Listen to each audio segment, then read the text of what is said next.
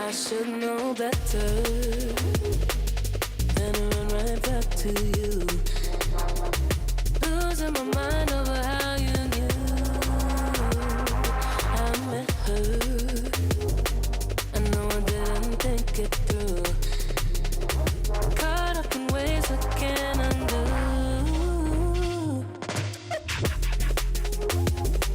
We're so perfect on paper. Can't get you, I can't shake you. Got nothing left to lose.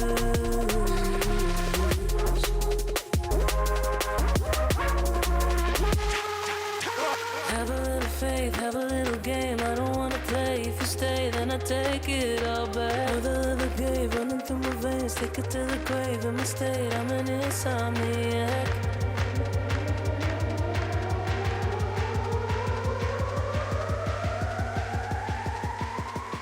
Baby, I just have to let go.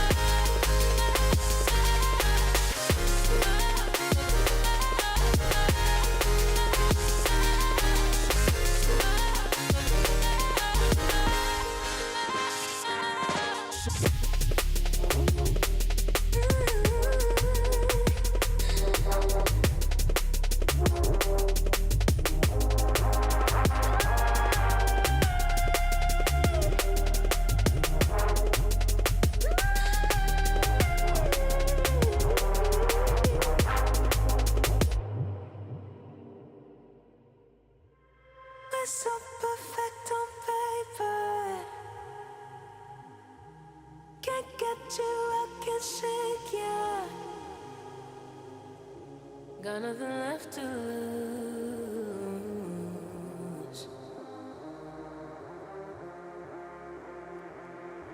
Have a little faith, have a little game. I don't wanna play. If you stay, then I take it all back. Take it to the grave in my state. I'm an insomniac. All the love I gave,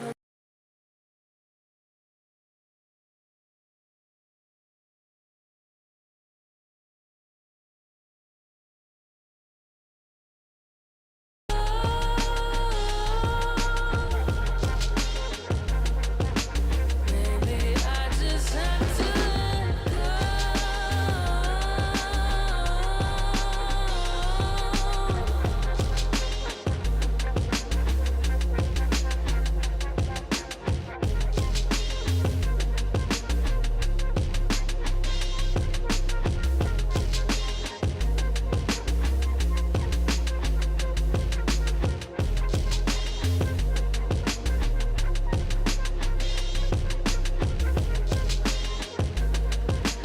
Maybe I just have to let go.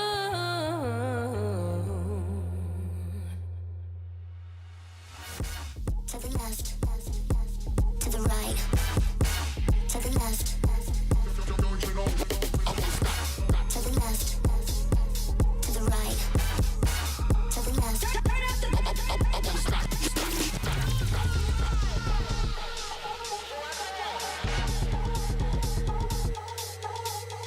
To the left, left, left, left, left, left, left, left, left, left, left.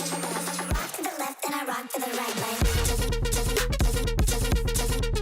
ooh, hi.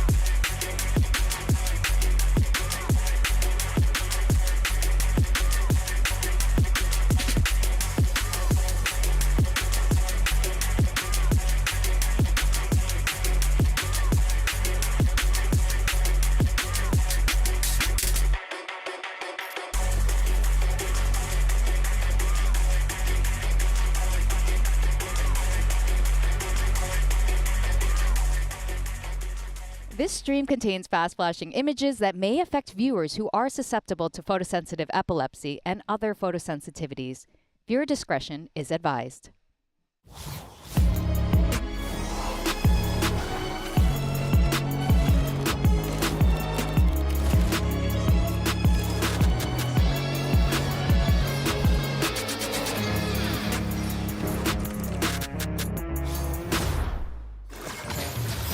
Four regional champions, four Swiss stage survivors, and today the Copperbox Arena starts separating the wheat from the chaff.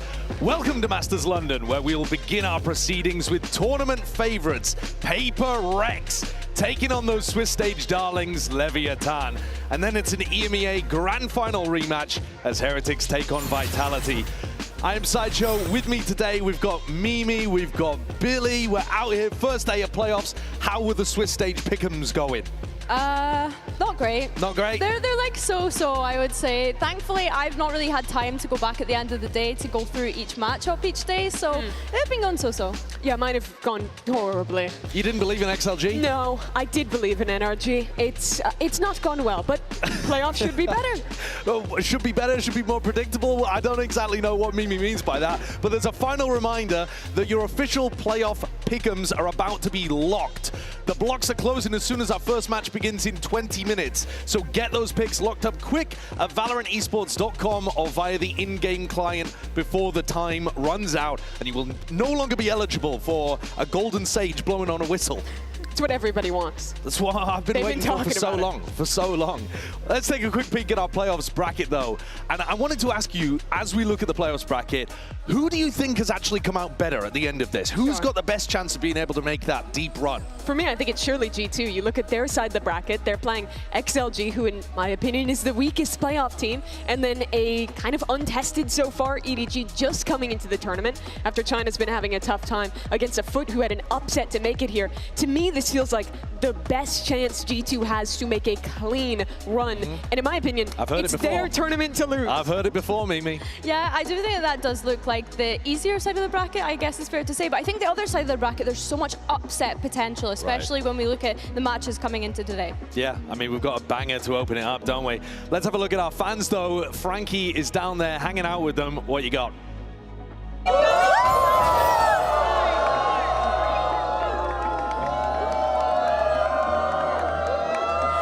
It's the first day of playoffs here in London, and the early birds in the audience are already warmed up and ready to go. I'm seeing a lot of HyperX jerseys, and we've got so many fans here ready to cheer on the teams. All of the fans excited for this first matchup. Lots of HyperX jerseys in the crowd, but we are not messing around with today's Mastercard fan poll. It is a simple question, and I want to offer it to you as well as the people at home. Will Leviathan beat the Masters London favourites HyperX today? Yes or no? I think it's very easy to come in with recency bias when we consider how flawless Leviathan looked in that Swiss stage. For me, I'm honestly kind of close to sitting on the fence because, of course, we have HyperX coming in as a tournament favourites, but Leviathan just looked so good in that Swiss stage. I'll give you an answer, Josh. Okay. I'm saying yes. I have some real belief in Lev. I'm very high on this team out of Swiss. Obviously, HyperX is incredible. They're the tournament favorite. They're the favorite today as well. But I think Lev are in great form. I think their style plays quite well into HyperX, and it's just hard not to believe in them with the vibe, with the energy they've brought to this stage so far. They do seem like they're thriving here. And reminder that HyperX picked them as well. Let's talk about HyperX. They look really, really scary, coming off an incredible lower bracket run in Pacific. They are clearly the favorites. I think they're the most favorited team to win an event since the Fnatic Super Team of 2023. But why is that? If people haven't been watching HyperX, why is this an even scarier version of them than usual? I think that we have to look at them as probably one of the most experienced teams coming into this playoffs, and I think when we consider their play style and the way that they've been playing regionally, they're so good at being able to set that tempo, right? And they're so good at being able to have variations of tempo as well, which I think is a real strength when we consider the meta that we're in at the moment. And I think for them to be the only team left from that Pacific region, they really need to go and try to kind of keep them going in this tournament. Yeah, their run in Ho Chi Minh, that Pacific Finals was incredible. 6 map wins in a row in both finals there to become the Pacific champion, to get this seed into playoffs. You mentioned the meta. I think that's the big thing right now for PaperX. We talked about this in Santiago, that the meta was good. They're playing the Yoru, playing the Waylay. That benefited them. But I think that now it is even better with the Jett, Phoenix, Raze. These are the agents, especially for a guy like Something, that I think is so much better on that Jett than he ever was in the Yoru meta. Yeah, I mean, they really did change things up halfway through. They were trying to run something on Neon early days, and it did look tragic. But since he swapped over to the Jett, he does look absolutely fantastic. How much of it is just based on that meta stuff and the form of the players? Because Jing and Something look absolutely rare form right now. I think it's a huge piece. Jing, in my opinion, looks the best he ever has. His stats coming out of Pacifics, especially in the group stage, were just outrageous. Primarily on that Raze, but on the Phoenix as well. But I think you back up everything you're saying, Billy, with the history, with how well they perform internationally, with the experience, and then you add in a meta that befits them. They're two key players having some of their best form ever, and we feel primed for another PRX trophy. So, sorry, I just need to interrupt you there, Mimi. How are they primed for a trophy if you think they're going to lose to Lev? I'm saying what the people think. What I think is there's an upset potential here for Lev. That I think their style is good in them. I'll talk more about that later, though. Yeah, I think Jing and Something are definitely the two that we have our eye on, especially coming into this opening game. And there is a great stylistic matchup that we have here today going up against Lev. But I think you kind of touched on it, Mimi. Jing potentially at the peak of his career when we consider the performance that he's been putting up, especially on that Raze. Yeah, his Raze is unbelievable. I mean, a 1.35 rating in the last few games, he's nuts. It's unreal. I think that the style that they're playing with these new comps is also really, really good to see. I love the way that they're showing the same early round ideas, but with different adaptations off of it. I think that this is a PaperX that is playing good macro, has great form, has a good meta. Like, it's all lining up. Well, I want to hear from Jing. He's a storied player. He's a player that we thought at some point we might never see again on this stage, and he's back in absolute prime form. Let's hear from the guy himself. Jen here with Jing of PaperX. Jing, you guys are facing one of the best shooting teams in the tournament. What do you think made Alex look at the options and go, yeah, let's play Lev? I mean, to be honest, we didn't really have that much of a choice. We were like third pick, so we just picked between Lev and Vitality, and we just feel like it'll be more fun to play Lev. Okay, so fun was the reason. Yeah, of course. Okay, all right, have fun. Thank you. We'll have fun for sure. I don't believe it. I know that that's the narrative that they're trying to sell, and Alex is doing the, oh, who should we pick? Who should we pick? Why did they pick Lev? Is it really just vibes? I honestly think that PRX are a team that thrive in chaos, right? And I think that any team that tries to give them that chaos is usually when they're going to be able to counter back and be able to win the game, I think, honestly. So I think, yeah, for them picking Lev, it's a team that is also very aggressive, very chaotic. But I think when PRX kind of set the tempo, like I mentioned, is usually when they turn out best. They gave them also, though, 5 extra days to prep, and they're a very tactic-driven team. That seems dangerous to me. Yeah, I agree with you. I think if you look at the map pools, they have very similar maps that they're good at. That might be part of the reason for PaperX. But for me, I still don't fully understand it. I looked at Vitality, who was the other option coming out of groups. I thought they looked way weaker than Leviathan, so I'm still waiting to see the rationale. Yeah. I mean, that's why we have 3 EMEA teams in playoffs, because we look weaker. Yeah, okay, sure. All right, well, that game's coming up later. But for now, let's talk about Leviathan, because they do look really, really good. They had a strong showing in the Swiss stage, continuing to find success with that very tactical exec and trap play style. They're also an aggressive team. They are. And Billy, this goes to a bit to what you were saying. Do you think that's going to cause chaos that PaperX can play inside of? Or can Lev, with their structure, find that way through? Well, I think this is where I'm looking at King to really be the leader for the team. Of course, let's not forget that they have 4 rookies coming onto this stage. And as much as they've had such a dominant performance in Swiss, do not forget that every single series they've played has had to go to that 3rd map. Sure. So I think throughout this Swiss stage, they have been able to build up that resilience. And significantly, I think the firepower here is the most exciting thing that I am looking into this series. Yeah, for sure. I think if you're looking at this tournament, the only team that I would say could go pound for pound with PaperX in firepower would be Leviathan. They have absolutely incredible individuals. They already showed that in Swiss. But your stylistic question, Josh, I think is interesting because in my mind, these teams have gotten closer together throughout the stage. HyperX traditionally this much more chaotic team, much more free-flowing in the way that they're aggressive, and Lev, to a fault, they were overly structured earlier this year in kickoff. But I think they've started to balance that out, having structured early rounds, being more adaptable in the late rounds. And you look over at HyperX, and I think in some of their especially attack sides early, they're playing some more structured starts that remind me a little of Lev. I think these teams have started to converge towards a very similar style, which makes today so interesting to me. I love the discussion about form as well, because the players are absolutely insane that we're going to see on the stage today. There is a big difference in experience, though, isn't there? You were talking about it, Billy. HyperX have been here tons of times before, whereas actually rookies all over the place on Leviathan. Let's talk about Spike, one of those rookies who actually stepped up, I think, in the Swiss stage. None of the Lev players are crumbling, but it's good to see Spike, especially with a Neon nerf, still be able to do what he's been doing. With him now matching up into HyperX, though, trying to get that value out of the Neon versus a Jet Rays team a lot of the time.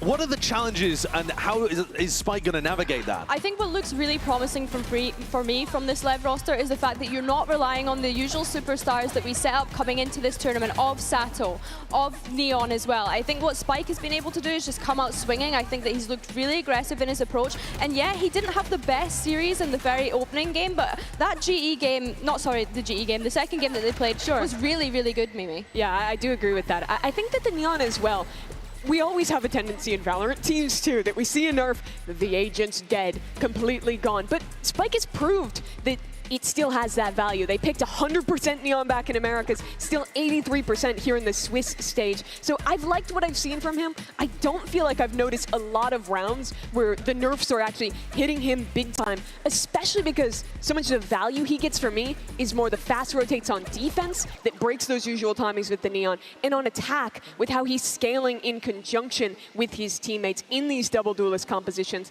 I think he still made the Neon look great, even post-change. Let's hear from Spike. I mean, he's one of those players that's on the big stage for the first time and now in his first big playoffs game too. Let's have a listen. Jen here with Spike of Lev. Spike, your opponents today, HyperX, they love to dictate the pace of the game, and it's very hard to play your own game against them. A lot of people have struggled to do so against them, so what will be the key for you to stay sharp today? A gente treinou muito contra eles em Santiago, então acho que a gente está bem preparado para hoje. Eu acho que só entrar bem focado dentro do jogo, eles querem trocar tiro, então a gente vai ter que trocar tiro para ganhar espaço, essas coisas. Então tá bem focado dentro do jogo mesmo. Well, we have very good chances to practice against them a lot in Santiago, so I would say that we are very ready to get into the game. I'm sure they want to exchange some bullets here and there, so we have to be ready for that in order to get some space in the game. But I believe we are pretty ready for it. All right, feeling prepared. Sounds good. Thank you. It's good to see that they're feeling ready for this game. It might have been a bit of a surprise to see HyperX being their opponent on the other side of things. I want to continue that discussion about how you feel like these newer players, the less experienced players have been performing. Because, Billy, you had said that they're not overly reliant on the big names, Sato, Neon. I feel like Sato was a huge part of the way that they made it through Swiss. Do you think they have still more to give, these newer players like Spike, Blows, Neon? 100%, yeah, I definitely think so. I think that because they are rookies stepping onto the global stage for the first time, they're almost fearless in their approach, right? They don't have anything to lose. They know that they're coming into this event and really just soaking up the environment and enjoying it the most. And I think that that's how they're really managing to shine, because they're not necessarily getting the pressure get to them at all. Yeah, I don't think they have whatsoever. And the big thing for me is how they carry themselves in the server. In Americas, they were always having fun. Sato playing up to the camera, playing up for his team. They have an energy of just being nonchalant no matter the game they're facing. And I think if they can keep that energy that they showed in Swiss into this match, then I think they've already proved that they're able to ignore the crowd, able to ignore who's on the other side, and just play the way they have all year. Yeah, I mean, Sato, for example, feeds off that energy rather than getting quashed by it, doesn't he? One of those newer-looking players who was an absolute beast in the clutch in Americas is Blows. So let's take a look at that HyperX player moment from Blows. Oi, meu nome é Blows, eu sou o iniciador da Leviathan. Agora estou muito feliz mesmo que a gente conseguiu classificar o playoff. E era uma partida muito boa pra gente agora, a gente queria muito essa revanche. E era um jogo pro playoff, então era um jogo muito legal pra gente. Eu acho que não importa muito o time que vir, acho que qualquer time que vir a gente vai se preparar igual, como a gente sempre faz em todas as partidas que a gente faz, a gente se prepara igual pro time que vai vir. Não, a gente só tá muito confiante mesmo para o próximo time que vai vir, não importa muito qual seja. feel available.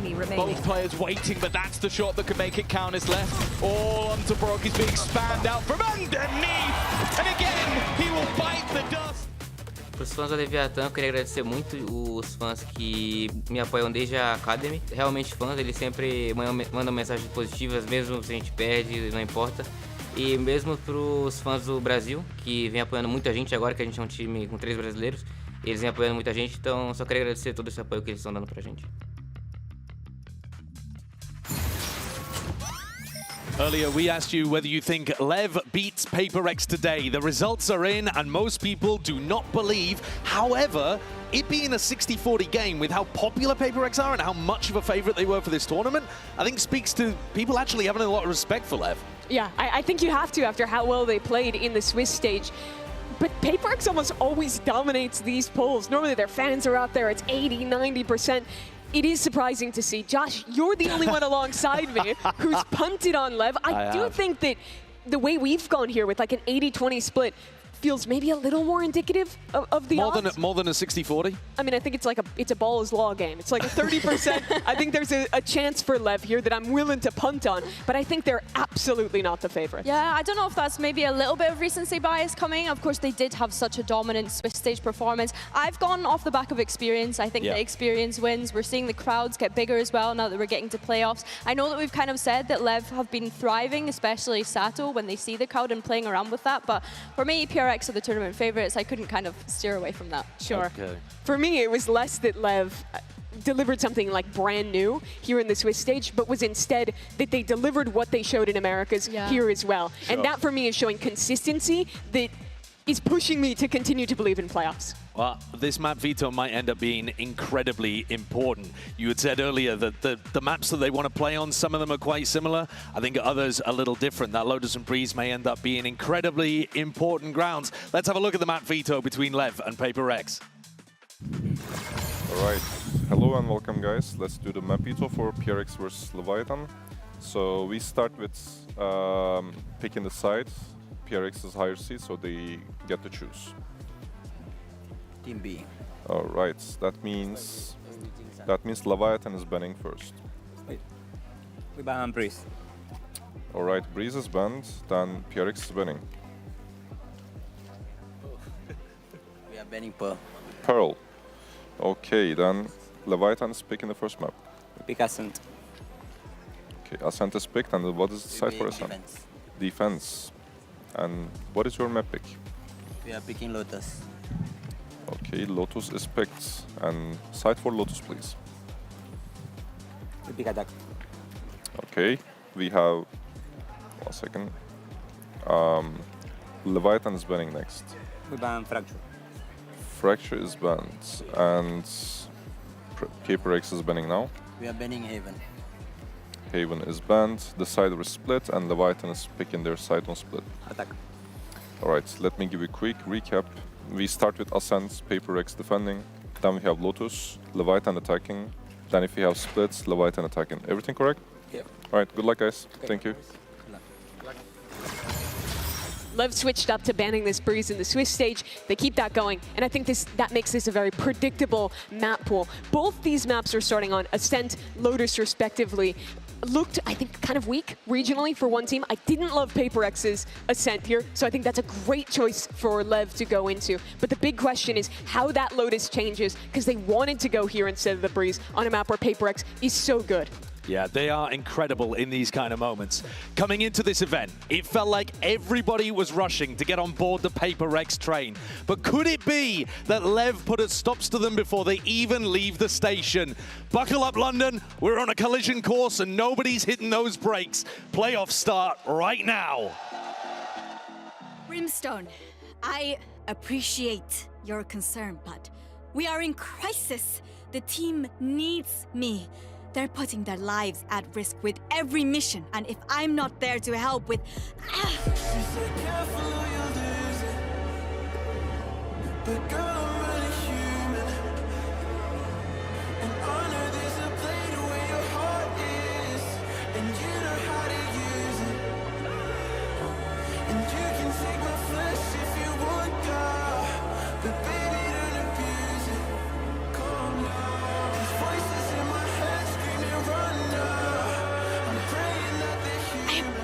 apologize.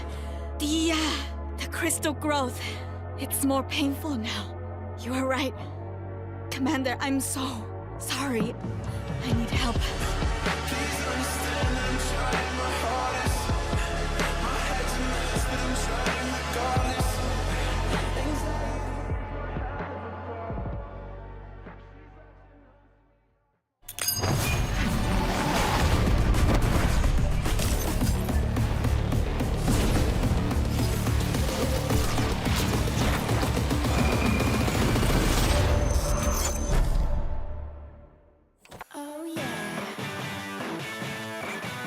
After Santiago, especially the finals, we learn a lot.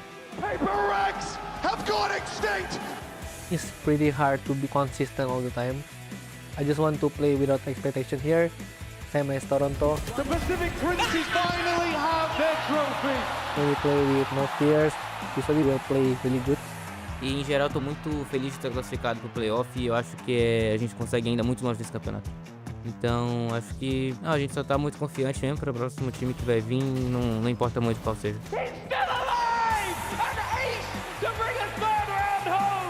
We already proved to the people, to the players, to the teams, we can be one of the best. Qualquer time que agora a gente for enfrentar, eles têm que estar muito preparados para jogar contra a gente, porque a gente é um time muito jovem, que está pegando experiência a cada partida. Eu acho que eles têm que estar preparados, porque a gente é um time que grita muito no stage, tem muita energia, então joga um jogo muito rápido. Então acho que eles têm que estar muito preparados para jogar contra a gente, que vai ser um jogo muito bom. Boa sorte. We already won one Masters trophy, and there is no pressure on us, which is not good for you. Show me how to feel alive.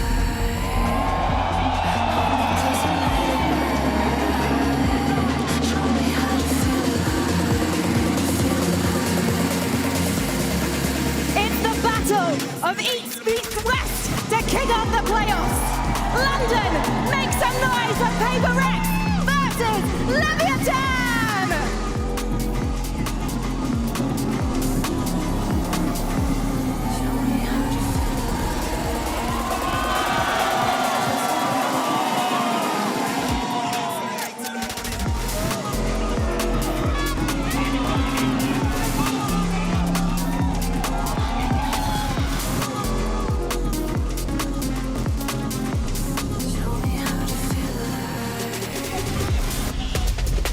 The most entertaining team of Swiss versus the most entertaining team of all time. HyperX chose their opponents. Will they be punished for their hubris? Whoever wins this game has got by far the best chance of running this lower bracket, surely. What a matchup to have early on.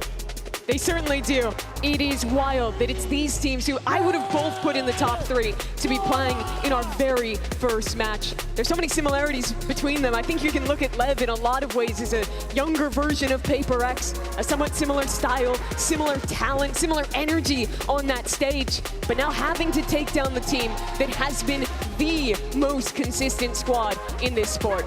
I find what's interesting there that we heard in the trailer was that PRX maybe not feeling the pressure because they've lifted a Masters trophy back in Toronto, but we still have one player on that roster who is yet to lift a global trophy. You'd like to think that they're in the mindset that they want to be able to do it for him too. They certainly do. You saw on the other side, Lev, their first time for 4 of these players in a global playoffs. Absolutely reveling in the moment with Sato jumping up and down on the stage. These guys are young, but they've been working for this moment for so long. And now this opportunity, play in front of a huge crowd, play the team that everybody expects to dominate this tournament. There is Jing, whose Raze has been electric. They are on a 10-map win streak on Raze maps, and those, that is map 2 and map 3. So if Lev don't start strong on their pick of ascent, it could be over before it's even begun. And I think if you're PRX, you're probably happy when we look back to that map veto, being able to get both of the bans out that they were insta-banning in their region when we think back to their playoffs performing, getting rid of that Haven, getting rid of that Pearl, being able to start off on this ascent.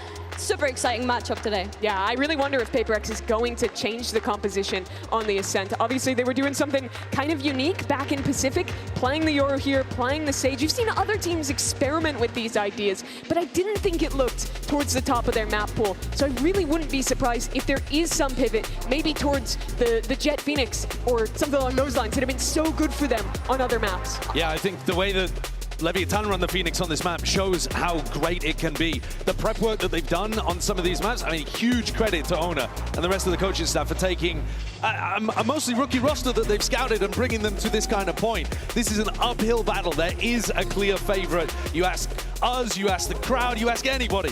HyperX are the favorites in this game, but man, it should be a banger.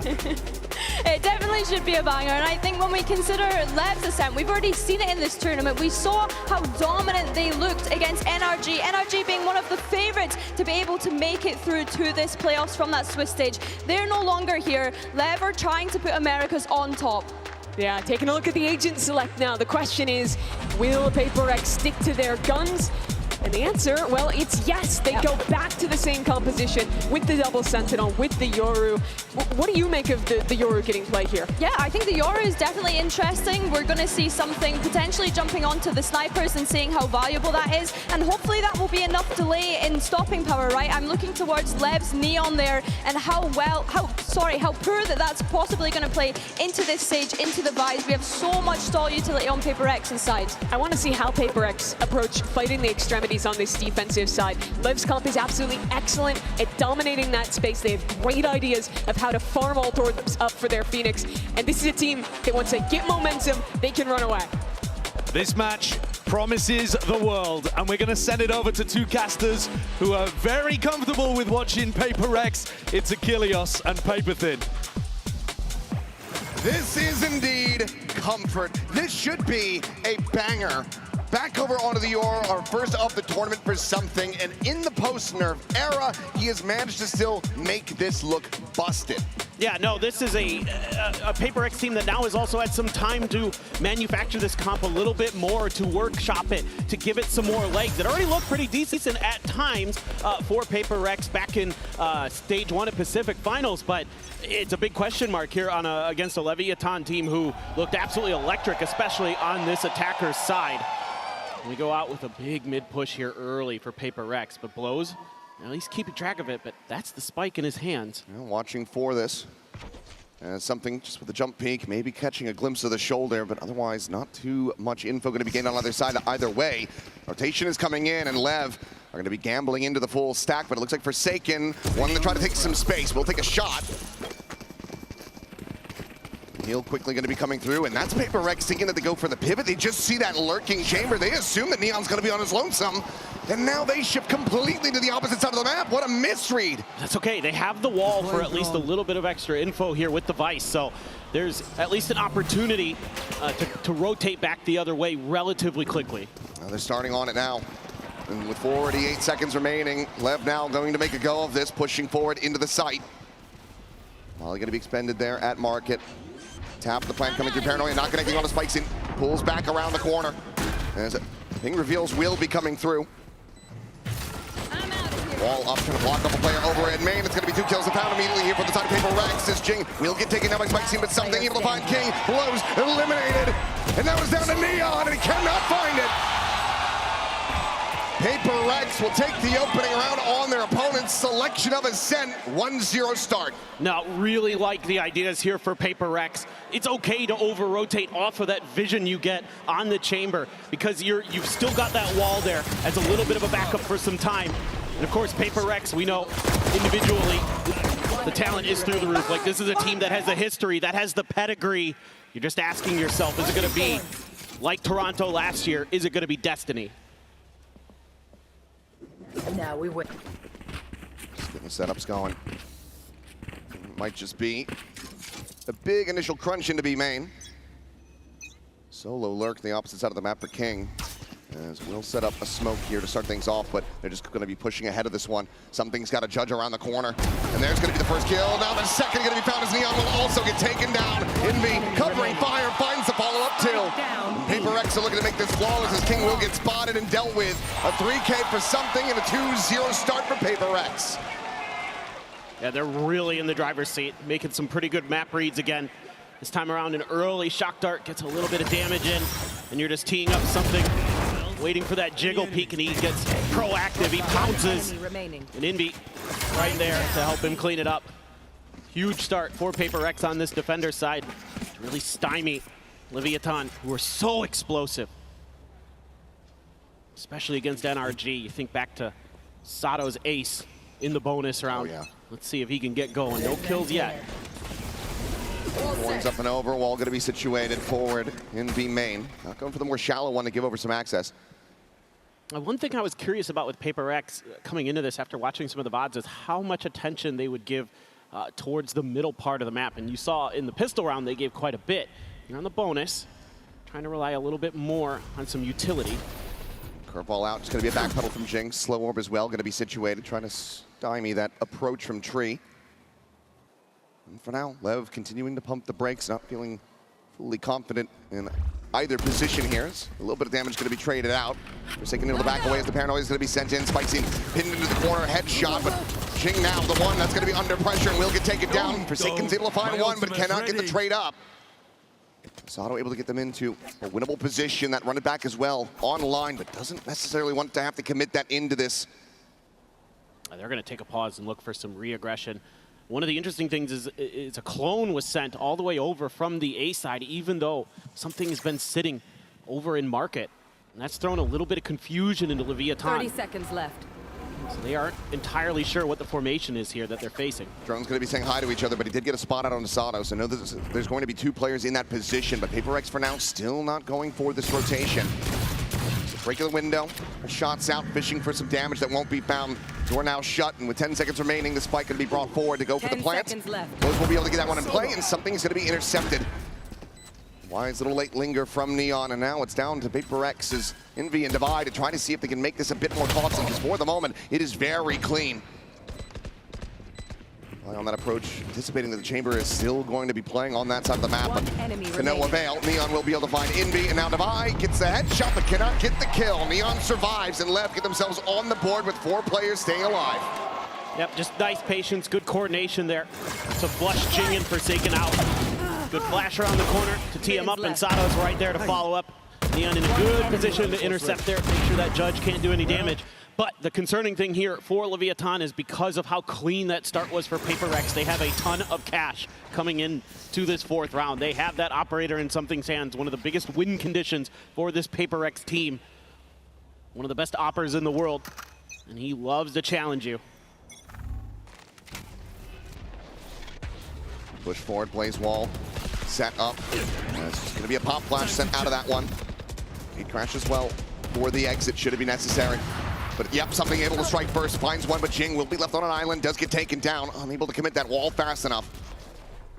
Sato keeps it close, the run it back still in his pocket. Could be used to just completely break open this mid position, but it's going to be Envy walking forward, and he's able to come away with a kill. Neon's going to be taken down. And Sato, no counter swing, just has his teammate fall for nothing. That's brutal. You still have that run it back to use to clear some space, but now you're going to have to use the drone, and you're in a man disadvantage, so you could find that pick, maybe get that ult to find some value, but cover going out. Just have to wait and see.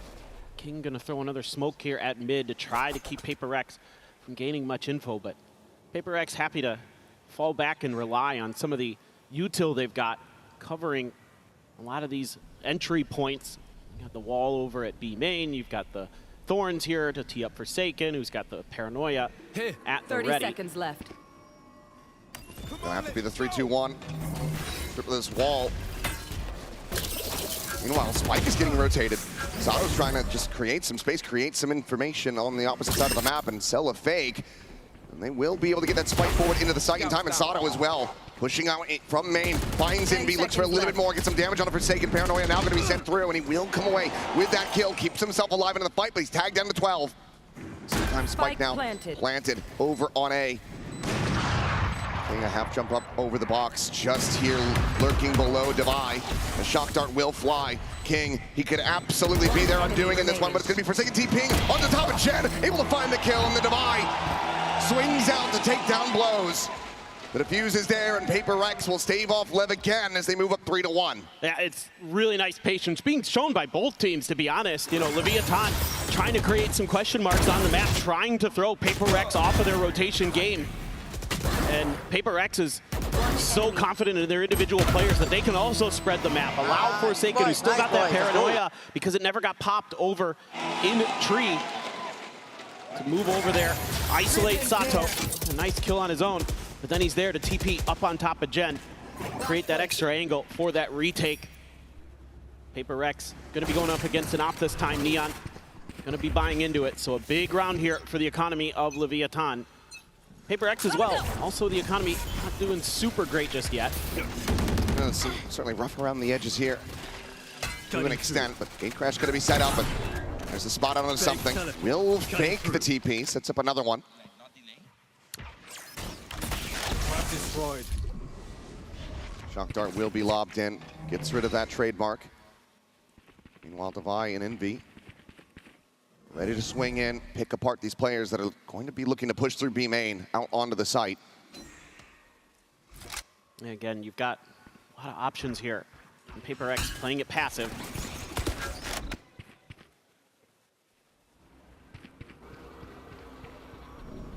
Just waiting out this util, trying to hide. Too clear. Something now going to be dialed in on the angle, but will get blinded up. The Paranoia going through. Hunter's Fury out, however, gets 2 tags. Both duelists lit up, and now Sato taken down. Devi holding the door. Finds himself a third, and Spike Scene just going to be spammed down through the smoke. Envy not losing track of them. Leviathan get massacred on their way through B. It's a flawless for HyperX to move up 4-1. Envy really smooth here today. Not just with the ultimate, but with the shooting as well. Devi, as always. So sturdy as an anchor. You're looking at some of the best to ever do it, and that right there from Devi. Very, very clean, teed up by Envy as well, with the ultimate hitting a couple players and getting a kill. Ridiculous stuff. And now, yep, there's that eco buy here for Lev. Looking to try to wall them off, but it's going to be Spike Scene just sending himself forward. Massive push, able to find Forsaken, but Jing gets the trade out, the drag across, the kill on the Neon. There's this aggression from Lev, quickly counteracted, still with a shout, but it's going to be Envy out from wide. He's able to find a little bit more, and Jing is looking for that 4-piece. He won't be able to find it. Sat down by blows, a weapon can be recovered, but he's tagged at 49. Devi already arriving, dropping down from heaven. This would be one hell of a clutch, one hell of a way to get that second round win. Devi just playing this one patiently. Swing out, shot's gonna be going wide. Just the poke and prod, and it's gonna all to be to play something forward at tree. HyperX starting to look like they're gonna be running away with this map pick. Lev, do they call the timeout? It's a great question. Try something a little bit cheeky, try to get up ahead of this wall. They're trying to go up and over it. Alex, a little bit frustrated, but... No, I'm just thinking it's a little bit of an overheat. Yeah. Didn't need to lose as many players as they did, but still need to be happy that they're coming away with these round wins. They still make a pretty good read and a pretty good play in my book. It's HyperX, so when it comes to raw firepower, let's play. Absolutely, you should believe in them. Jing there, spamming away. And now the Odin gets layered in as well. No, guys, keep standing there. It's just a phantom on the other side of that wall. No, no, no, no. There are layers to this. There's another key early advantage. Now down a player. Let's listen in to Lev.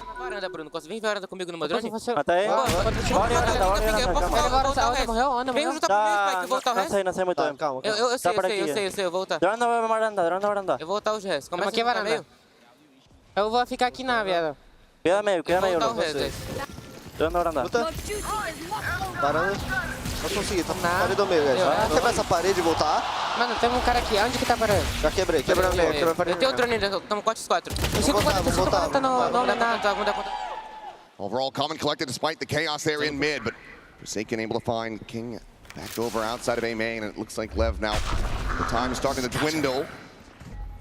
Wanting to bring it over towards this site. Quick check with that from the shadows. Jing going to be spotted by the drone. Spike Scene going for the entry. Will work his way forward onto the side, but hasn't been able to find any eliminations quite just yet. But it's going to be Envy now pushing out from tree to just mow them all down. A 3K form in 6-1. HyperX.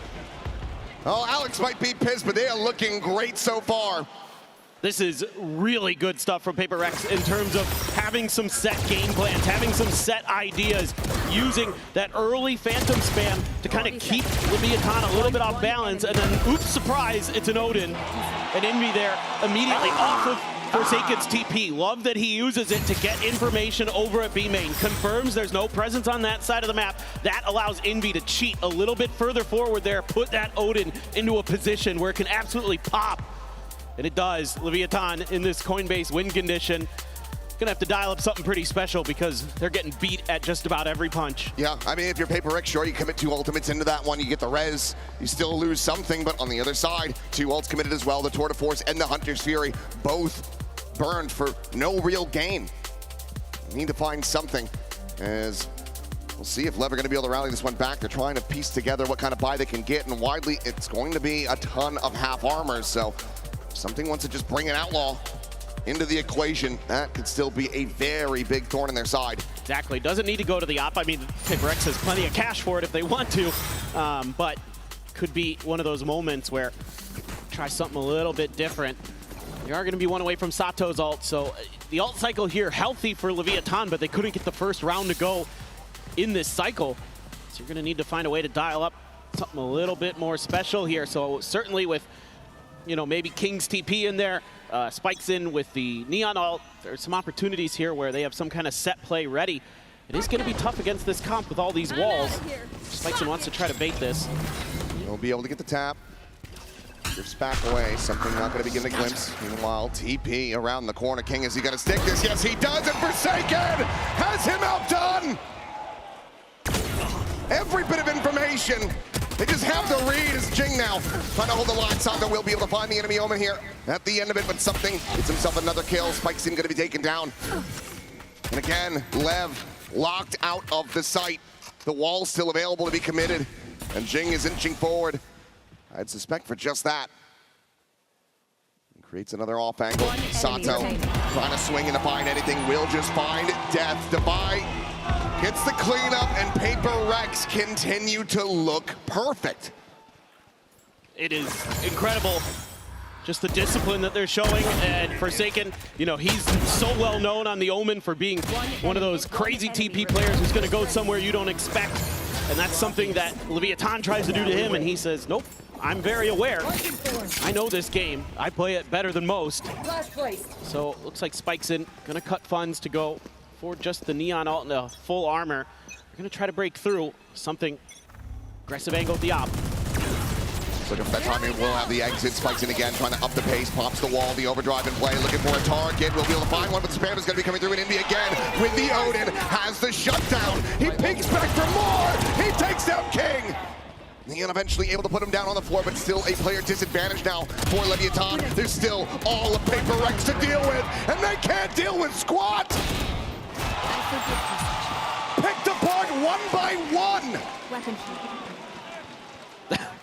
It's just so tough for Leviathan going up against this double Sentinel comp that PaperX is bringing. There's so many walls you have to worry about, so many little traps that have to be dealt with. So this time, Leviathan says, okay, let's see if we can use this Neon ult to just go blow right past the Vice wall, see if we can find the kill, but PaperX so ready for that already. They're lined up high-low at the bottom of the stairs on the back side, and that means that there's not much that you can really do there, Spikes, and at best you're gonna get a trade. And how long has this running back been available? I feel like Sato's had it for so many rounds now, but just never an opportunity to try to commit it forward. Always dealing with a player disadvantage, him getting picked early, having weaker weaponry. Even the tools that Lev do have to try to turn the tides of this, they're broken. Here we go. All out Thorns as well. Blinded up. Sato cannot swing this corner. Neon at the same time is going to be eliminated. Sato will still be able to find some value. Looks to try to go for the gun. Slow creep across, but it's going to be the drop down from Jing, is off the top of his own wall. Intercepting Spike scene. Now looking for a little bit more, but the shot dart's going to be layered in, and Blows is able to find him. A 3v3, best opportunity now for Leviathan. Can they convert this into a win? Dimensional Drift is going to be in play. Something now sprinting down, scouting them all out. So they're up in, and Divide from off heaven just comes away with 2. King now recovering an Odin, yes, but the Spike is stranded at the back of Jen. No ult to pick this up. Just gonna go run around, trip the wall, try to see if he can trip PaperX up. 30 seconds left. They know what they need to do here. Just gonna hold the crossfire. Just don't give him the free 1v1. Does scoop up the Odin. Shadows traveling. Smoke towards main, the spot out of the spray down. Divide will have the 3K, has the round, and HyperX have themselves an 8-round lead with no ending in sight. It's incredible what this team can do with some time. A nice little couple uses of util by Leviathan, using that recon dart to force Forsaken into a position where he has to turn to try to clear it to open up the first kill. HyperX HQ likes what they see, but then the combo there of the shock darts and the molly from the Phoenix to clear out Jing. But outside of that, the rifling, it's just too much for Leviathan to deal with. Devi has died once. It's currently 10-1 at the moment, and Jing, well, he's going to be able to find Neon. Just peeking into B main. Meanwhile, Forsaken poking and prodding, will go for a quick reposition. TP's around the corner, just using that fast lane against them. Manages to slip the net, but barely. Survives at 28 health, but King at the same time, eating quite a bit of damage. And Jing's already hustling over. Get a spot out on the blows. A little bit of damage in there, but something off of that drone. Gonna have to back up, give that space over. They do identify him anyway, but this is something. What? That is unbelievable! That is unforgivable! And that should certainly be illegal! Something, you are up 9-1! Give them a hope! Give them something to believe in! He says absolutely not!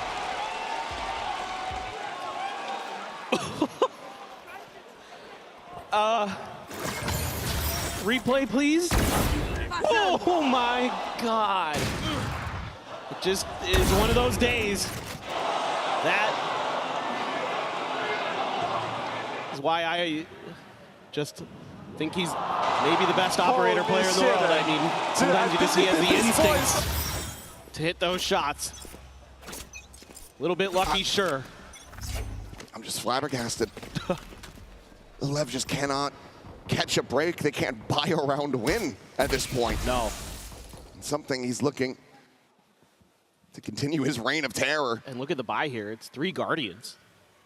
So it's not even a full buy. And final round down to everything they could scrape together. Deploying drone.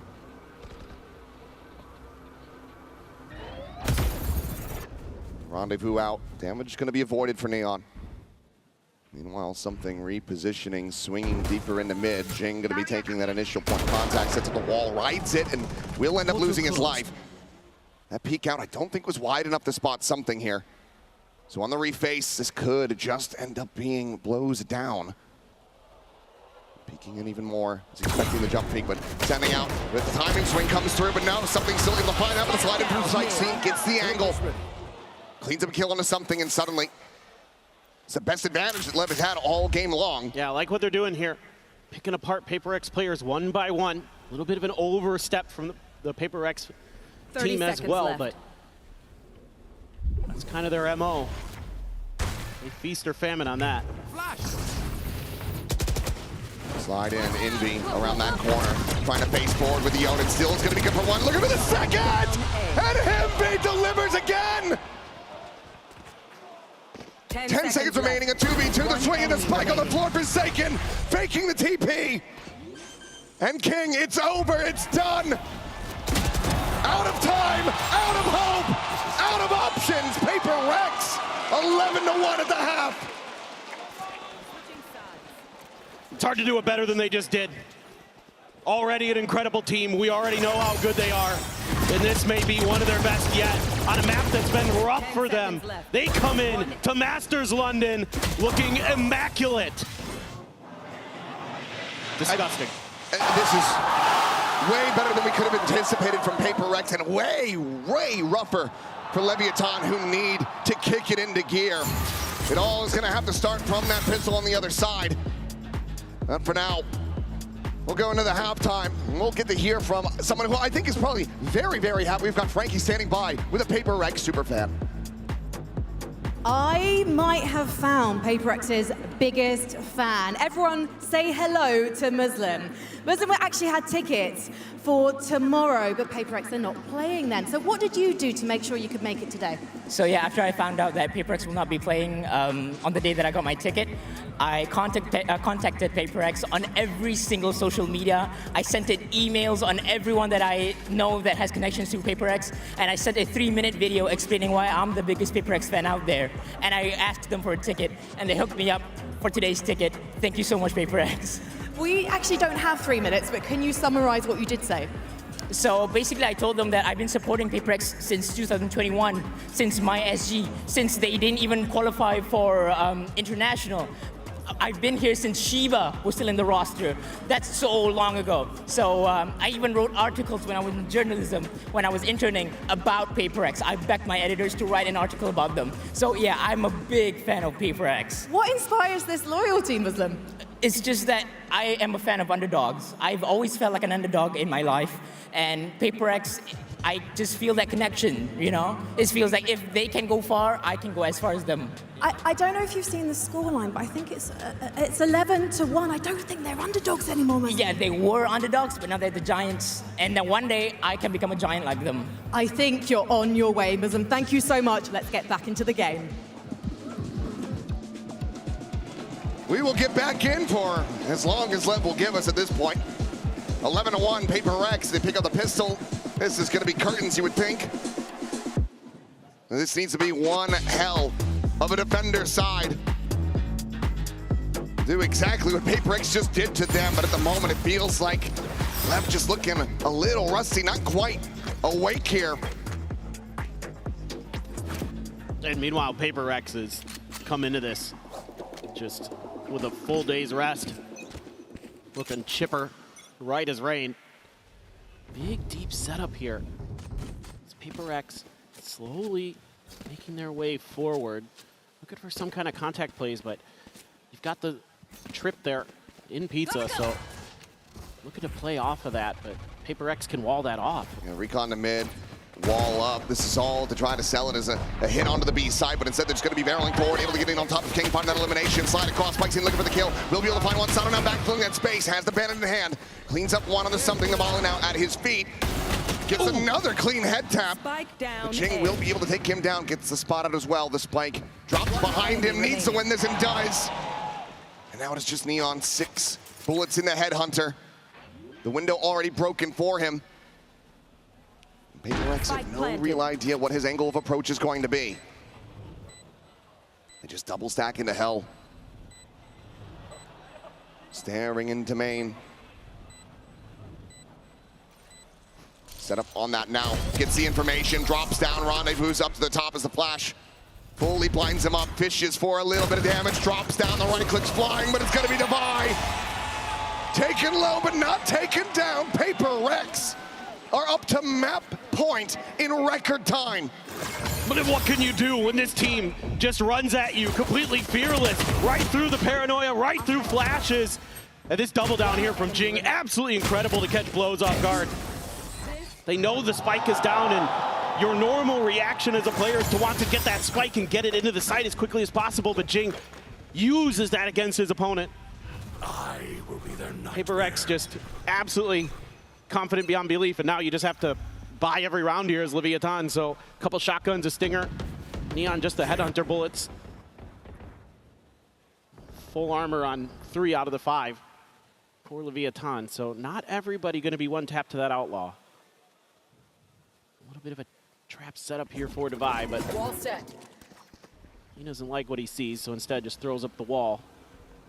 Just going to situate that. Can be very easily cleared by Neon. Does have the rendezvous, so could pop it, jump back across. Shot out, and that connects on the Sato. He's down to 3 health now. Looking for that follow-up, and my God, he just cannot miss. The heal is there, but 2 players taken down so very low, so very early on a force buy to try to keep this map going. It just doesn't get any easier for them. A rare whiff there. As Blues does manage to back away. It's Forsaken checking the smoke. You know there's shotguns in place. You have to be... If he headshots this, if he just wall bangs him, okay. Okay. Careful now. 30 seconds left. Sato just staying tucked where he can, the swing out, but he's just outgunned, doesn't have the range for it. King, however, does. Jumps forward to Bucky, able to deliver an immense amount of damage as Indy will get taken low. Now the second Bucky arrives. Spike's able to find another kill before getting taken out of the equation, but it's going to be Dubai again. Still one death on him. 10 seconds left. To just open up the site, and Neon again now has to do it all. Not much weaponry to try to recover. It's going to be an instant headshot. Dubai gets the 4K. HyperX get the 13-1 victory on their opponent's pick. What a start! What a start for HyperX! You didn't think that maybe they wouldn't come in here and play some of the best Valor you've ever seen? Well, you are dead wrong. Absolutely. Lev trying to get into a fist fight with a fully fueled train, and they lose that every day of the week. Lotus is going to be coming up next, and Lev have to have something up their sleeve. Just like he slide over the wall, bro. This guy crazy, you know, actually.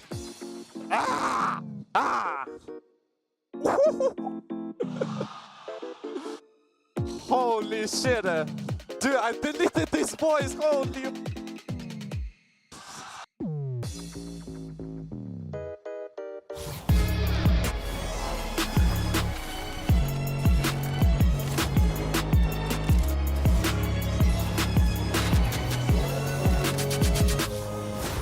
Tired of off-season blues once Champs is over? Fear not, because Valorant is coming to the Esports Nations Cup, where players split from their clubs and compete for national pride. Will EMEA turn every round into a chess match? Is Brazil about to turn every map into ranked? Will Team USA ego peak every single angle? The final event of the year is not to be missed. Esports Nations Cup 2026. See you in November. Here we go again.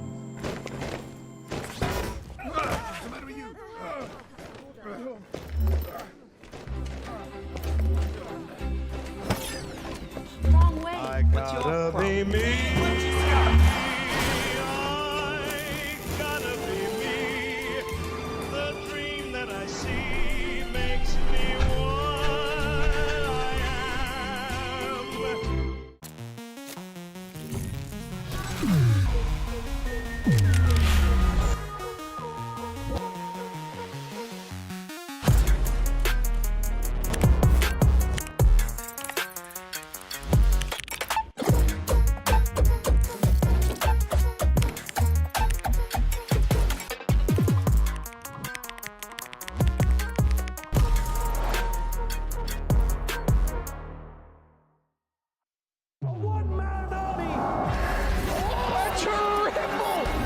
He's hunting down that title!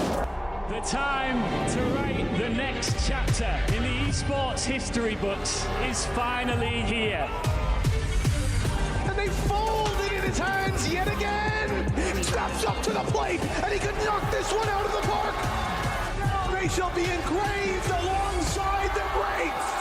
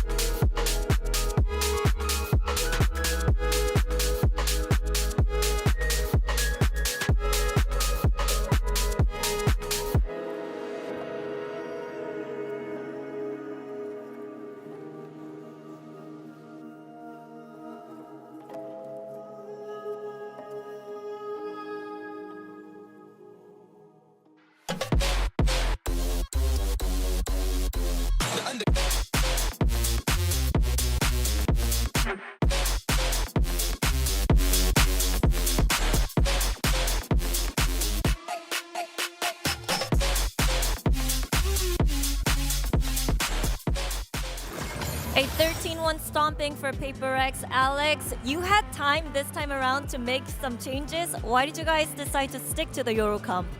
Yeah, we did try to change a few things, but it didn't really work out for us. It turns out that like everything we try, we need a flash, so we can't play Ilya and Jet. So, and I think this particular comp plays well into theirs. I think having Sage and Vice allows us to stop the Phoenix, you know. So something we really considered. All right, getting the most value from the two Sentinels and the Euro Flash. I believed in PaperX. I believed in PaperX all along. I never at one point thought that Leviathan were going to win this. No. No, not at any point. Who would ever predict Lev to win this game, right? Most one-sided half of Masters London. I mean, first time we've seen a 13-1 all year, Billy, at a global event. Ridiculous. That was Leviathan's map pick. That was where they were supposed to try to get out to some level of a beginning. I'm ruined. I'm ruined. Yeah, your pick'ems aren't looking too great today, guys. I will say that. Utter domination from PRX. There's a reason why. There's a reason why PaperX are the favourites for this tournament. Yeah. I mean, I think they showed that on the first map. I think the fact that they could come in swinging like that. I mean, Envy having a great performance. We saw the Odin usage. 329 ACS is just ridiculous. Devi only having one death throughout the whole map. Mimi, talk to me. No, this is honestly ridiculous from PaperX. I think they had a great read of how to play their early rounds. And we can see some of those here where they had these aggressive looks, be it these ideas towards mid or fighting early into an extremity, which really shoehorns Lev into going for late hits on an expected side. And I think that's where the Sentinel utility was so valuable for PaperX. They were always holding on to either that wall or some piece of Vice utility to completely hold the other side of the map, which meant they had very quick rotations, were always in the right position to flood, and Leviathan basically never got out of a choke point this entire half. And you could see the ideas coming from Lev, trying to trip that Vise wall early. We saw it propped up in main, and it didn't matter which side of the map they went to. As you said, Mimi, you saw Envy being able to fight through mid with that Odin. We also saw something with the Operator fighting through mid, because you just had these such key Sentinel anchor players on the other side of the map, which was allowing them to take space wherever they needed to in that sense. Yeah, I think you also saw this Sentinel utility, when Lev did just try and go for hits, be so disruptive to the way that they were scaling. There were so many rounds where it's one player out, next is getting hit by Thorns or a Slow Orb or whatever. I just don't think they did a good enough job of actually baiting any of those tools out in the mid round, because they were getting shepherded into one angle where all the util was pretty much every round. They were trying to default and break that Vice wall, but there were so many threats out there. And there's been a lot of discussion about something on the Euro, because it's a really unusual pick. You heard from Alex why they want that. They want him to be on the flash. But we got to take a look at this HyperX reflex moment of the match from something, because his op on defense was disgusting. It was gross. It was an absolute vile abomination. He was hitting shots everywhere, all over the place.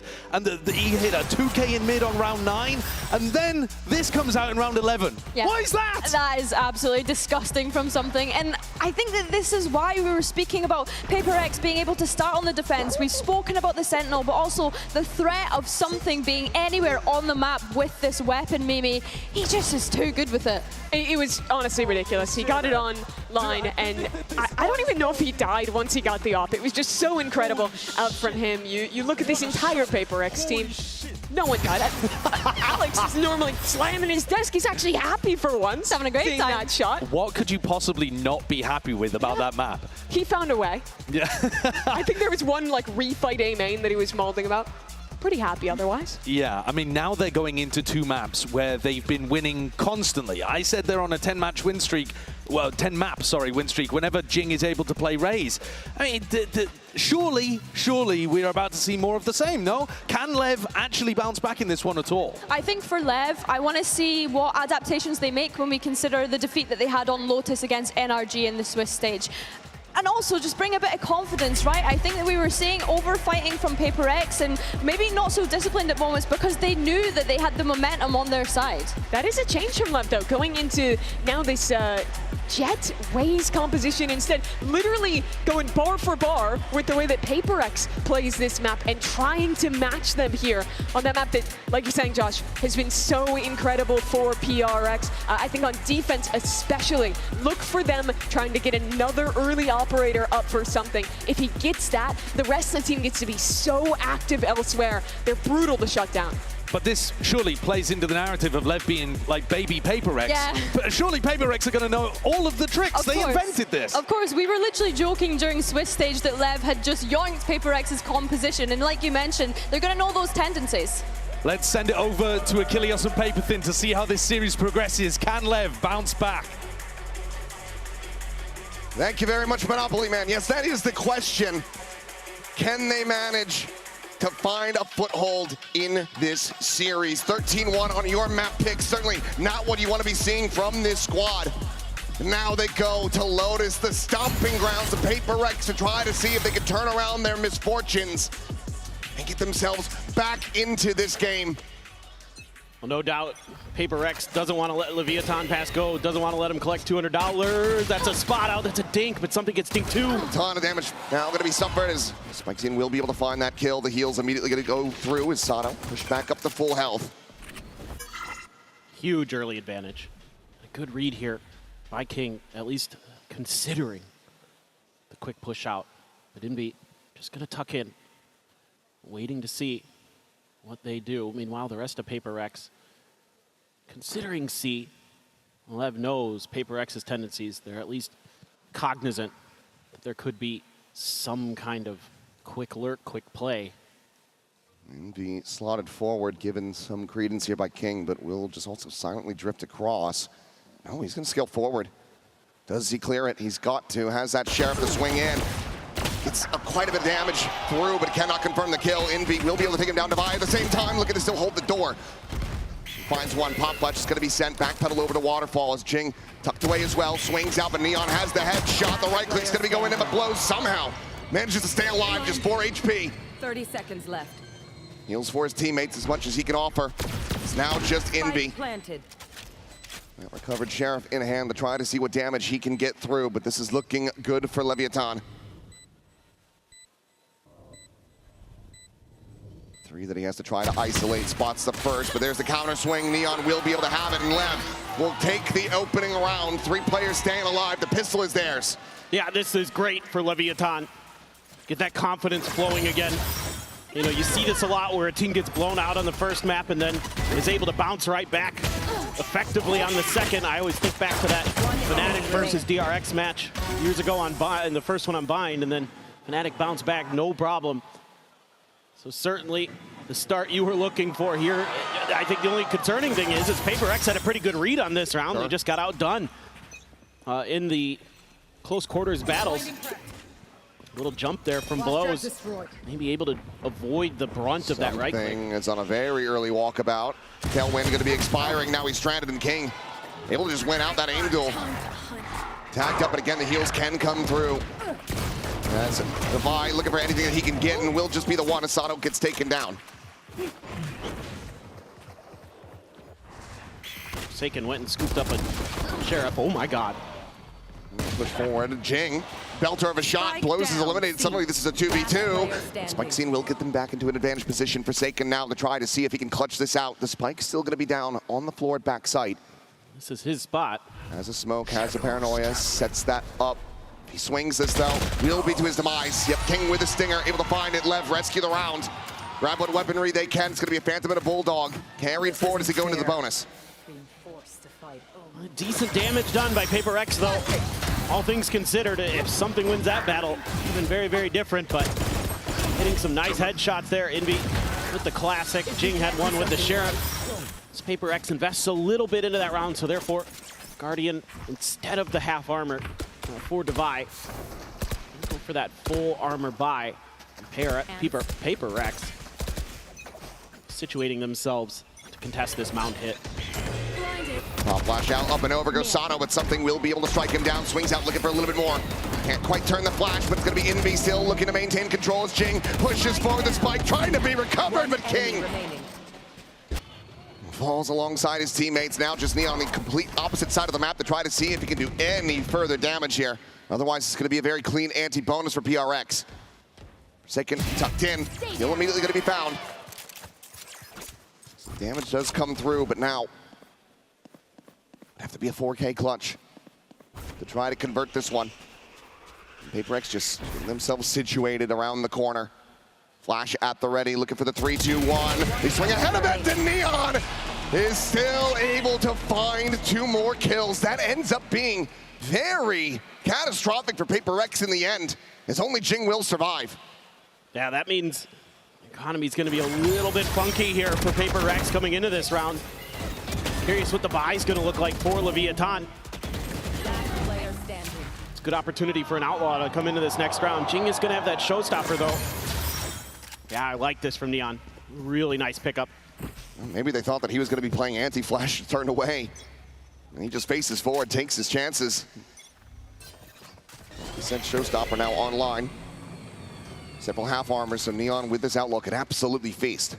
And with both boombots there, Lev definitely not wanting to mess with that off the rip. Just looking for that re-aggression. Do get that Prowler, just get a quick spot there onto the last trailing player. Now HyperX gonna shift around their formation just a little bit. As Leviathan taking their time with those aggressive early push outs of B. King trying to put himself in a spot where he can counteract that if there is another walkabout from the PRX boys, but a clear here of rubble off of all of this sky util. Envy does spam a little bit, but this hasn't dissuaded Lev too much just yet, and that may be all according to plan. Jump spot from Jing, not going to see anything. They've already cleared past rubble, sliding forward towards the door. Jump peek out. Jing now able to back away, but it's going to be Envy dead. Playing alone forward into tree. Loses his life, something still waiting for this lurk. Will be able to find the shot. King going to be struck down. So 4v4 with the plan coming through. The showstopper now going to be sent out. Spots one with the TP to dodge it. And Jing cannot plant his feet fast enough.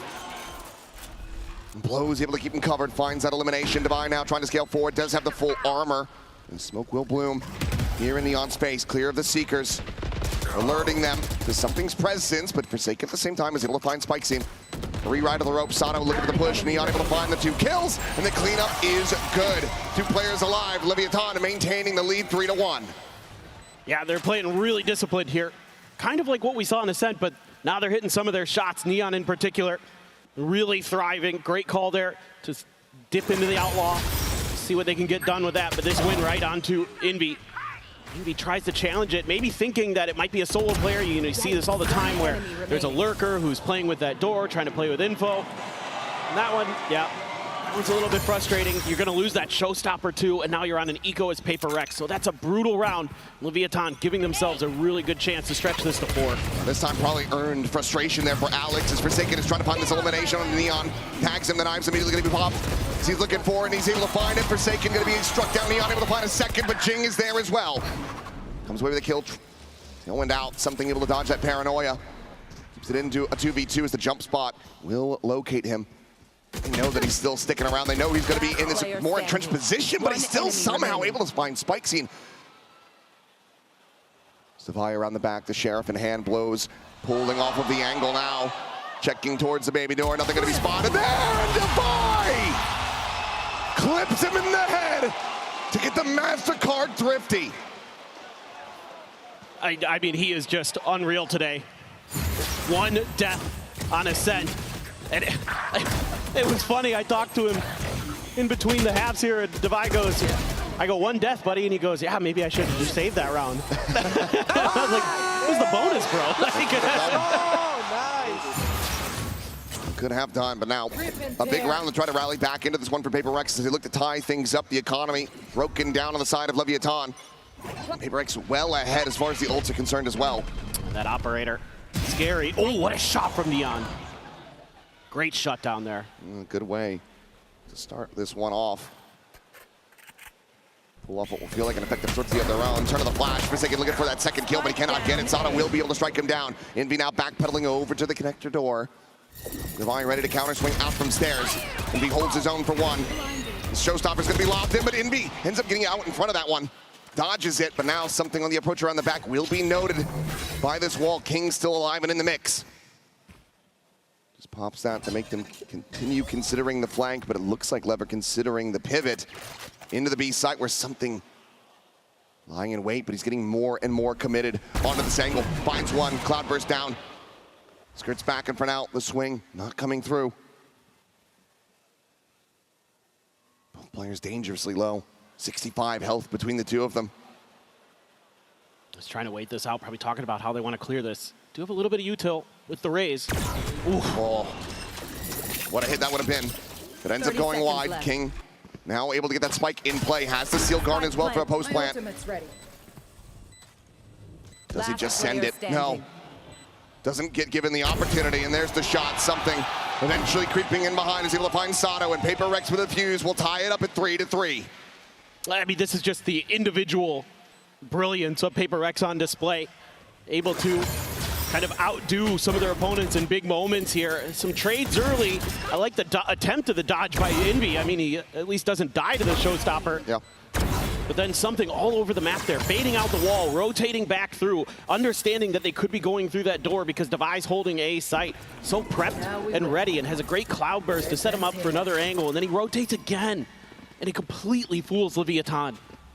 Well, they're looking to maybe go aggressive at C, at least get that orb, try to maybe cycle up another round of Seekers for blows. Show them we're Something is going to be there with that operator. And Neon's got one too here, but he's all on his own. This is scary. Playing it solo.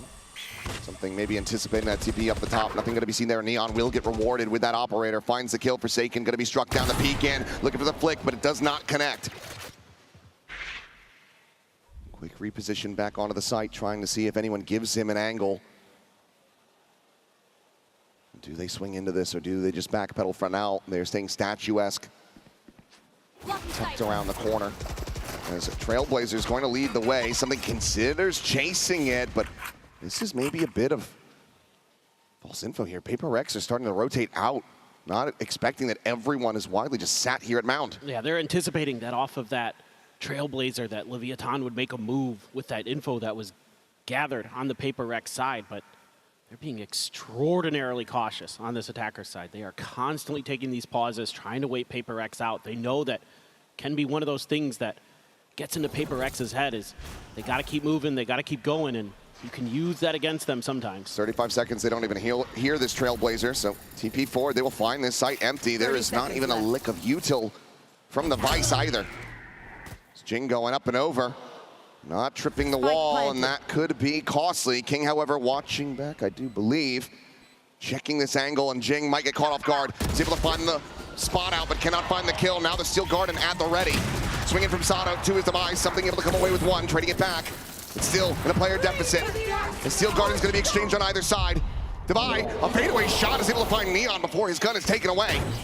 Gets it back into a 3v3, and now the knives are here. Something looking to try to break their way forward onto the side. He's going to be good for one, but Spicy sits him down. Envy now scaling forward, but it's Devi coming away with blows. The defuse is in, and HyperX, he will take the lead. The operator gets recovered. I mean, it takes a lot to get there. Again, good flank awareness from Leviathan. They're being very cautious in terms of making sure that they know that HyperX is going to want to get in their backside quickly. And even with Jing trying a cheeky up and over, they're still ready for it. They got it. They got it. Well, that's tough. Yeah, I mean, you have an odd man situation post-plant there for Leviathan, and they can't hold it down. There's something holding onto that Blade Storm there. It's a nice counter to the Steel Garden. Devi fearless for those peeks around the corner. It's little things like that that are so difficult to play against. Very few teams play like HyperX. Fast hit now going to be coming forward. TP into the site. Spikes in arriving. And Sato able to dispatch Jing. Envy trying to fill that space, trying to push in him, and that paranoia does not connect. Devi is only going to be good for one. They up the pace, and it's looking pristine. Leviathan not going to be allowing for HyperX to start running away with this. Unless something can come away with a 4K clutch with the operator. Lev will tie it up 4-4. Tucks back, Trailblazer not going to get the spot out. But this is still a gargantuan task, even for somebody of something's caliber. I have to expect that this is just going to be a save. For sure. Just a matter of, is anybody going to try to clear him? Try to take the gun? Still some money in the bank for HyperX between something and Envy. Really want to keep this operator going into the next round. We'll just stick around trying to see if he gets these exits, but Leviathan wise to it will make their way through the connector out towards the A side of the map, keeping everybody else alive. So 4 weapons going to be carried over as they look to build up this economy for themselves. HyperX, it's rough around the edges.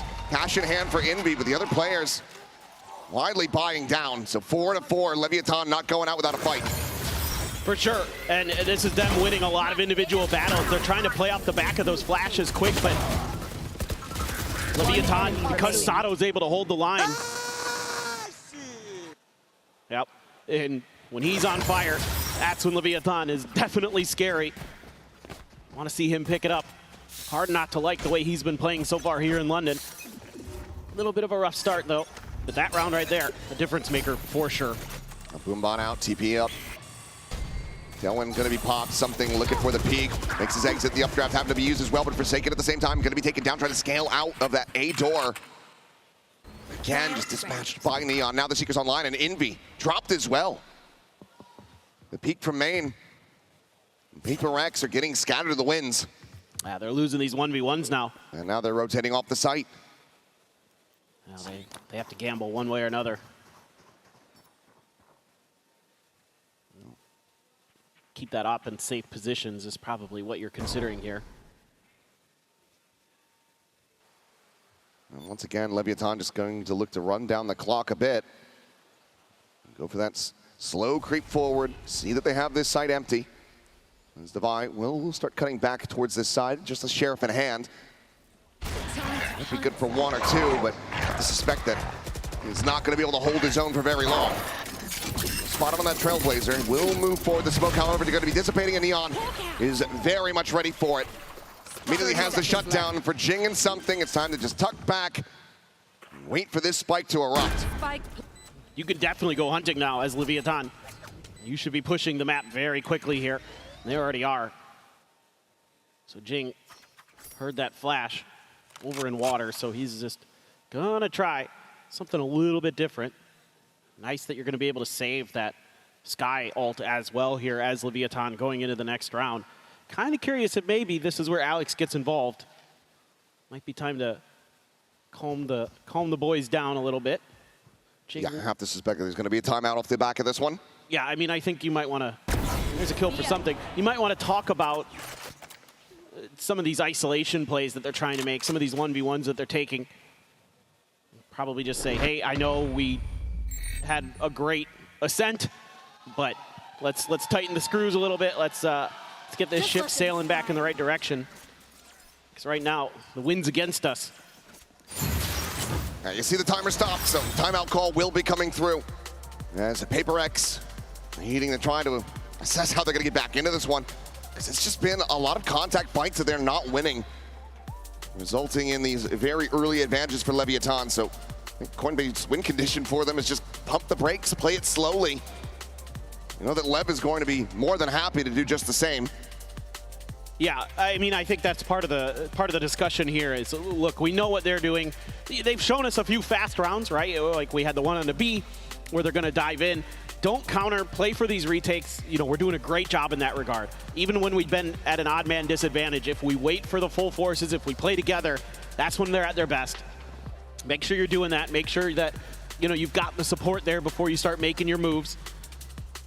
And just probably just chill a little bit. I mean, the aim's been a little bit off compared to what we saw in a sense, so those things coming through. But yeah, it is defender's side of Lotus, but believe it or not, folks, HyperX has been better on the defender side on this map, so probably want to make sure that you're getting as much value as you can out of this.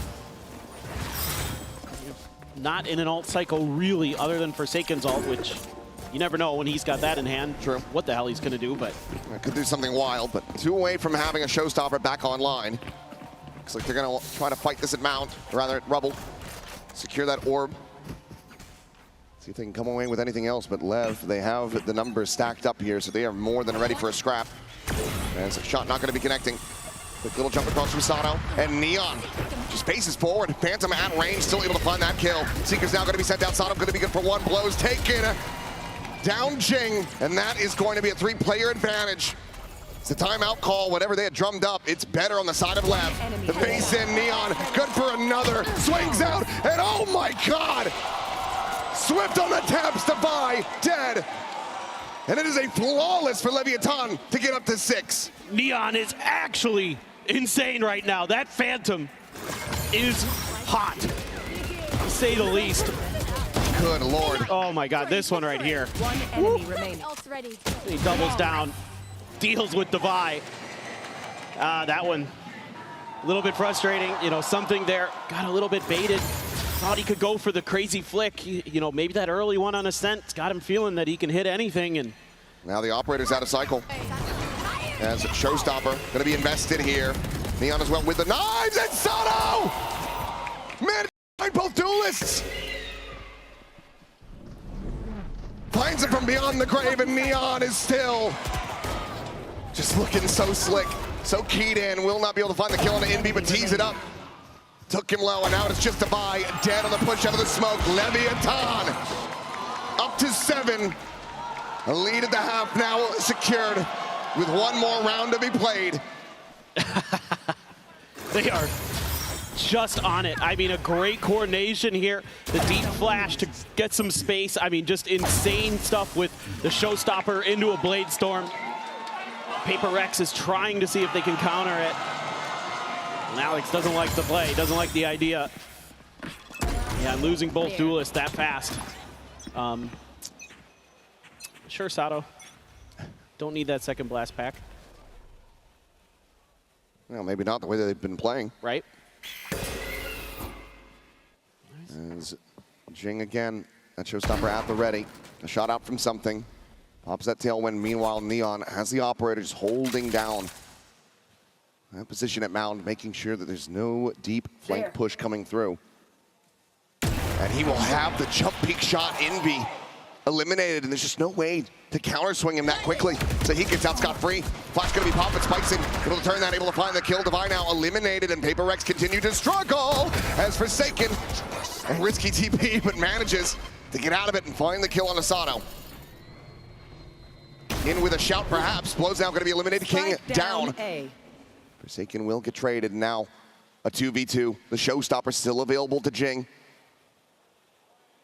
Rotating around as the plant will be committed, and something staying in place. The operator getting closer and closer. He's scoped in. Something, however, doesn't have the angle. Now we'll check him. Finds the shot. Immediately dashes forwards. The Showstopper's just trying to locate this player. Will have him. Spike scene will explode. And that's going to be HyperX rescuing as much as they can, making this a 7-5 half. It looked again like they were going to be outdone.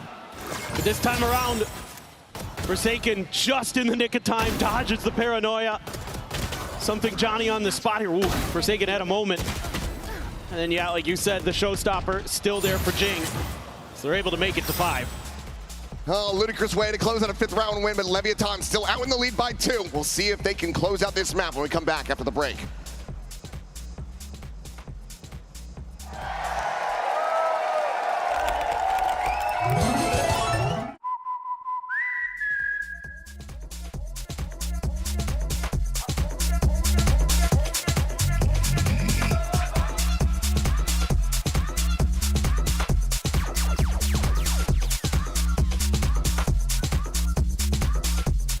Here with Blows of Lev. Now, Blows, what did the win against NRG teach you guys as a team?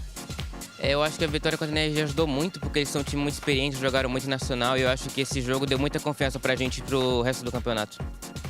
I would say that it brought a lot of confidence for us for the rest of the championship because Energy is a pretty good team with a lot of experience as well. So I'm really happy that we got confident with that. Nice. Big lifting for Lev.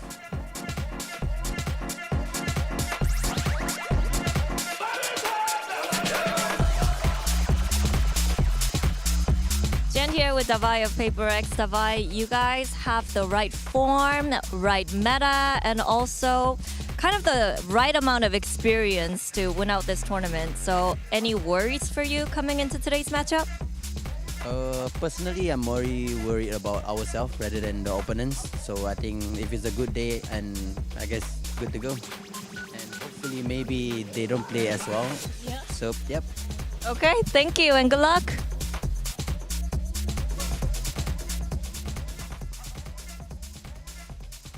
Into the second half of our second map here to start off the playoffs. Leviathan rallying back after getting slaughtered on Ascent. They're looking right as rain so far on Lotus. HyperX on Struggle Street.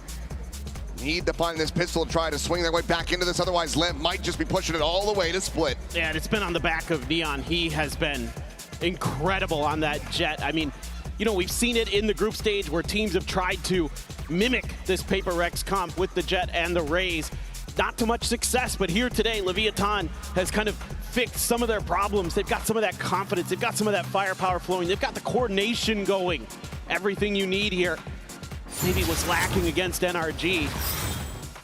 Think back to Global Esports as well, who tried this comp against XLG and it didn't work out. So here, HyperX, the Pioneers, maybe gonna be railroaded. Flash. Doesn't connect on a king there. No, they're still ready. Looking forward into the smoke to dive in, and he will be good for one. Forsaken. Turning that back. Quick pop of the smoke attempt. No, ends up canceling, and that's going to be a big stun out. The Trailblazer finds 2. Slows them down. Meanwhile, Spicing just drifting into the site, and Davai is able to clean him up. So a little bit going to be offered back for free here by HyperX, but they pivot over to the C site. Plant now to come through. Still decent post-plant utility. Their own Trailblazer, a flash, as well as the paint shell. He's going to fully fight out towards CT. Yeah, this should be really challenging for Lev. But they have a couple sheriffs. So they have the ability to make a difference real quickly just with the shooting alone. That's mostly what they're going to be relying on here. Smoke in the front of that spike, though. Makes it all the more difficult to try to get onto it, the Trailblazer. Only spotting out the one player. Starting to feel more and more comfortable that all of them are going to be on the site. So Paint Shell going to be layered in first and foremost, just buying that time. Pop Flash going to be sent. Close going to be good for one, but going to be a Jing. Come away with a kill apiece. The face forward to his demise. Envy will close it out with 2, and HyperX, they find the pistol to try to rally back in. Nice, solid little mid-round call here by HyperX. They're given enough space at B that they can rotate in through water. And even though Something going to give his life for the cause, it gave them the space they needed, and they're able to set up for that backside post plant. Seen that a couple times here in London and how tricky that can be as defenders to try to clear that. It's coming in. Outlaw for Davai. It's going to be Something with the Stinger. Envy just a Sheriff. Jing and Forsaken going to be grabbing the Bulldogs. No buy-up at all for Leviathan. HyperX gambling towards the stack. Paint Shell damage going to be avoided. Flash out, looking for the turn, but Something does get full blind. Forsaken, however, still going to be able to find 2 as King and Neon get taken down. The tuck to the corner, the Paranoia flying. The push in, Jing looking to try to isolate and pick him apart, but it's going to be Forsaken finding that elimination. Right click does come away with the kill. There's now a chance to get quite a bit more damage through. Takes Ching low, but can't take him down. Healed back to 42, and Sato now going to be spotted as the outlaw shot will eventually find him in the head. 7-7, 3 players surviving. HyperX starting off the attacker side quite well. Yeah, it's just, again, a lot of what Leviathan is trying to bring to the table here is these surprise maneuvers with the dashes from the Jet to break the angles, and then the follow-up behind it. It almost works. They come darn close. They did quite a bit of damage in that one. So one rifle going to be bought up here. Going to pass that over to Jing. Devi going to stick on a Sheriff. Something with the Outlaw this time. He's passing that over. But needs to be headshots if he wants to find the insta-kill. Everybody with full armor on the side of Leviathan. Just looking for that quick little peek out early, but they were already ahead of the curve. Opening the door, looking for that B hit. HyperX toying with expectations a little bit. Trying a little bit of a different approach. Gonna keep spreading the map. They're gonna hit the wall. They blocked the dog. Well, it stops it from getting any more information. Meanwhile, their own going to be cycled forward, trying to make their way through tree. But similar scenes, the Thorns are there. Shot from something, rather, is going to be able to connect. Spike's going to be tagged down to 10. Blows is a world away, so getting a heal, it's going to take quite some time. So the rotation's going to start coming through. Try to get that Omen top back up. Potentially, maybe they try to feed an orb over to Jing here, but instead they want to get on the site. They know they have an opportunity. They've been toying with the map. This was some really stellar mid-rounding from HyperX to buy themselves this space. Sato not there, you can't stop the plan from coming through. Spike's able to turn the flash, turns back, is able to find that kill, but now a 2 for 2 is something trying to slow them down on this approach from Waterfall. Clever's gets set up, Jing eliminated, looking for a little bit more. Here's Blows, comes away with a second. And now it is just something, still with an outlaw. Swap of the gun, a Bulldog. Trying to find a bit more success, but King still at full health. Still a Sky Flash available. He's gonna go ring around the Rosie, knife out, trying to get onto the angle. Peeks in, and King, wise to it, has the shutdown. And Leviathan with 2 surviving will deny a bonus conversion as they regain the lead. This is very, very close, playing for some good trades, but that one right there from Blows, that little flick up to the top, stellar. That was probably the difference maker. And HyperX staff a little bit frustrated. There was something that happened in that post plant. Still, though, a lot of good damage done by HyperX. And they're looking to maybe challenge the mound angle once again. That economy there for Lev, losing those guns, they're going to opt to not buy up any further. Well, Leon does get a last-second Phantom as Jing, I'm not sure if he wanted to cancel that jump or if he just whiffed it. Either way, doesn't get that position posted up top. It may have just been a more of an info gathering maneuver. Usually pretty clean with the blast wanna packs. go fuck the scene. Can, let's go. But guys, remember, they break the door. Careful, one guy playing here, okay? I'm gonna pick off you. You talk big, the B already, okay? Take easy. Just return fast. Wait, our bomb, guys. Take Bomb. He go back, he go Omen back. TP. He went back. Guys, smoke the hole is here. He's here.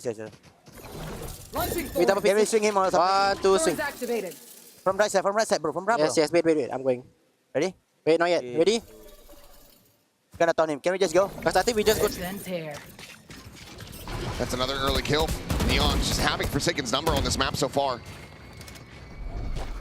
HyperX getting ready to pile into this stack. The weaponry still not quite in their favor, but that's a bit of a bogged entry. Trying to blast back forward. It's getting caught, but Spicy will get taken down. Neon's going to be good for another. Devi will get eliminated, but Envy quickly trades it back. He's looking for more, and he's got it. Blows taken down, and Sato now here, just with the classic, trying to peel back anything he can get. But Envy stands tall. 3 kills found, and now King to try to see if he can pull off a clutch, but even the damage would still be good. Can he find anything at all? HyperX fanned out across the site. Angles are covered, and it looks like King not going to try to make a go of this, or at least wants to clear out rubble. Maybe tuck away and go for exits. Either way, it seems like this round is going to be done, and HyperX will tie it up at 8-8. Let's just see if King has been pretty smart, Pretty clever. HyperX none the wiser. Finding the kill there on the Jing. A bit of damage going to be tapped through, but Inby will get the 4K after all. Secures a round win, but still ends up being a bit more costly than HyperX would like. Certainly Alex still going to have his frustrations, but for now they find themselves tied up. And you've got a pretty interesting scenario here coming up in the next round in terms of ultimates. Inby's going to have his, Devi has his, so a lot of ability here for HyperX to maybe try to dial up some kind of fast hit off of the back of those ultimates. Use the Seekers to lead the way, use Devi's ult to clear some space on a site, get a plant in, try to get the round going that way. Instead, looking for the fast B hit here. There is no doubt about this. That can be a very quick crunch back in, though. 2 players on the rotation through Waterfall. 3 more on that A side of the map as Seekers just going to get cleared out by something. Spike now planted, smoke starting to dissipate. Neon feels like he's going to have to be the one to really break through, give the team a chance in this position. Something just rotating away from the paint shells. Time still being bought. Forsaken now joining in at B main. Paranoia going to be sent through. Fly is there. Neon looking for the first has in, but gets taken low. Has the knives as a backup. So Steel Garden does get committed to. Rest of the gun's going to be gone now, but Devi falling. But the cleanup from HyperX is looking damn clean. King now having to do so much more. Last player standing. He helps get it into a 1v1. The time starting to bleed down. Forsaken frantically trying to find it, and he hits a fadeaway shot. Will fall to the spike eruption, but gets the round win all the same. You want to go a little bit of a different direction here as HyperX. You're going to try this B side. You're able to pop so much of that util early, get in there, get the post plant. Forsaken plays it nicely, waits out the smoke, knows that he has time on his side because you could just pull him off for a little bit. He's not going to be able to do anything but try to go for the stick on the retap. And it's going to be a timeout for Leviathan. Talk about this defender side a little bit. Things starting to slip away. The economy kind of all over the place for the team. You're going to have a few players who could theoretically buy, but many who can't. So in this Coinbase win condition, maybe talking about some of the overall map theory here. I mean, I think they played that round okay. They're trying to go for the retakes. It's just you intentionally gave up that space on B because you've got the Vice util there thinking it's kind of safe, but you know, HyperX just did to you what you did to them on the other half, where you just get up and over it with those 2 duelists so fast that there just isn't really time to recover, and because something is instantly scaling in towards heaven there, towards their spawn, and creating that extra buffer for HyperX to get in and get the plant. It's just so difficult to react in time. Well, understandably, Neon going to go for the force on this Phantom. He's got the cash behind it, and he has been insane on this map. 23, 12, and 3 at the moment on this Jet. Meanwhile, the Raze is left on struggle street a bit. Nearly both showstoppers online. If Santo can get an orb or get a kill, it's looking like why they want to be able to fight out towards C Mound, but there is no HyperX presence on that side of the map. Yeah, I mean, you're kind of hoping here that HyperX maybe gets a little bit over They don't go for it. Yeah, well, I'm worried about Jing's ult. Like, are they going to commit it here? It's going to be a fast rotate. Trailblazer going to be cleared before he can swing that corner. But the players now arriving on the B side. Leviathan be in a position to go for a very fast crunch play back into A. Door will have to get broken. As Devi is going to be the one leading the charge. He's going to be able to dispatch blows with ease. Paranoia now going to be sent through with a reface in. Spikeson had not gotten blinded up, so he finds a kill on Devi. Backpedal for something, hits the shot. Neon going to be taken down by the Outlaw. And has a reroute on Spike Scene, making his way through upper now. And Sato as well, not wanting to face in towards something, and I can't blame him. With the Steel Garden, do you try to invest this? You have the weapons recovered. 2 in hand. It's going to be Showstopper out something. Cleaning up a kill on Asano. As Jing trying to get in a position to come away with his kill, but he gambles it correctly. He's just there around the corner. TP's across now for the reposition. Jing fighting for, but unable to align that shot. Gets taken down now, a 2v3, so at least a chance to get some more damage in perhaps, and King will be able to do so, but the round cannot go their way. 10-8. Leviathan back into a bye. Need to start turning things around from here. The good news here for Leviathan is you did make it awfully costly for PaperX. You got some ults out of them. Their economy not in the best spot necessarily. They're going to be able to buy into this one, sure. But you've been doing some pretty good damage. Now you're going to be coming into your ult cycle. You're going to have that operator for Neon. Going to have the showstopper, so there's some really good tools here to get your 9th. Give yourself another big chance here, but PaperX starting to slowly claw their way into a match victory. Showstopper going to be sent down and Forsaken immediately. Skips down, gets out. Some ult going to be committed to no avail. Slobs it into the corner, nothing found. King, meanwhile, blast back to cross, gets the spot on the King, and that Seal Guard is going to be used very early on, but he has worked down to 1 HP.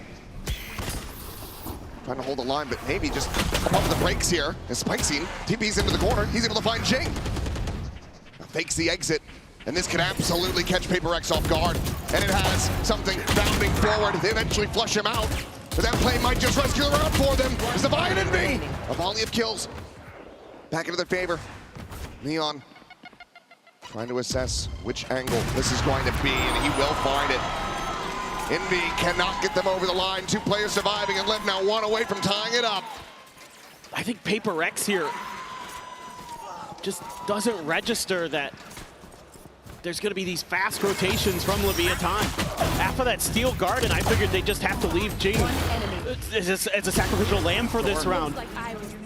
And instead, they try to double down and take the fight, but that's a tough one to take. And so something just going to cut funds for the Bladestorm and a full armor Bandit sitting behind it. And again, this is what I was talking about. You've been doing so much damage to PaperX economy. Now it's starting to rear its ugly head. Just going to go pushing out of this Cloudburst to the demise, and Spikes it, is able to find 3! Nearly gets the 4th as something taken down to 20 health, and the fast pivots are coming through. No updraft, so has to just wait out these thorns. And Neon ready to pop the door, go for the backstab. Something will fall. The Spike now on the floor to buy. There's just no way to break this.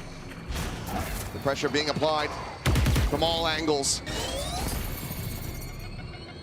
And she'll shut down him as well. We'll find even more damage. And at this point, it feels like it's just a matter of time until Neon is able to find him through the wall. We'll be running low on bullets, so it's a hold for now, but even for Devi, this is an impossible task. King will take him down, and that is a damn clean round for Leviathan to find as they tie it up at 10-10. Economy on the side of PaperX completely absent. Yeah, they're taking some really nice fights. Right here at Mound, a great flash from the Vice to tee him up. Beautiful timing from King, who has been so good with his util. Not a live feed, but might as well be. Guarantee that's what was going on. Might be a bit worse as well. Double digits hit for both squads. Yeah, I mean, I think this is probably now talking about the macro game for PaperX. A couple rounds here where they've been outdone in that regard, where they've kind of brute forced their way through, and I think they got too much confidence from, I think it was round 18 there, where they brute forced their way onto A, and yeah, they got through, they made it work, but it was still kind of costly for them anyway, because they ran into the stack of Leviathan, and then a couple rounds ago, again, Jing gets into the site, but they get the Steel Garden out, and Jing's the only one who really gets caught by it. He's stuck on there, they've done some damage, and instead they try to go for the refight through that door without the right util to really clear it. And even then, it's still a big gamble because you've given up that opportunity for Leviathan to make those rotates. So probably just talking a little bit more about how they want to approach the map. They're going to be coming into an eco. Something going to go with the Marshal, it looks like. Everybody else, Sheriffs. It's getting close. It's getting interesting. And it's exactly what Lev needs. They can just avoid dropping another thrifty over. Full position to extend this over to split.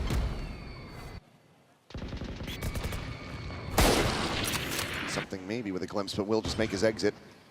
Meanwhile, Neon, easy enough shot. He's been so good on this map, it's crazy. He is out of control. And there's this wall here. Let's see if HyperX is just trying to bait this a little bit if they're actually going to make a move, because Blows is ready. Oh, never mind. Okay. Face forward, a hell of a lot more players there than he might have anticipated. Devi's going to be able to find the kill, and does manage to find Sato as well to boot. Forsaken trying to push the issue, but let's get blinded up. But Jing now with that sheriff in hand, still going to be good for an elimination. The shorty doesn't come away with one. Neon looking for the no-scope. Jing will knife him, but spikes in at the same time. Swoops in, but something has the headshot. And what the hell just happened? No way! He's a Mastercard thrifty, and I don't know what I just watched. He didn't even have his gun out. Was it a no-scope? We got to see it from something. We got to see it. These make sense. I can understand this, but now we get to this part, and things start going wonky. Oh my God! Oh, and it was going so well for Leviathan, but it's just one little mistake, and it costs you so much. Still have the operator, still had the money, but now a lot of players are going to be bought down in those credits. Pivotal round, especially with HyperX swinging their weight over towards the A side. One from a Seekers, one from a Showstopper. Yeah. Indy grabs the orb, sends it immediately. TP past this wall. Forsaken trying to get himself forward onto the side. He's going to be King trying to hold things over at Tree, and he cannot hold it at all. Showstopper going to be lobbed in. Jing able to find that elimination with a volley of kills back for Lab. But still looking decent, but Jing is looking better. A 3K for him. Spike planted. And a spike scene. Having to do it all in a 1v3. He'll be good for a kill into something, but Jing gets the 4K, and HyperX get up to match point. There's so much has been talked about coming into this match with Jing's raise, and he's been relatively quiet until this round, and he finally comes to life with a big one, gets the showstopper, gets the 4K, and gets HyperX one away.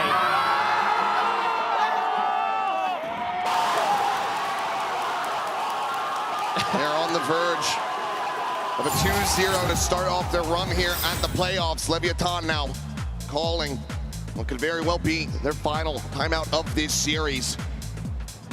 Like you said, the money is going to be rough around the edges. Have to suspect that Neon is going to be playing for an orb. He's one away from having those knives online, and he will have to make them connect. Well, I think this is what you're talking about, is exactly how you want to utilize your util to make sure you can get one of those orbs, whether it be C, whether it be A. Which one of those are you going to think about fighting for? You know, you've got the exact same setup, so it's where do you want that flash to land? Do you want to commit the paranoia to it to make sure you can get it? The paint shells are 100% coming out wherever you're fighting. It's just a matter of, is your coordination going to be better than HyperX's if you run into each other? That's just the big question. And this is a lot, I think, about just this one specific round, and then maybe a few little macro ideas talking about, hey, let's make sure we're not giving up quite so much space. Let's be a little bit more proactive in the info game. Once HyperX is dug in, they are impossible to drag out. Well, I don't know about you, but I, for one, would love to see this go to overtime. This is gonna be fun. As Leviathan Here. will need to make that happen to try to claw their way back into this. See if they can get it done. The up and over attempt at the flick. Something unable to find Sato. Just leaping at them, and that alone is enough for him to gain control. Does give you that Blade Storm. Yeah, Blade Storm grabbed off that orb, so Sato putting his life on the line so that Neon can thrive. Able to find a smattering of damage, but eat some back in exchange. The heals are going to be there. Yeah, how many knives did he have to use there? 2? A couple. So that's important. To find the reset. As it's going to be challenging here against Invi, and there you have it. The clean one tap, and now can just collect the gun as well. Pass that over to teammate and just hold on to it himself. Looks like it's going to be the former. He'll take the Guardian in hand, and the slow scale forward from HyperX as they continue to creep up towards the more stacked site. Sato just staying tucked away. Mitchell's at the ready, but Spike's in on that peak is able to find something, and Blows gets Divide in exchange. The player advantage very much established here for them. Forsaken does manage to intercept Neon. 30 seconds left. Elimination found, but now A 2v3. The swing around the back of side. Jing able to find Sato, but the spike going to be dropped and Forsaken having to do it all. He's going to go TPing across the other side of the map. The util here shrugs off that damage from the Thorns. Spike now in play. King, the first to arrive. The jump spot has seen him. Forsaken pushing forward. Sees him on the other side. Just jumping over that corner. Goes back towards water. The shorty looking for the kill. 17 bullets remaining in the mag. They just go ring around the rosy. The tap of the defuse. Not committing to it quite yet though. And Forsaken able to isolate down to 1. Knows exactly where the other player is, but he only has 6 health.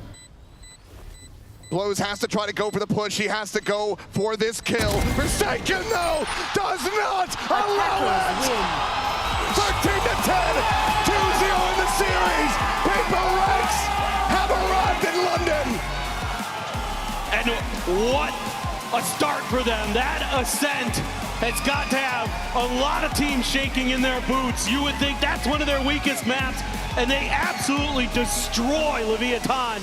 Lotus, a much closer affair, much more of what we expected out of this match, and a great bounce back from this young squad, but it's still not enough. And time again, you hear this. You go up against HyperX for the first time, and it ain't easy. Yeah, can't be too upset about that one. It's a good rally back after getting massacred on the opening map for Leviathan. I think there is still a bright future, still an opportunity for them to make a run from that lower bracket here in Masters London. Like you said, you go up against the train for the first time, you're probably gonna get your ass beat. The momentum is heavy with this HyperX team, and not much you can do sometimes. They're just on it. But, you know, the Lotus looks shaky. There's things now that other teams are probably looking at, probably going, okay. For sure. I think HyperX maybe will have to reassess that depending on who they end up playing against in the next round. But for Leviathan, we'll see how they're going to be rebounding after this loss. They, of course, are going to be the ones that risk HyperX for now, keep themselves in that upper bracket. A big win coming out as that first seed team from BCT Pacific. But still plenty to reassess and work on with the day off. It's just crazy. It's HyperX team, what they can do sometimes. They are certainly a wild bunch, but probably the one who's shown a little bit brighter here today is Device. Let's hear from him in the Verizon post-match interview. There are so many fans who have been waiting weeks to meet their favorite team, but I'm going to come in and steal Divide from them for just a moment. Divide, can I just chat to you super quickly? We know that you wanted to work on your pistols and your post plants coming into London. 3 out of 4 pistols won today. You must be happy. Yep. I mean, it's a good improvement. I think the Paper fans should be happy about it, no? So, yeah. And are you happy with yourself? Because you were 15-1 on that opening map of Ascent. I'm not complaining, I guess. So let's talk then about what happened on Lotus, because it's fair to say Leviathan weren't able to hit their shots against you in that opening map, but they fought back on Lotus. Did that take you by surprise? I think it's bound to be a hard map, especially on Lotus, because they ran same comp as us, and I mean Neon was hitting really good shot, so props to him, and yeah, it's a hard one. So what did Alex say to you? In that timeout he called after round 20 when it was 10-10, what got you over the line from that conversation? Guys, I know you guys are chill, but I need you guys to be calmer, okay? So chill and breathe. And you chilled and you breathed, and now you're here meeting your fans. Very quickly, anything you want to say to all the PRX fans who turned out for you today? Thank you so much for coming, supporting us. I didn't know that we have so many fans in London, so yeah, you guys are lit. You're going to see so many more of them. Please go meet your fans. You guys stick around. More coming up after this break.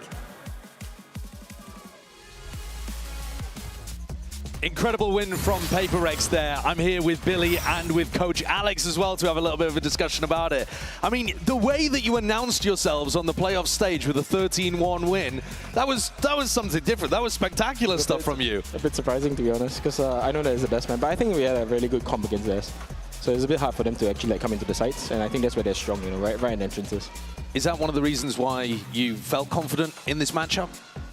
No, honestly I picked it because there's no shot, man. Of course I did. There's no way. Honestly, like for us, like Ascent is not the best map, and we know the Vitality per ban Ascent. So it's actually I would have liked Vitality, but the boys wanted someone to fight. You know, they wanted someone aggressive. Your team is crazy. That's interesting. Wait, so the reason that you didn't pick Vitality then is because you wanted to play against someone aggressive? Or it wasn't me. It was I want Vitality. You want Vitality? So I came here thinking I'm going to play Vitality. It's going to be Okay. nice. And then the boys are like, no. We play someone fast for our first game. So I was like, all right. And now, presumably, they're feeling in pretty good form. I mean, what was the discussion like between map 1 and 2 when you'd had such a great opener? I mean, the most important thing for us would be to reset. I always tell them like the score should be 0-0 when they think about it. But I think we went in a little bit tense in the second game, and it started really slow for us, but managed to pull through. Nice clutches. Yeah. Their Lotus comp, they seem like they kind of copy you. I mean, there are a few teams in the world that are doing that as well. Full Sense are doing that even domestically. You have a team right now that is thriving in this meta and seems to find like new answers all the time. You must know that the community thinks that you're the big favorites for this event. I've heard the players talk about there's no pressure on us. So what's the mentality like inside the team there? I think what Ilya said, where we already won one, pressure's a little bit off. I think we're trying to bring that all the time. Traditionally, not very good under pressure. When the stakes are the highest, we're like, oh, okay, we have to win. When we think like that, it's usually not good. So we're trying to make sure everything is nice and calm. I think it's been a good first game, We had heard from one of the players as well how they weren't really feeling any pressure coming into this event. Is that just like the mindset that you want to have because of the reasons you've mentioned? Because of course you have Envy that hasn't been able to lift a trophy just yet. So yeah, I guess what was the mindset coming into the event and how come you're not feeling that pressure? I'm feeling the pressure. You're feeling the pressure. Can you speak on behalf of the players though? Yeah, but I mean, they want to have fun. They come here. I think it's been a while since they've been to EMEA. Last one was Paris. And London's nice, you know, like everyone really wanted to come here to enjoy like the English crowd. And then, but I think pressure-wise, yes, they're trying to keep it, like I said just now, they're trying to keep it off themselves. Just play free, have fun, and let's see what happens, you know. How do you feel about the opponents that you're going to be playing against? I mean, do you have a prediction for that game? Do you expect to be, you said you'd quite like to be playing against Vitality. Do you think that that's a more likely outcome than the Heretics Vitality game we've got coming up next? I'm not sure, but it's the grand final of the EMEA, right? So it's going to be another rematch. I think Vitality is a little bit more rest now. They had a long run, right? Actually, no, Heretics went low bracket all the way. Heretics went low bracket the entire way through, yeah. Well, they have the hometown boy, so I think we're gonna meet Heretics. I mean, it'll be great to see Benjamin Fish coming up next. It is Team Heretics playing against Vitality, the EMEA Grand Finals rematch, as you said. So stick around and we'll cover that.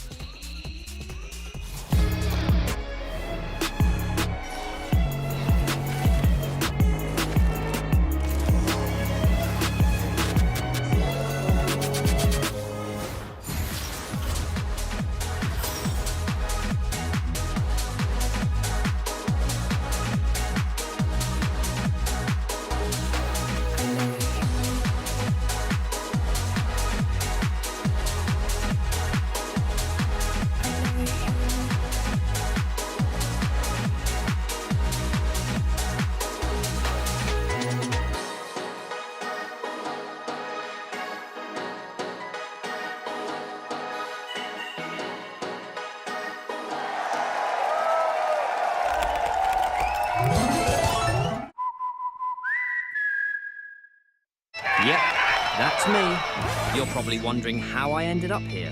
It all started when I got to the FIFA World Cup.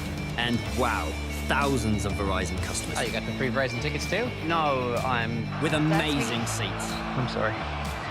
Okay. And even pitch-side access. Are you? David Beckham, a Verizon customer. This used to be for players. Now it's for Verizon customers. No one gets you closer. Only on Verizon. In esports, legendary moments demand speed, scale, and soul. Players and fans bring the heart. Technology brings it to life. Every frame, every stat, every decisive play. In partnership with the VALORANT Champions Tour, we're driving digital innovation that empowers the esports ecosystem to keep expanding. So players can focus on the game, and fans can focus on the moment.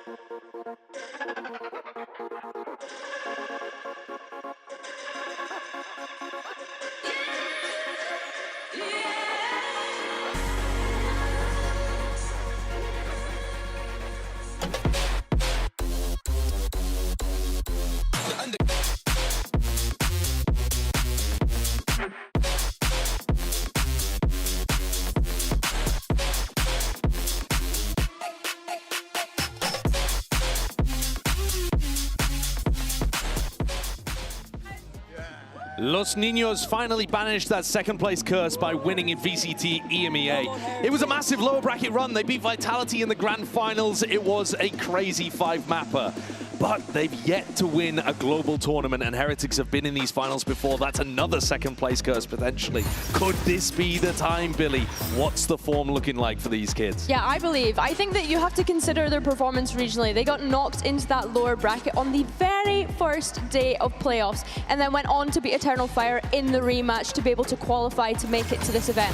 Honestly, I think it's the best form that they could have come into. The odds were stacked against them when we think about that BO5 grand final against Vitality, yet somehow they were able to break the curse and finally lift a regional trophy in EMEA. Yeah, went all the way to 5 maps. What a moment it was for Benji getting to qualify here, play in front of his home crowd now in London. He was one of the key players for me when I was watching those playoffs in EMEA. But the team, they stepped up as a whole. Not only was their approach to this meta really interesting and quite good, but the player form made me feel like I was watching that 2024 Heretics team that actually did something internationally, made it to that Champs final again. It's crazy because the group didn't start off for them like that at all. They had lost their first 2 games in the regular season, and then for some reason, the reason probably being Koshmaris, they just decided to go on a blitz run, and it was absolutely incredible to watch. They look at their peak performance right now. Well, let's talk about Koshmaris then, shall we? Because he is the guy who turned the ship around for them. He's come in, he's a rookie player, he's a big Neon player as well, and we're seeing Neon nerfs. Now, we've just seen, like, you can play well with Neon. Neon is still getting really strong performances out here, but how do you think Kosh in particular is going to be affected by this change? I don't think he's going to be hugely affected. Honestly, I would be surprised if he wasn't still playing the Neon. I think that this was such a big win condition for Heretics, the way he played, in particularly their ideas in early rounds of how to take space and fight for opening picks around Koshmaris. Their game plan was hugely reliant on him finding success in those moments. They used huge amount of resources to get it done, but he was very consistent in delivering it. Yeah, he was definitely the turnaround point for Team Heretics, and I think the coaches were criticized quite a little bit at the beginning when they decided to make that roster change, but in my opinion, him coming into this roster has actually allowed Woot to feel more comfortable across the duelist pool as well that we can consider. And I guess my question to you guys is, have you ever seen a Neon running it down on the Odin, and can we expect to see him do that here on the global stage? I mean, we've seen imitators, like in America's Jaws started to do it a little after Koshmaris, but he's the originator of this, and it's kind of ridiculous how good he was with the Neon Odin. Dude, he was fantastic with it. He literally is pioneering something as a player who's just coming in. Now, Neon is not getting picked as much here because of these nerfs, but the win rate is still spectacular. It's one, I mean, prior to the game that we just watched, because I ran the numbers there, it was 8 out of 12 maps Neon has actually won when there isn't a Neon on the other side. That's exceptionally good. I mean, where is the nerf? And the thing is, we are probably expecting to see this Neon pick rate go up now that Koshmaris is here, because when I consider his time in EMEA, they were playing Neon across every single map, and as you've already kind of hinted at, Mimi, I don't think we expect to see him move away from that agent. No, I think that if he changes away from Neon, we'll actually see a Heretics that is significantly changing the way that they play, because I think so many of their game plans are built around specifically him on the Neon, on the defense as well, with how they play their aggressive rounds. To me, the change for Heretics, like you're saying, the turnaround, the style was all about the implementation of this guy. And do not forget, this guy was playing in Tier 3 literally only 6 months ago. And now today, he gets to step onto that global stage, which is just so exciting. Well, this global stage is happening in London, and there is a hometown hero in this match. So let's hear from the man himself, Benjamin Fish. Jen here with Benji Fishy of Team Heretics. Now, Benji, you've played in front of huge crowds before, but this time, this is your home crowd. Talk to us about the different type of excitement that you're feeling right now. I think I'm most excited to play in front of my family and my friends. I think that's what, you know, I've been thinking about the most, but I hope the crowd's going to be on my side because I'm English. So, yeah, I guess we'll see.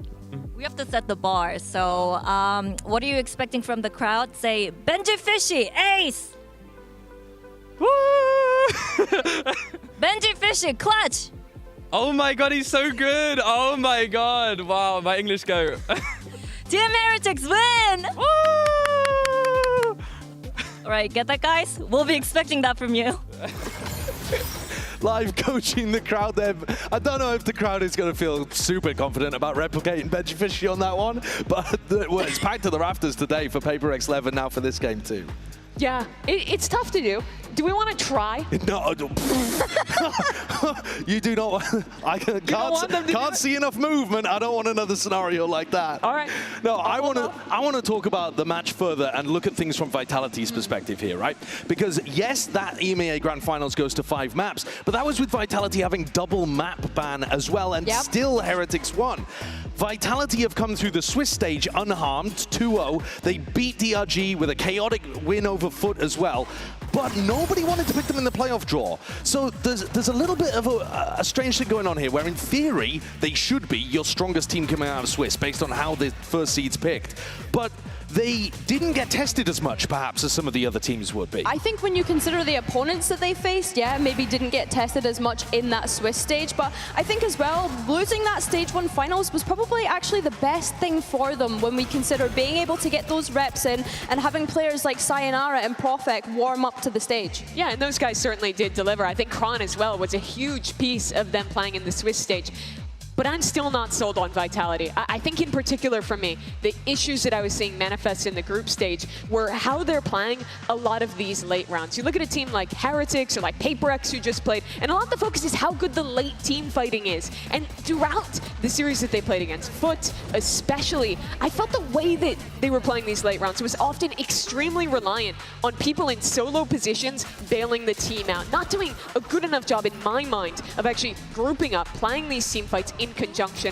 And I think they kind of got away with it because of just how good that player form was. And if that doesn't improve for playoffs, I worry about that translating against better opposition. It does almost feel like in moments they were slipping into those old habits, as you mentioned, Mimi, and that's when I start to question the IGL experience from Yampi, being hesitant in making those decisions. We saw it in the group stage in EMEA, and now we're seeing little glimpses of it here at the global stage in Masters London. We need to make sure that that IGL differential doesn't come out on play for Team Vitality here today, because when I think back to that BO5 performance as well in EMEA's Grand Finals, Boo was calling an absolute masterclass. Right. So I think this head-to-head today is really interesting and one to watch out for. Just to pick up what you were saying as well, though, Mimi, about that clash between maybe some micro mistakes but still hero plays.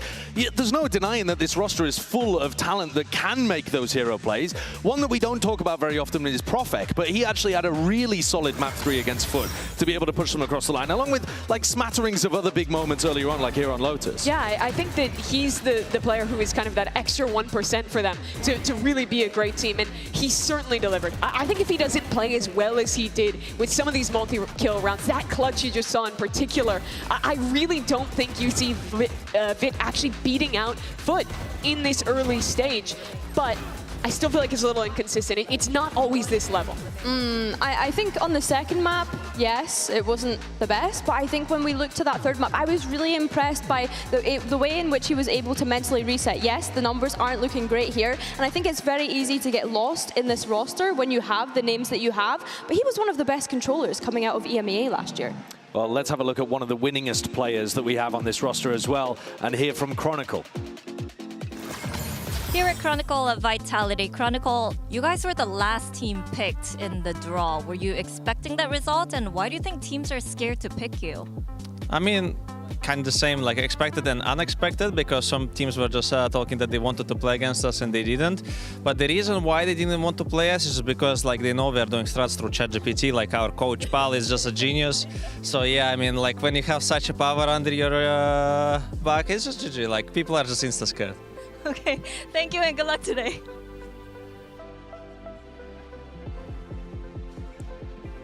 Team Heretics, they took the EMEA Grand Final. Vitality will not have forgotten about that.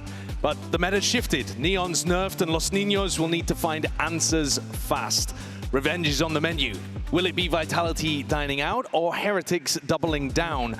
Let's take a look at our map veto to find out where this match is headed.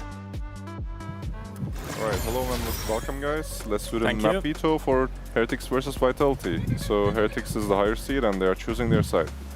Team B. Team B. Alright, which means Vitality is banning first. It's a nice weather today here for the first time. Thank you. We ban Haven. Haven is banned, okay. Yeah. And how about you guys? We ban Pearl. Pearl is banned. Okay. Then Vitality picking the first map.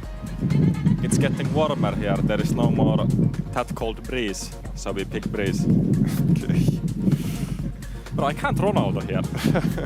And the side for breeze, please. So bright. Defense. Defense. And how about your map pick? Lotus. Lotus. Start attack. Alright.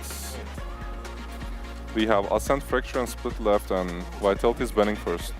Yeah, ban Ascent. Okay. Ascent is banned. Last two maps are Fracture and Split. One Split. Split is banned, Split which means decision. we have Fracture as a decided start map attack. and Heretics picking. No. So. Oh, sorry. Right. I'm sorry. Yeah, you are picking. Yeah. Good catch. This is already rigged. Hey. Yeah, start attack. Giving us a taste of our medicine. Yeah. I'm rigging Emilia against Emilia. Yes.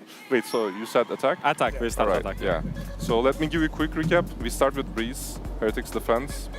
Then we have Lotus, Vitality attacks, and if you have Fracture, Vitality attacks. Everything correct, guys? Yep. Yeah. Thank you. Good luck.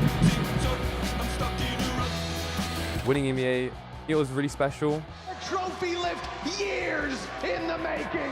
We'd gone second place so many times, The cursed number for Team Heretics. but we finally were able to overcome it. Benji Fishy stands as their savior. When I saw that this year was going to be Masters London, there was no chance that I wasn't going to qualify. Going to the playoffs in my first international, it just feels amazing. A lot of teams from EMEA, when they qualified, they didn't make it to playoffs. I am happy to face top teams and actually show them what can we do. I want to represent my country as well as possible. English crowds are amazing. I expect them to support Benji Fishy and Team Heretics. This is Benji's hometown, and I expect them to be loud. Many people think that we are worried going into the playoffs, but I think team in playoffs should be scared of us. I want you to be scared of us, because we are in really good shape. Just be careful. We have goats, Chronicle and Derek. You don't. Show me how to feel alive. Hold me close and let it ride. Show me how to feel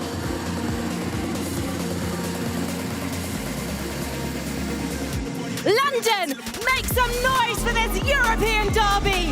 It's Team Heretics versus Team Vitality.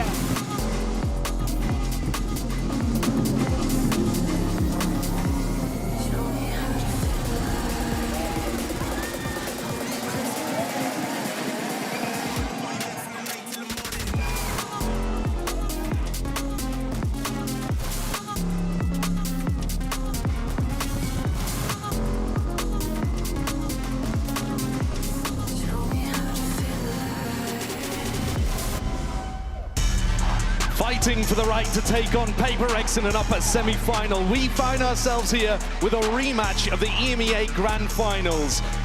The GOATs on one side, the hometown hero on the other. You've got Durka and Chronicle facing Benji Fishy. It's so exciting when we see this, because the fact that we got to see it only a matter of weeks ago and it being such an upset as well for Team Heretics to be able to win regionally, a match that Vitality should have won. But looking at this map BO, we're seeing some similar maps creep up that we saw in that BO5. Breeze being one of the starting ones for me is interesting because that felt like a very close affair the last time that we saw these teams go up against one another. I think Lotus as well, Heretics, that has been one of their favourite maps when we consider their performance in EMEA. And of course Fracture, that was Team Vitality's insta-ban in all of EMEA regionally.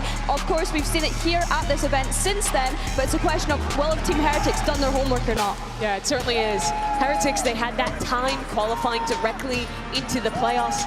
We've seen one of the other teams that plays 100% on that Neon in Leviathan stick to the agent. We're expecting Heretics to do the same, but I do wonder if they do have changes in order. This Breeze, especially for me, I thought the comp that they were playing with the Sage Chamber, Double Sentinel, was a little bit gimmicky. I felt that losing out on that second controller, especially in their mid-rounding on the attacking side, was a big issue for them against that more default comp on the other side with that Harbor in play.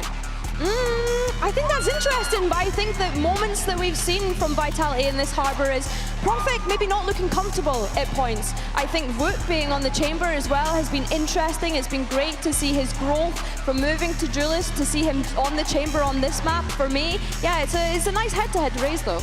Yeah, I think this is like the matchup though to look at growth since the grand final, how these teams have changed. Vitality, obviously, they went through the Swiss stage. We had some great moments with the stomp to start. You had maybe a little shaky, close game that they managed to close out against Foot.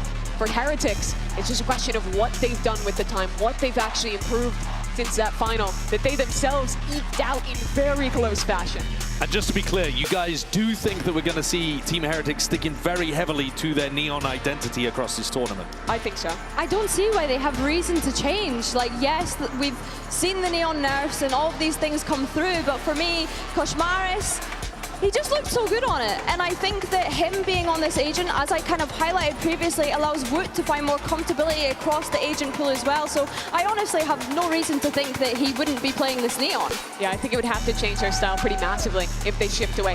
That doesn't mean I don't think there may be individual map changes. I think this Breeze in particular, I wouldn't be shocked if there was a movement in the composition here, but I think as a whole, as a team identity, it's going to be similar to what we saw in EMEA. What kind of identity do you think that would change to then? Like, are you expecting changes on Breeze, maybe? I would like to see them, at least. I want to see them bring a second controller on this map. I think if you're summing up the identity for Heretics, it's their early rounds, it's the aggressive plays they have set around the Neon. That's what they showed in EMEA. Taking a look at this one, though, that's already the beginnings of the comp they played before. Yeah, that Sage getting hovered. It does just look like a return for them. So if we're looking at Team Heretics to begin here on defense, Vitality on attack, who's a key player to be watching for Heretics if they want to make this map flip on its head and deliver them a result that they couldn't find in the EMEA Grand Finals? I think I'm looking at Boo on that Sage. We kind of mentioned that this composition might be a little bit gimmicky, but I'm more just looking to see if Koshmaris is going to look at the Neon or like what he's doing. He's trolling, he's got to be. But yeah, I think Boo has had some really interesting walls, especially when they move over to that attack side. Thinking about how they're using them on the post plant is really nice to see. But yeah, Kosh, let's see what you're playing, man. Playing with my emotions right now. It is his first time on a global stage. It's his first time coming alongside his Lithuanian compatriot here with Boo, replacing, of course, Boo's actual brother, now a brother in arms, I suppose. And Koshmar is surely going to be locking in the Neon here to send things out. Would you still assume that Vitality are the favorite team on Breeze? It was a close affair last time we saw it. I believe it was a 13-10 to Vitality, so really they just need to get off on the right foot, I think, Mimi. I think that I mentioned Profik on Harbor being one of the question marks for me because he had looked uncomfortable on it at points, and of course this is the player that we kind of highlighted needing to be able to step up. For sure. I do see Vitality as a favorite here. I was critical of some of the group stage play, but I think they looked really good on this map domestically. I like the way that they're using these slower rounds, playing that double controller look, and abusing that lack of control utility on the other side. Who better to lead you through a rematch of the EMEA Grand Finals than Pansy and Hyperx? Well, it is a pleasure to be finally joining you here in our hometown as well of London, and what a great game to start with. Call it a revenge match, call it maybe a test of Heretics coming in the hometown. But what it is a tantalizing prospect, Mike. Definitely is. I would argue a bit of a blessing, right, for Heretics to come in. A little bit of downtime, an opportunity to watch some of these games and really, I guess, probably piece together the overall approach here. I don't think we're going to see too much of a difference, but interesting for us to start here on Breeze. Profik for me, obviously, the biggest talking point. A little shaky previously, upwards trend for him the last few times we've seen it, but he is such a pivotal part of this composition on Breeze that I'm certainly looking for him to have a good game here on map 1. So already, obviously, Vitality on the attack, meaning Heretics on the defending side. Deploying. Trying to get things started with that crunch towards B. So we're going to be in the crosshairs and a quick execution. It's simple stuff for Profik, the man you wanted to see start well.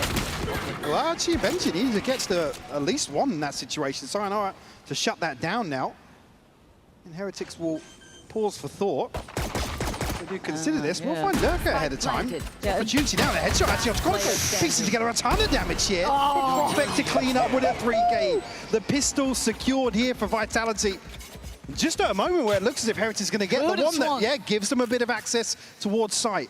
And do roll your minds back, right? Regular season, the Vitality was struggling in those pistols. They were absolutely down in the doldrums, something that had plagued them for a long time. Speaking to Powell during that kind of rebuild phase when hope was reignited, there's a lot of Sayonara actually apparently kind of at the helm of those conversations, wanting to take some accountability for them. Which is actually really interesting for such a young player to kind of be reflective in that way. But certainly for me, again, where Vitality have really kind of stretched their legs a bit, he has been the focal point of this team. We have a weird engagement here. We're actually coming out way worse off in that exchange with Chronicle. Kind of, I guess, dismantled a little bit of that 4-play stack on B. Now, again, when they identify that, who knows? But Booz felt enough pressure being put on Woot that he wants to at least be in support, maybe get that heal across and see what can be achieved off the back of that. He's kind of essential at this point, and as you can see, it's a bit of a messy trade-out. Boo does manage to catch Chronicle, but really, the bulk of it was going to be this B hit, but they've cancelled on this. Indeed, there's going to be a huge rotation here, leaving Durka to maybe catch somebody in transition. Rien's arguably the first in that equation. Going to be a wide open site here for Vitality. Durka still showing presence, so we'll keep them interested at least, but I think they're going to have a very quick confirmation. There's no follow-up. No, and I quite like this willingness to adjust, right? Even up against a round that should just be on pistols, there should be farming for Durka. Beautiful work early and in position to do more damage. Great for him to build up that ult early. Also just feel confident, right? Get that going as best he can. Plant's obviously going to be in. And the name of the game for Heretics is, 1, don't feed across too much, and 2, see if they can make it costly somewhere. Really got the point of weakness. Well, then here, Boo actually going to swing out, find Profek. Now you want to really see 3 of these weapons maintained, but Rien's does have a scope to try and do some further damage, and Boo keeping them interested for the time being. Vitality got to manage their time effectively here. Yeah, they do need to be a little bit careful, right? There's a fine line, and Durka might be just dying for the cause. It's fine, the round will be theirs, but the silver lining is there for Heretics. They made something out of nothing, even in the loss of a round. Enemy remaining. To find Boo at least. Rien's will give it up to the Spikes. The 2-0. It's only a Guardian maintained here. It was a frugal purchase. I don't think it'll have too much of an impact, but certainly here, I mean, Heretics coming out with a ton of damage you wouldn't expect, given the situation here on that approach back into the A side. All progress here. It's Sayonara and Profek to at least capitalize on these opening couple of rounds. Nothing really to note. Heretics Boo getting closer and closer to that res. Big investment coming back in for Vitality though, because it cost them an arm and a leg. So, but yeah, they've now effectively got 2 players off kilter. In terms of the finances, slower approach here, maybe anticipating a little bit of aggression. And probably the right thing to, once you get into the kind of bulk of the buy rounds, you slow the tempo down, try and get an understanding of maybe how Heretics want to be playing this. Is there aggression maybe behind Kosh Maras, who was an explosive player? Yeah, I mean, still a terrifying prospect for any team coming up against Heretics. But it's also one of those things where we have to eye test how he does in big environments. Yes, he did well obviously in EMEA, but does that translate to a situation like this? It's a little bit of a different one where you have to be so aggressive and confident, something that stood out to us. Yeah, they're a very momentum-focused player, so coming in here cold the first series, if it's going to be a concern to note. They're actually going to invest here. We cross Morales still actually discussing Durka over the top. That is a really choreographed take there towards that front pillar. That's beautiful. Benji threads the needle, stunning on the follow-up, but it's quelled quickly by Profek. Already a 3v2 and sights in their control. Boo left now. Yeah, Woot's a mile away. Boo would have to do something big now if he wants even a chance at it. He kept inside this for the time being, but doesn't really have anybody to challenge onto. Man advantage here for Vitality, and they just need to tuck in. It's forcing Woot to clear all of this deep space. Gets himself into window, but no one's playing to it. Yeah, the clock's running down already. Yeah, they've got to get a wiggle on if they even fancy a chance. This feels like, as much as these rounds are very costly for Vitality, they are in the upper hand. Boo! It's a formality in the end as Vitality get a good 3 here. As I said, these haven't been clean, right? These aren't the easiest outcomes, but by now you're sitting at 3-0. You know that you've got Heretics money and finances on the back foot. Coming out of that as well, Hunter's Fury going to be available for Sayonara. Did discuss the res, it's available here, but again, you have to see how this buy will settle. Gosh, Morass unable to have a say in these opening 3 rounds. And I think that's a really big point for me. 0-3, Woot, 0-3. You've got 2 of your big heavy hitters, right, Mike? And they're just a little bit absent. I need to see that ball rolling. I mean, Woot's been challenging. He's there. Kept in check. Well, speaking of being kept in check, an early challenge. Durka, no stranger to stages like this. And Woot on the other side, probably expecting this. I can imagine the pre-fire should be relatively accurate. No? I was going to say, if that angle actually suits Woot a little better, but doesn't. Catch a glimpse and just shut down immediately. That's such a nice early pick again. Above a minute still, plenty of time to play with. All they've really seen is Durka. They don't maybe know that there's a lot behind this yet. So you can imagine Kosh Morass wants information, right? They maybe want to try and stack out the right side or just get involved. So he might be caught here. See how far he tries to progress. Durka waiting for anyone to overextend as well. Kron's waiting for Rien's curiosity to peak. But it's a patient display from Vitality. 3 bodies behind this, though. They've got to do their due diligence in terms of the clearance. I mean, Boo does have a Bulldog in hand to do some damage. Go through. Durka to dash in. Doesn't actually catch him on the first tier and stunned away. And 30 seconds, it does get a bit dangerous now. 3 players on the site and a decent enough couple of weapons to make something threatening. Kosh Morass, though, put to bed. Durka showing that pedigree here. A simple round, but patiently played.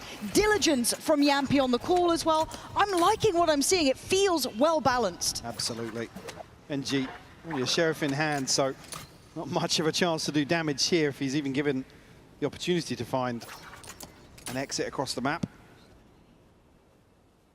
So impressed so far. Vitality looks so composed in some of these slower setups. You know, even here, I mean, Boo's unfortunate with that step back behind the default. Could have potentially pieced together 2 with the Bulldog. Benji will catch a tag here. Will shut down Chronicle at least. Perfect. Still certainly interested. Will lose a rifle. Look, these rounds have been costly, man. It is costing Vitality an arm and a leg to be doing this, but the number keeps marching on, 4-0. Vitality not feeling much of a threat here from Heretics. I can imagine early timeout should be on the cards, because as Billy was saying earlier on, 13-10, it was a close affair when they met last in that final. 1 enemy. Yeah, I mean, I'd argue probably in a different way. They were fighting tooth and nail for some of those rounds. It was scrappy. Unfortunately here, this is where you come back to the composition. In terms of Heretics' kind of success throughout stage 1, it was built around Kosh Morass. I think that's fair to say.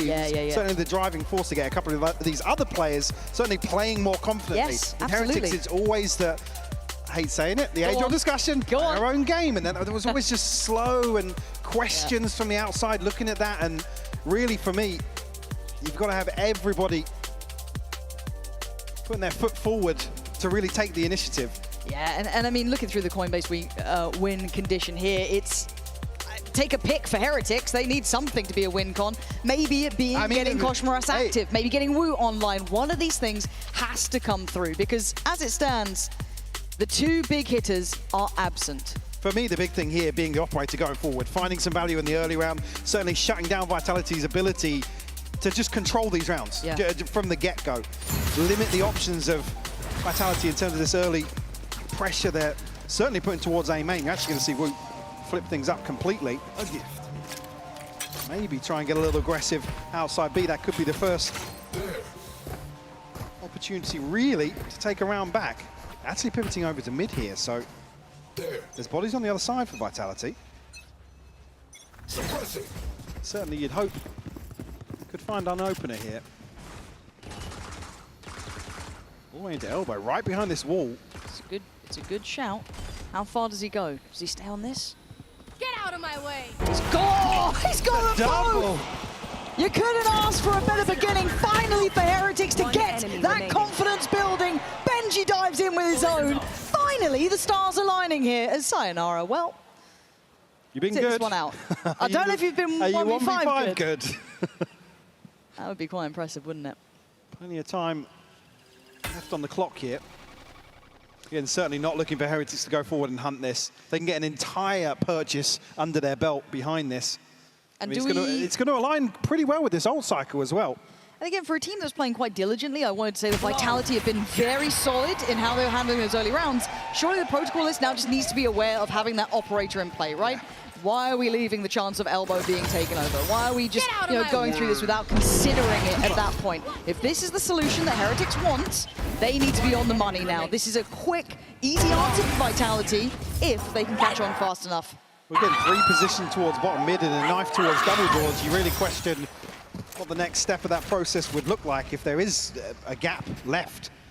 I mean, certainly if it's to show intention towards mid, it didn't draw anybody from Heretics. They had 3 over towards the B side, and Woot happily taking that space at top mid. Bit of versatility here, but the pace and the tempo is a bit different, more direct. But Woot's almost caught the heel. They do manage to slip past, but the pace isn't really changing. It's Kosh, Maras, and Benji in the pinch now. The 3 splitting through mid. They've not really stopped. The W key has been held down the whole way. Oh! It is a fumble and a half.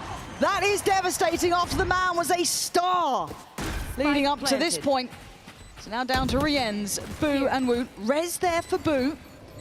Let's see if they get a chance. I mean, look at where these death markers are. Yeah. There's no chance of getting back into this. Woot now trying to find something. Here. On the way back in, Durko, I believe, just spotted the rifle, yep. Oh, sorry, the barrel sticking out. Sayonara to clean up. Boo. Find 2 kills here, Rienz, but wow, actually now that makes it interesting.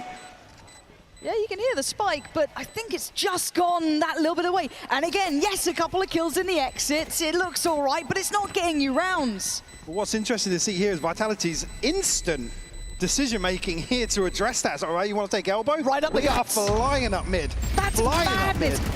Keep in mind how close Woot was to catching one in the heels, right? Yeah. He was a second off that. But the other thing is, you then note the operator is actually catching Yampy at the end there, but you note the operator at double doors there. He's going. Cool, green light, B side, let's go.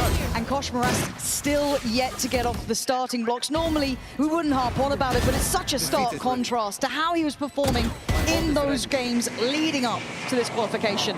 And we haven't seen him tested like this. He came out flying. He looked confident. He looked locked in. Here, he's locked out. 0 to 5, and we saw that shot in the last round. He's got to wake up. It's not a one-man game, but when he was so exceptional, we ask big things now. But again, to come back to the composition here, it's like, what?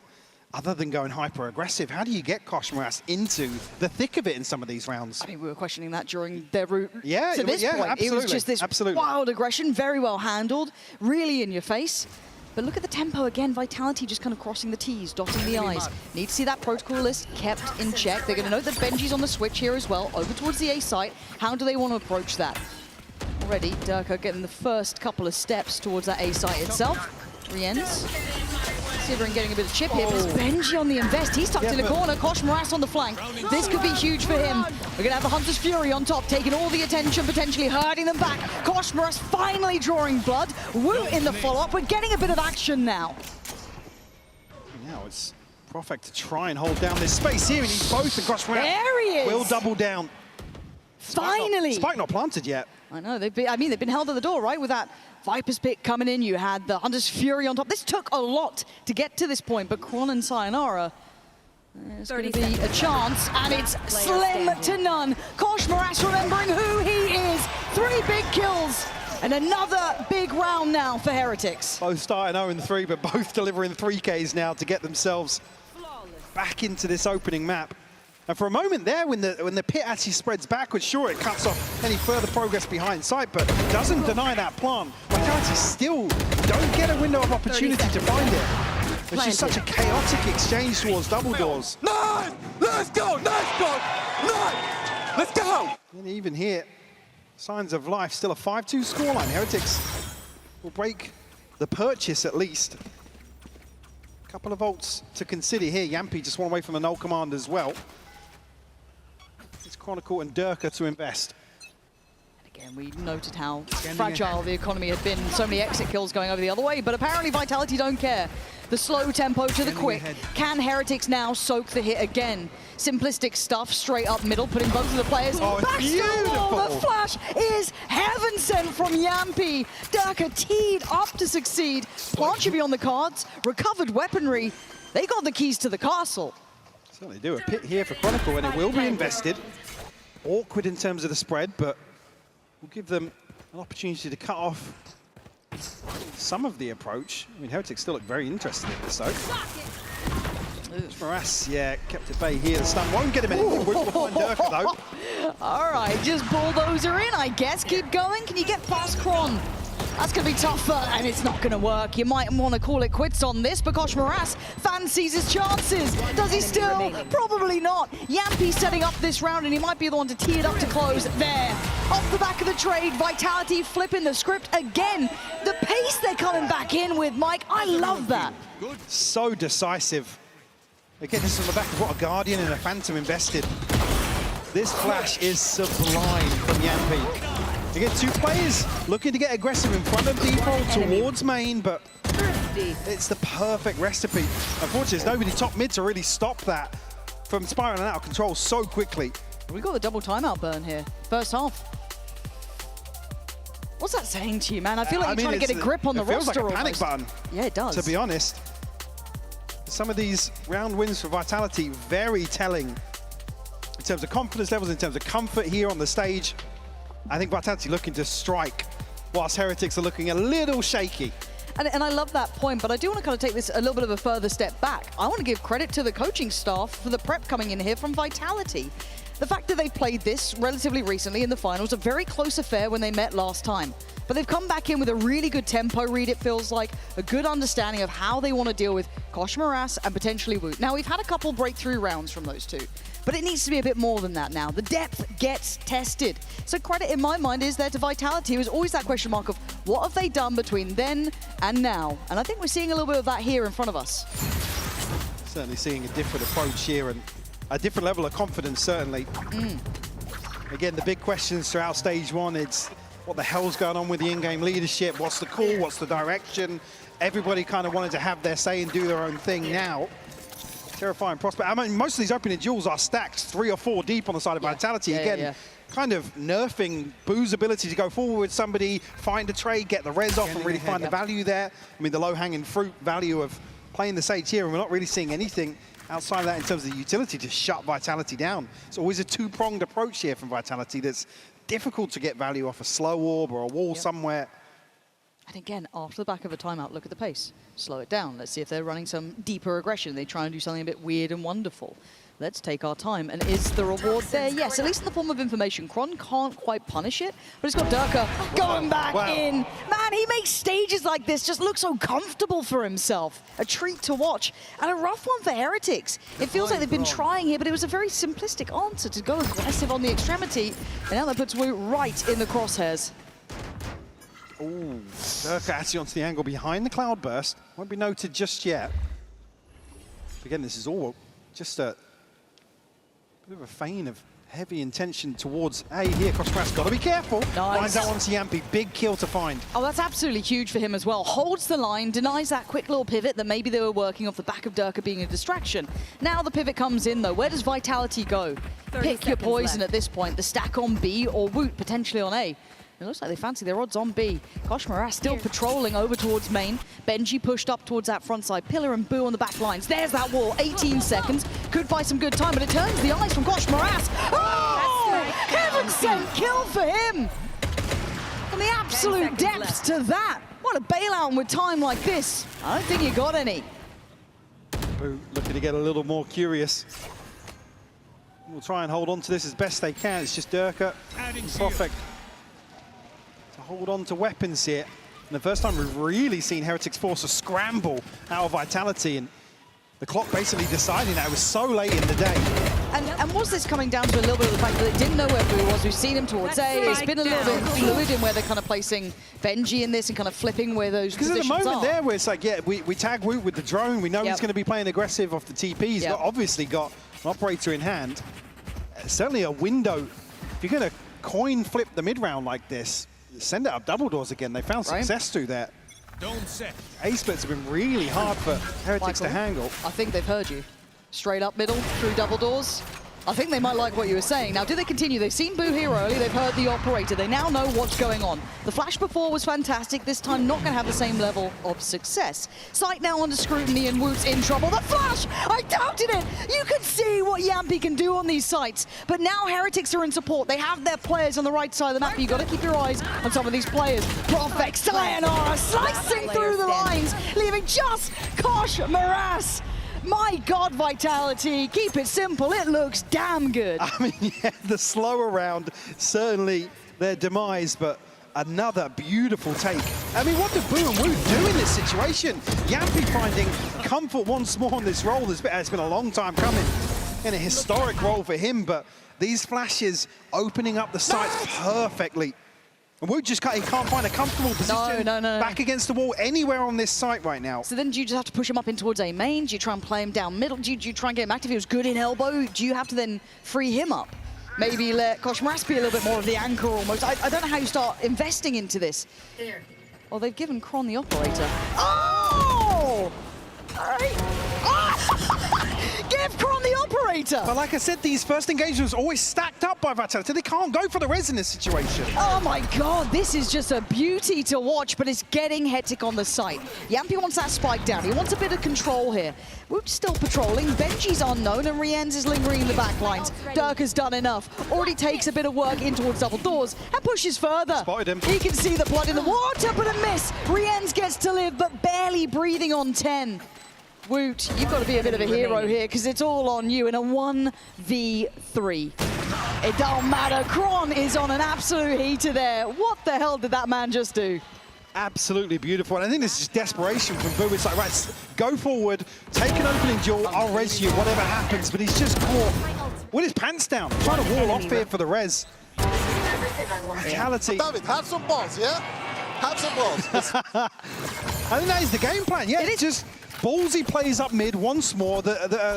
Again, very fine margins. If a couple of these Heretics players win that opening duel, Woot can TP out, Boo can then throw a slow orb in, wall something off. It could go completely It's coin flips, man. It's coin flips. But if you're backing yourself, if you're, as I think Durka put it, having some balls, it seems to work out. You've had Durka doing so much on those extremities, and Kron doing the same thing. It was absolutely nuts. Because I think Heretics had, I don't say the right answer, but it's the one that feels logical.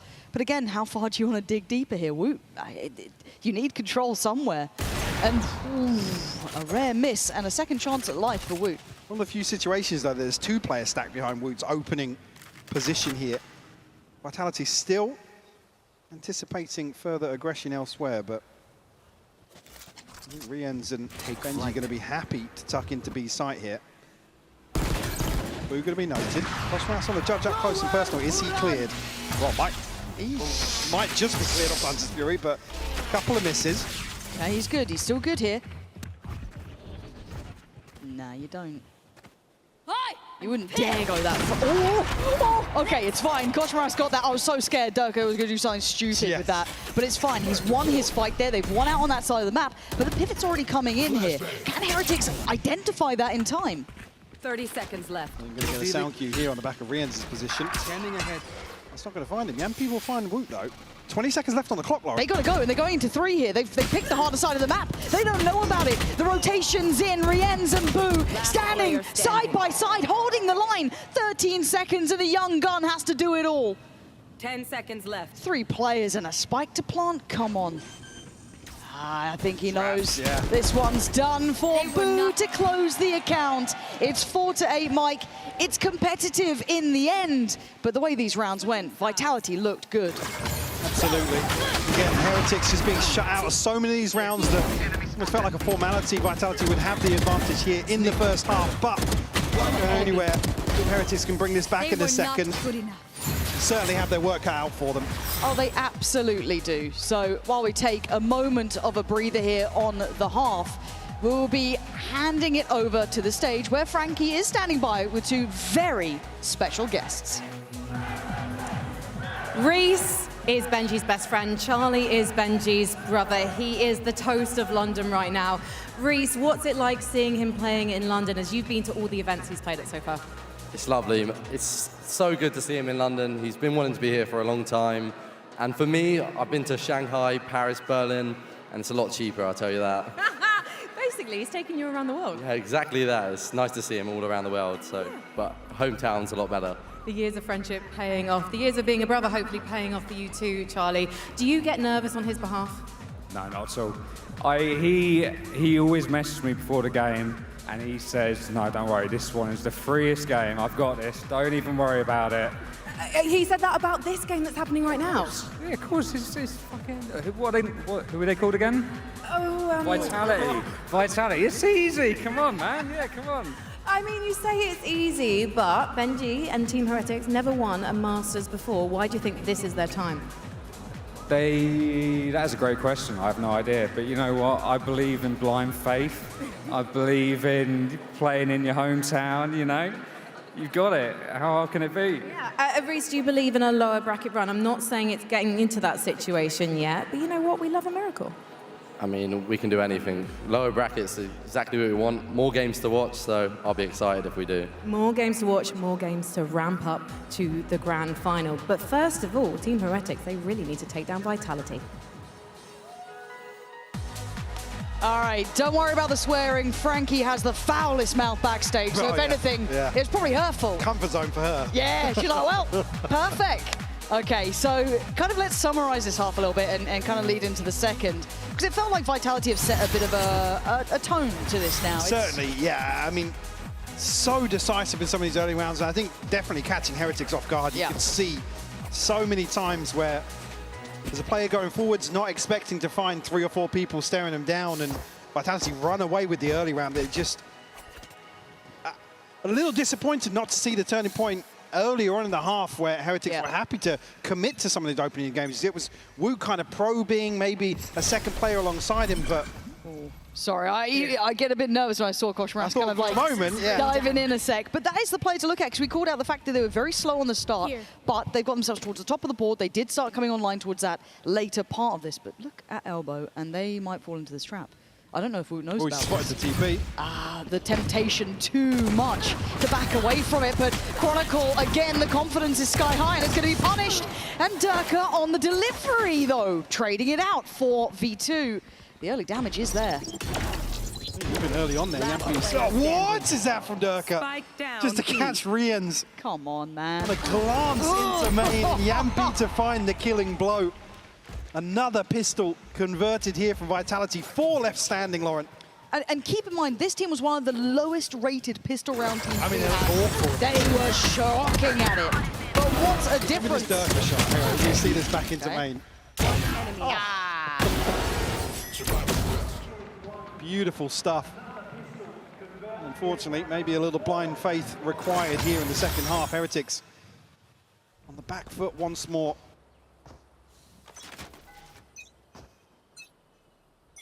The Guardians, Durka again. The scope, and Yampi actually the one to invest the most here. Heretics might get spotted out by this giant. You need to cover away. I mean, the TP spotted previously, not placed here, so won't be any early indicators for Vitality to go forward, but don't expect them to. I mean, the benefit of the scoreline, certainly this purchase compounding that. There. And again, do remember, this is Vitality's choice. So don't fear just yet. Obviously, I think the memory of how close the previous series was, and on this map especially as well, is going to be in mind. I mean, Lotus, similar situation too, so I think we are on. I mean, you could argue Koshmaras having a slow opening game. Here we go to Lotus, and certainly one of the bigger win conditions for Heretics. Yeah. May not be there. We don't know. This map's not done. No, it's certainly not. Lotus could certainly be an opportunity to turn things around for that individual. Sayonara, getting ready to set. Oh my word! It's sharp stuff from Chronicle. It is only pistols, so making it look quite easy here. Poison's off. And sadly for Heretics, I think they're not getting those little win conditions they were looking for. Potentially a chance to get a plant or catch a player. No, catching nothing here. Chronicle just building up ult orb after ult. Look at that, 4 kills. Simple stuff for them, very in control, Mike. Flawless round 2, unfortunately, with this scoreline. Feel like the beginning of the end for Heretics. They can really piece together something to take back control and shift, honestly, the momentum. Yeah. I mean, it just feels like they're a little absent here. I want Heretics to get a little fired up. Even in the losses, that's fine. In the first half, in the first couple of rounds, even when they were catching a couple of exits, making the rounds a little costly, I was like, okay, they're still in this. I don't want that to slowly filter away. That's my concern. However, a buy in hand now. Koshmaras, I need you to really find that X factor again. There's the flash in. Boo gonna be able to tuck himself away towards main. But Vitality looking like they want to be bullish in approach. They want to keep this space. They want to stamp their authority very early on. And I like the reaction on the other side. Deeper hold coming out. Very traditional in approach. Two players here are going to be these early signs of indication. Chronicle has to respect this though. Big reveal coming through, but no spam. Able to connect here, and a wall potentially secure control for the time being. Plant will come through. Full 5v5 in the post. Koshmaras the only one to really take notable damage here. And it feels like Vitality were playing to the potential of this, considering how deep they were sat on B. There was never going to be like a risk to life unless someone went insanely deep on that. Durka trying to spam away, but Boo the one to take potentially first contact. We do see a late bit of presence coming in through elbow as well. There's the reveal. Anyone punished? No. Again, being held back by the wall, by the util, by everything that's in play. Vitality aren't getting much of a look in here. As Profek tries to take a look. It's Wood to find Kron. Maybe just trying to keep him locked in at this point. Do something with this. Durka's doing a lot of something with it. Okay. I mean, round's gone, right? Round is gone, but yeah, but I mean, the damage is huge. This damage is massive. Oh, Benji, you needed something. With the scoreline here, everybody falling there. Again, yes, the round goes in their favor, but it doesn't exactly enable a comeback. No, it Springboard off doesn't. this round victory. Fair enough. Yeah, fair enough. Fair play. All right. Get a few of those, but and look at this knock-on effect. You're saying it. We had to see the comeback, right? This has to be not near on flawless. I mean, pretty close. 10 rounds found early. Fine Vitality. with the decision making in that round, at the point where Vitality just calls like, right, box Lock them in. Yeah. All right. Does it work out for them? This is a huge round for Heretics. All eyes on it if they want a chance to bring this map back to some sort of fair fight. 3 light shields for Durka to punish as well. Oh dear. Doesn't catch a bite here in mid, but Heretics now stacked up to follow this drone potentially. Big info from Yampi. That's 4. He's seen it all. Does he get to live through it?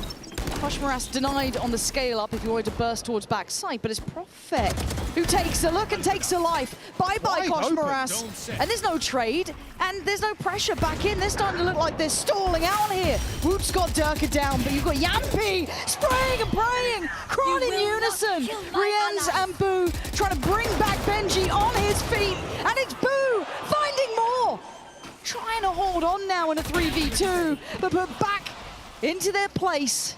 Heretics with 2 standing. Sayonara getting the info on 1, and he still has that reveal. Double swing. Oh, it's so easy for Vitality.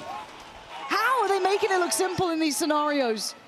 I mean, even here, the res is bold to commit to here.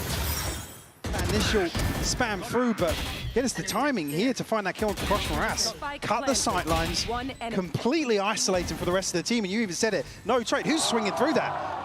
Who's swinging into the big unknown behind that wall? Great work here from Vitality to remove the head of Heretics on this approach. Just like that, 11 on the board and a byproduct of round 15 once more. Now, Vitality win the follow-up. And look what you've got to prevent map point. As you said that, the longer game defined on those last 2 rounds, pretty much. All right, give me a miracle here, Heretics. I'm all aboard. Show me what you got in mind. Does it bank on Wood? Potentially. And he's... Hey. What? Huh? Where and how? That was Chronicle, yeah, so the bricks. God damn. They've been working, man. They've been working. Look at that little, like, jump spot that they've got on this. Filth. Heretics looking for a new solution, a new way forward, a new way out, really, but eyes are already there. I'm seeing Kron look that way. Seeing Sayonara could be, maybe keep it in mind already. Profek coming over, it's Durka giving the freedom to fight, and then Sayonara goes in. Great work from Benji, but quickly handled. As Boo and Koshmaras might need to face the music on this one. 12 looking like it's fated to be on the boards here. Make me a believer, Boo. Wow. I mean, it ain't pretty. Yeah, it ain't pretty. But it will get the job done. It leaves him down low, though. but Koshmaras can't make it there any faster now. Support's on the way. Slide on, find the first. Yampi cleaned up here. 30 seconds left. He's seen Pick up one. the rifle. They try and make a stand here. I don't think he knows they're there so fast. I mean, Durka's had a bit of a map here as well, quietly working away, putting them up to 12 rounds now. And Heretics held on 5. And it feels rough looking at this. Looking a little flat here in the end, losing a lot of that burst. What a display from Vitality in this opening map. And if there was any questions about coming back to probably a little bit of an awkward series to kick off playoffs, but certainly looking to make a statement here. In their comfort zone, you could argue. Yep. Durka and Chronicle with ults to invest here. I think Yampi just missing one more, and Durka over the top looking to seal the deal on this map. Man, he wants them buried. You can see it, he wants to go further. Oh, he is, he is, he is. He actually is hunting them down. Three ends. He can't run away. Durka is just hunting them round the map. Down to 4, they get a plant. And they put 2 on him. More than man marking at this point. But he still fancies a go, can't do it. Benji stands tall. Good follow-up from Koshmaras. We're in a 4v3. Kron, Yampi, and Sayonara next in line. But numbers sitting with Heretics here. Certainly a man to the good, but still a chance here for Vitality to get something. Chronicle found Benji. Sayonara here looking to get aggressive onto default. Yeah, it's Koshmaras. Oh, that's nice. Woot comes into effect as Kron. The time might decide this, and simply they do not want to play his game. Have to wait and watch. And a lifeline, a little bit of hope potentially found. Find themselves number 6, but again, ult starting to come online here. The finance is still going to be comfortable. Vitality alongside that. And even here, great recovery for Durka. Finding that opener. At least here, the confidence still in play. Heretics take double doors. They look to get right behind that setup in towards A main. Unfortunately, look at the minimap now. They could be walking into a blender over towards B. All right, round by round, boys. Name of the game. No more timeouts, no chances until you get to OT. That would be the first time you could even speak to your coaches. Koshmaras, 12 to 13 so far. First time really being on stages like this, though. And already coming away a little bruised off of that first engagement. But look at the other side. Oh, that's messy from him. Not what I'm used to seeing. We know his caliber. It's not on display here today. Get the sight at least on the back of that. Again, doesn't create an opportunity for a comfortable plant at all. Pop of the ult here. There's not any util to follow up, and I mean, Vitality going forward just yet.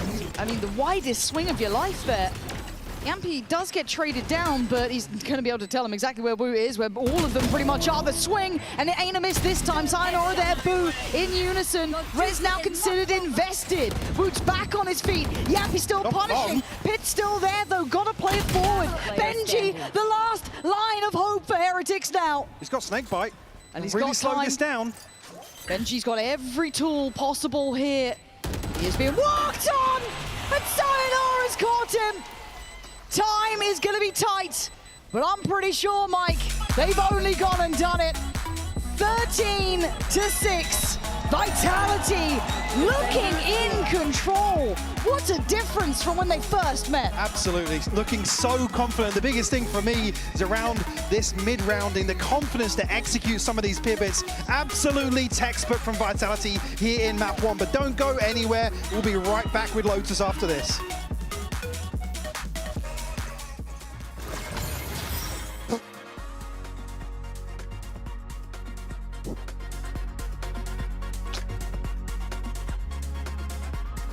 Yes. Nice. But David, have some balls, yeah? Have some balls. It's fine. David, do you have anything you want to say? Yeah, thank you guys for your effort. Yeah, guys, imagine 2 weeks, yesterday effort, tomorrow effort, yesterday effort. Yeah, make an effort to win a pistol.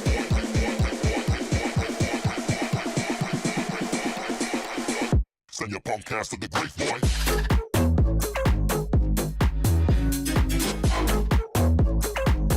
Send your punk ass to the great boy.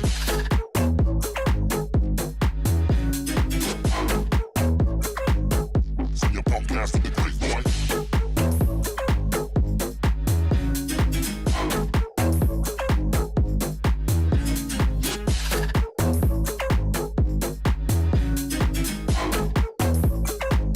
Send your punk ass to the great. Hey, hey, hey. Yo, yo.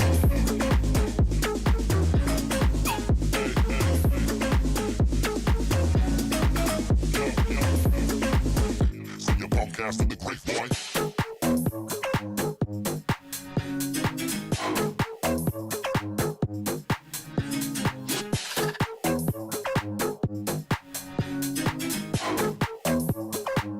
Send your punk ass to the great boy.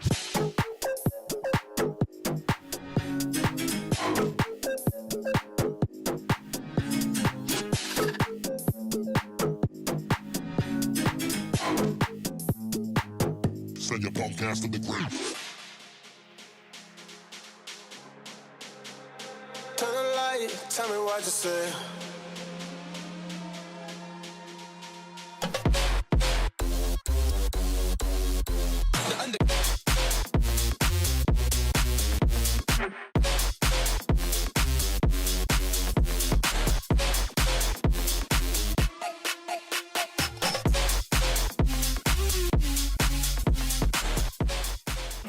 Here with Coach Pal of Vitality, that was easy breezy. What made it easy for you guys? To be honest, I'll give all the credit to Scott. I think he's been putting in a huge amount of work on that map over the last sort of 2 weeks since that grand final. And the boys have done the same as well. I just had the piss getting taken out of me for the amount of times I've said just how much effort they've put into it. But it's paid off, especially on that attack side. We saw a lot of the small details and the tweaks that we found in review, and the boys just executing those consistently. So that's a dream map for a coach to watch for sure. So. Doubles in the detail, practice makes perfect, hard work pays off. You hear it there from Pal, that all of that adjustment that they made coming out of the EMEA Grand Finals paying off beautifully for them.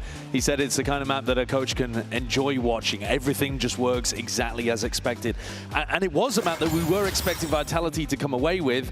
They had some really good theory on their attack side too. We've got a Verizon high-speed moment that we want to jump into. And Mimi, run me through this one, because they look clean.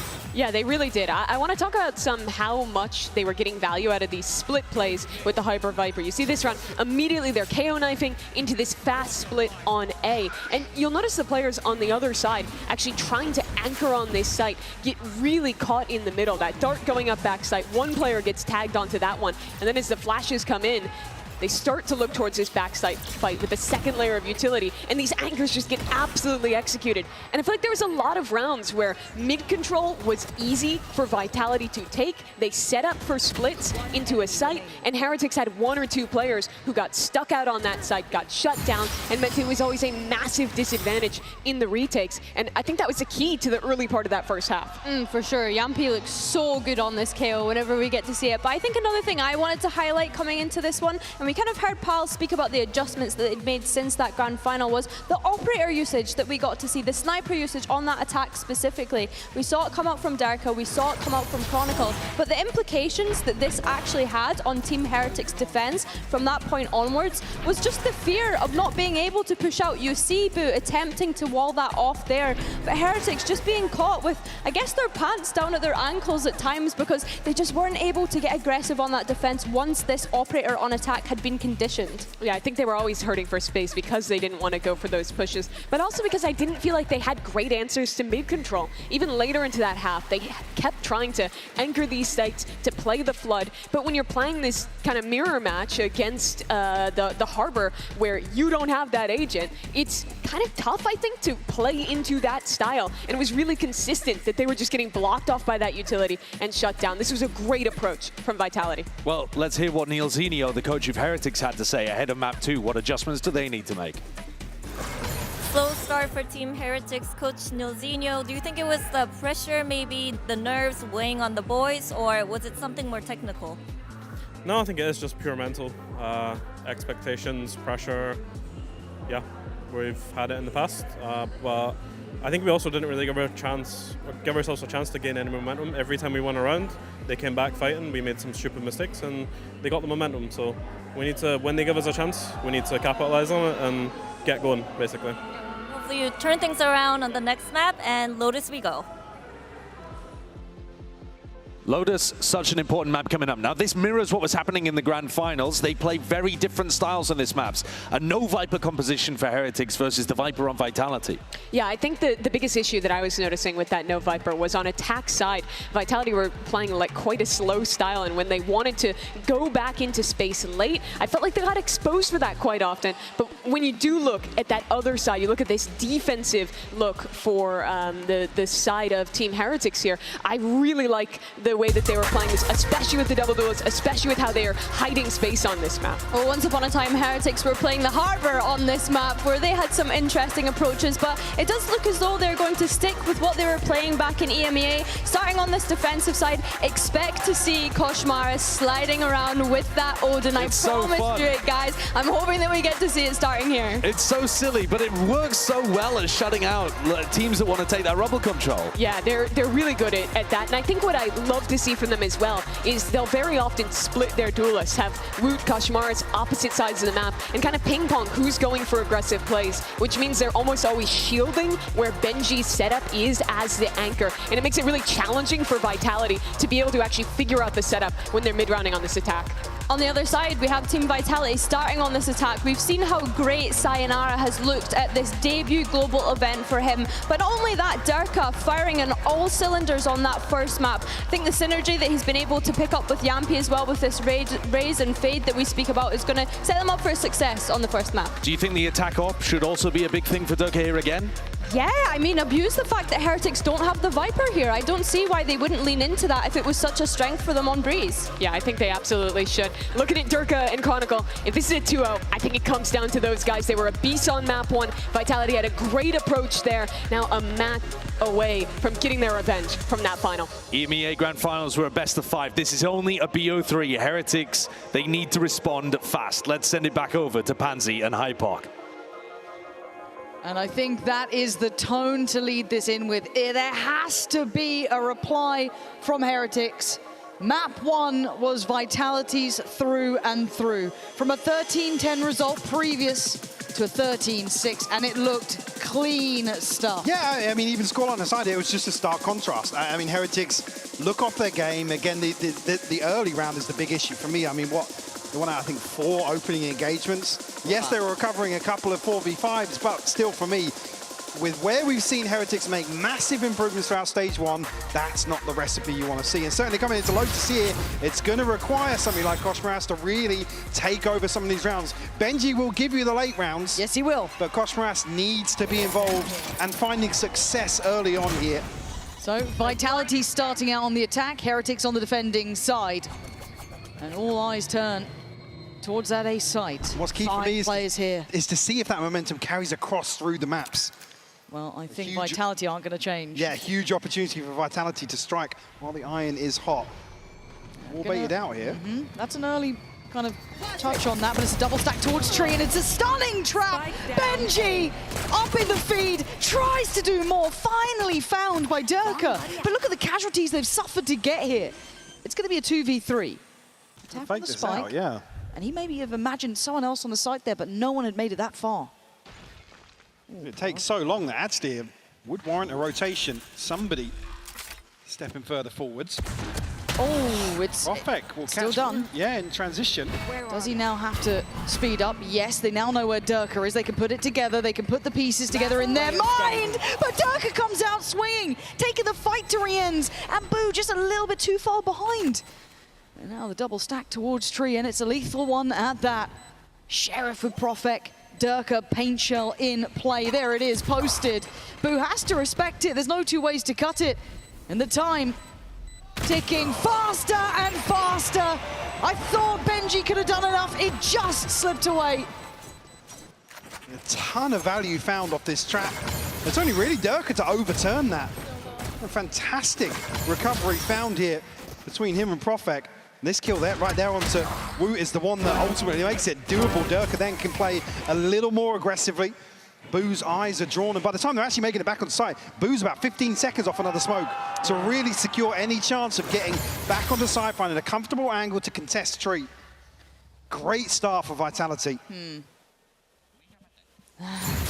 Well, ladies and gentlemen. Day one in the building. Yeah. Hey, we made it to London, right? Do we accept this one on us? Oh, this is up. Don't turn around. Wait, I see Mini turn it. Look at him. No Look way. at him. Look at him. Who put them there? He can't even see that high. Look, Seth, brilliant. Thanks, guys. Appreciate the co-streaming peanut gallery up here. But no, yeah, thanks, boys. It's always good to be on site finally. Hopefully it gets. Oh, people have got merch. They've actually turned up equipped for it. An EMEA fan, perhaps. Who knows? Definitely. Yeah, fully. It looks jaded. You can tell, can't you? Well, how's the day been? Good. Yeah? Yeah, so far so good. Decent? Yeah. Bosh. Bosh. Yeah. That's what you're giving me? That's all I'm giving you, Bosh. Wow. Wonder what the tech pause is. We can spin around. Let's have a little look. Let's start blaming players. Game pause, so. Oh, they always. I'm seeing fist bumps though on at least the Heretic side, which can mean good things. Oh, EDG fan in the crowd, I do believe. Can't wait to hear this place when EDG are about. That's gonna be pretty good fun. Which is kind of wild though, considering the EMEA game. Everyone's just golf claps. very respectable. We are going back into game. So thank you for your patience. Whatever the issue sweet, may be. actually, I was ready to take a seat there, actually. That's the energy I like to see. All right, we are back on the way. Thank you for bearing with us during it. We had to get one in, contractual obligation for me and Michael. However, a reminder, it was a great start from Durka. You can see why he's going to be up on that Phantom nice and quick. Big investment for him. The only real thing to note on the other side would be maybe a couple of upgrades, but not too many. Can Chronicle get here, though? I don't think you can really police this weapon. Retrieved. Yeah, but look in the meantime what they're doing, putting a lot of pressure on Benji, who's going to have to stand and try and deal with the flood of players on that C site. Just too many to handle. Great push and pull here. Open up opportunities towards C. Plant will come through here. Durka already making great progress towards an early showstopper. Cycle across here. I mean, Durka's happy to go forward and die in this situation. If we find a kill, if we trade it out, it'd be perfect. I mean, look how close he is to that ult as well.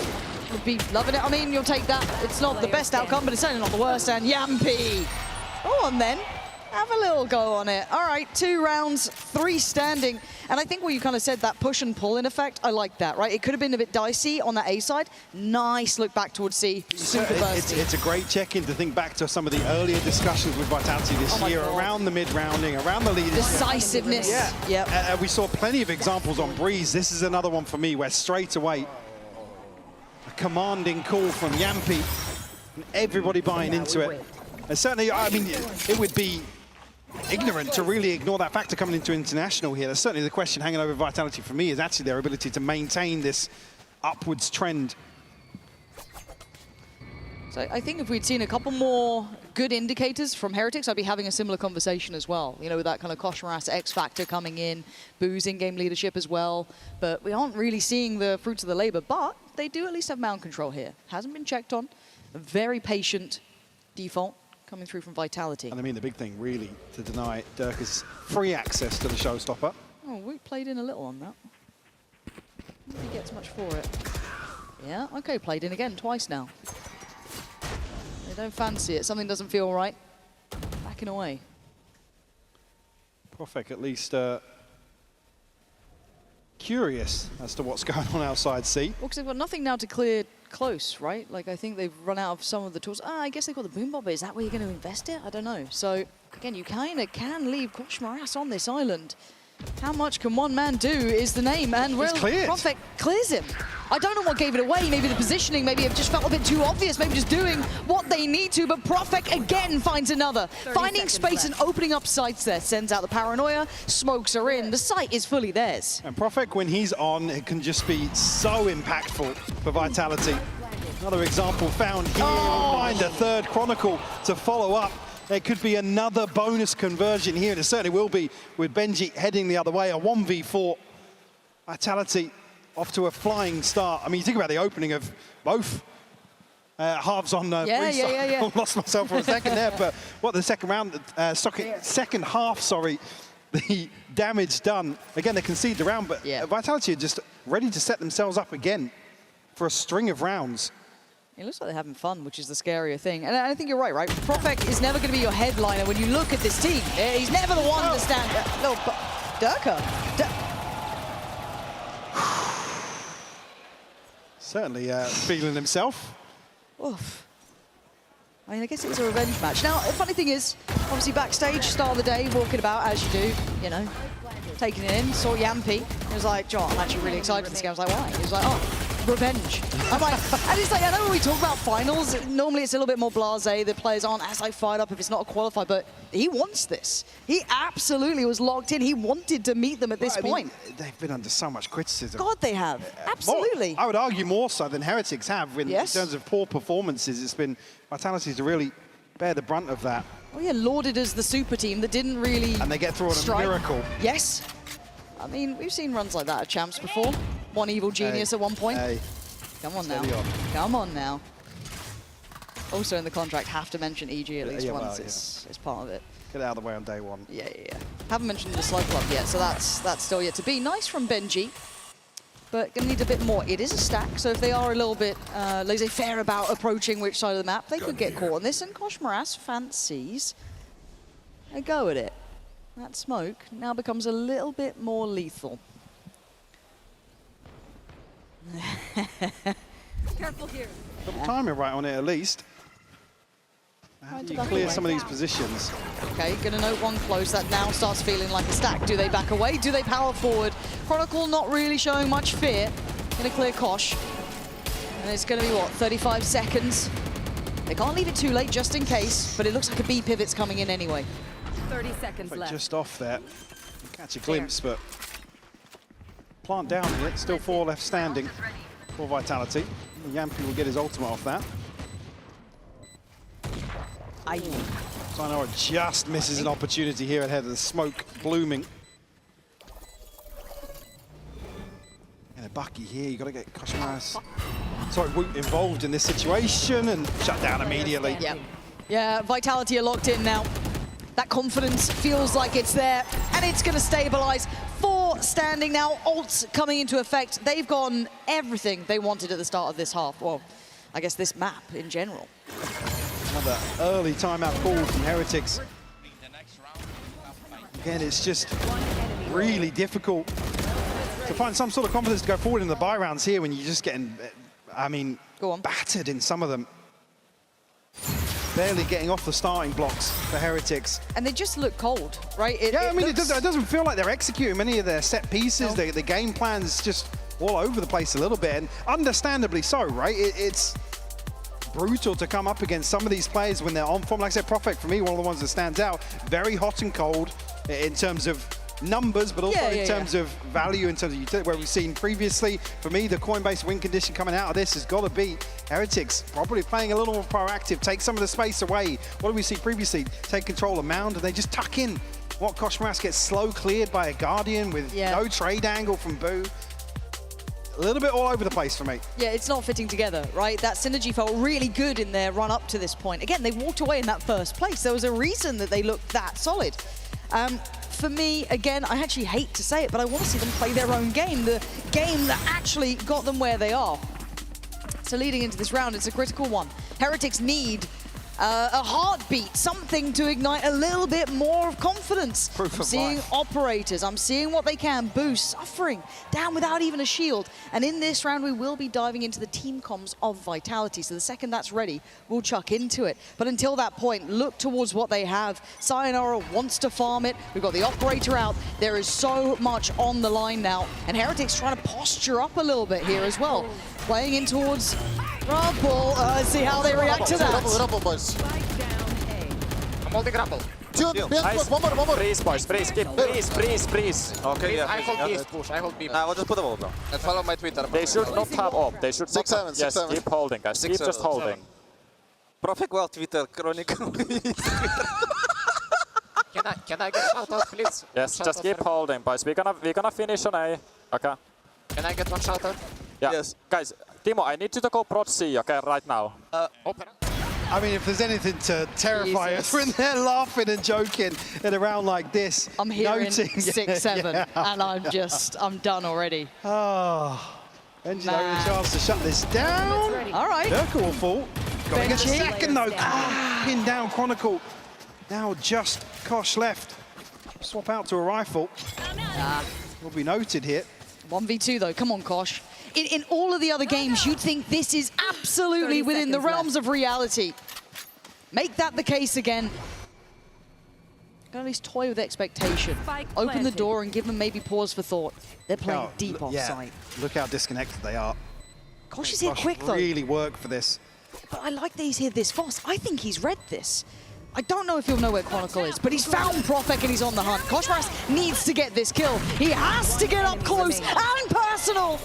Now show me you can make this really yours, Chronicle. One of the greats, the GOAT, fallen and cold. Koshmaras giving us a lifeline and a real misstep from Vitality. Maybe that attitude, all the jokes and jovial attitudes will need to be brought back in line. I mean, certainly the right decision-making here. Force Kosh basically to clear out a ton of space, but he doesn't even bother. He sees the plant, reads the situation perfectly, hunts down Profek.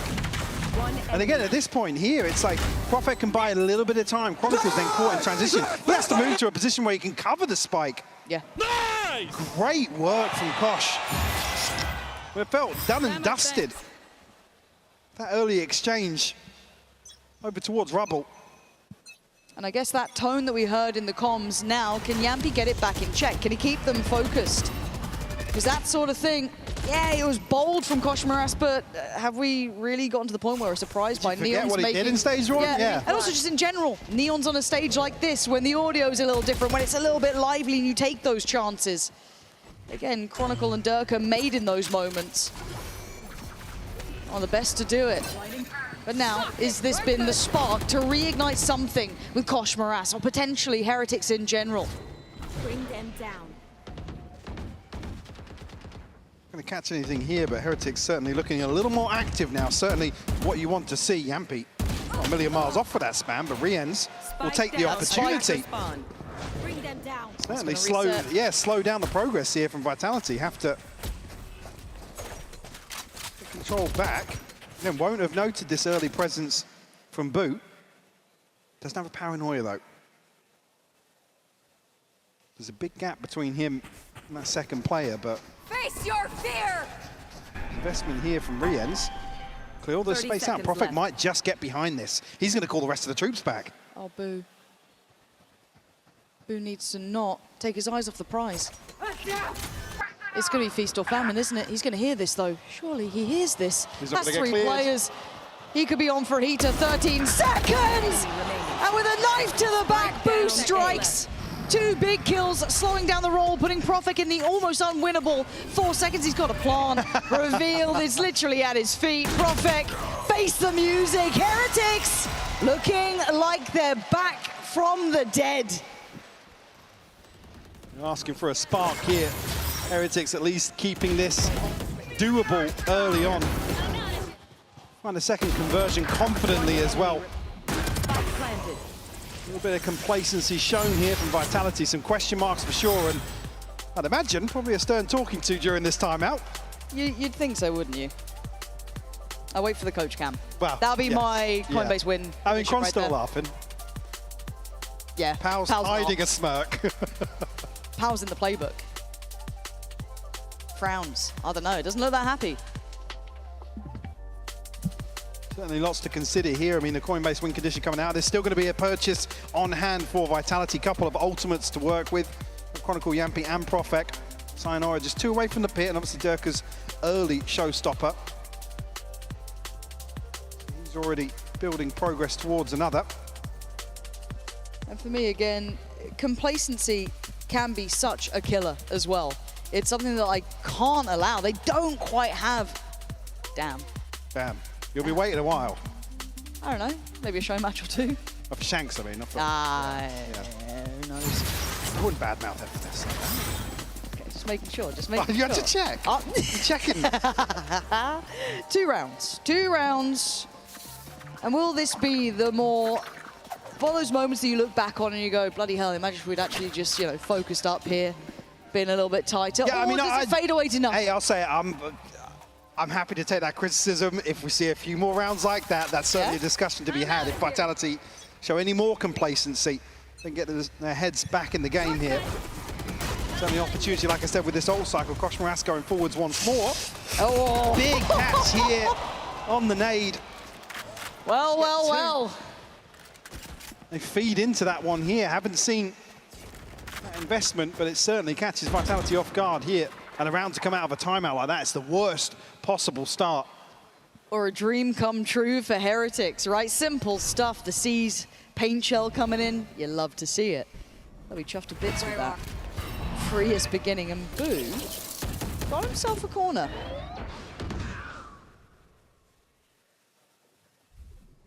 I think Heretics are going to be looking to take too many risks here and give any play back into this round.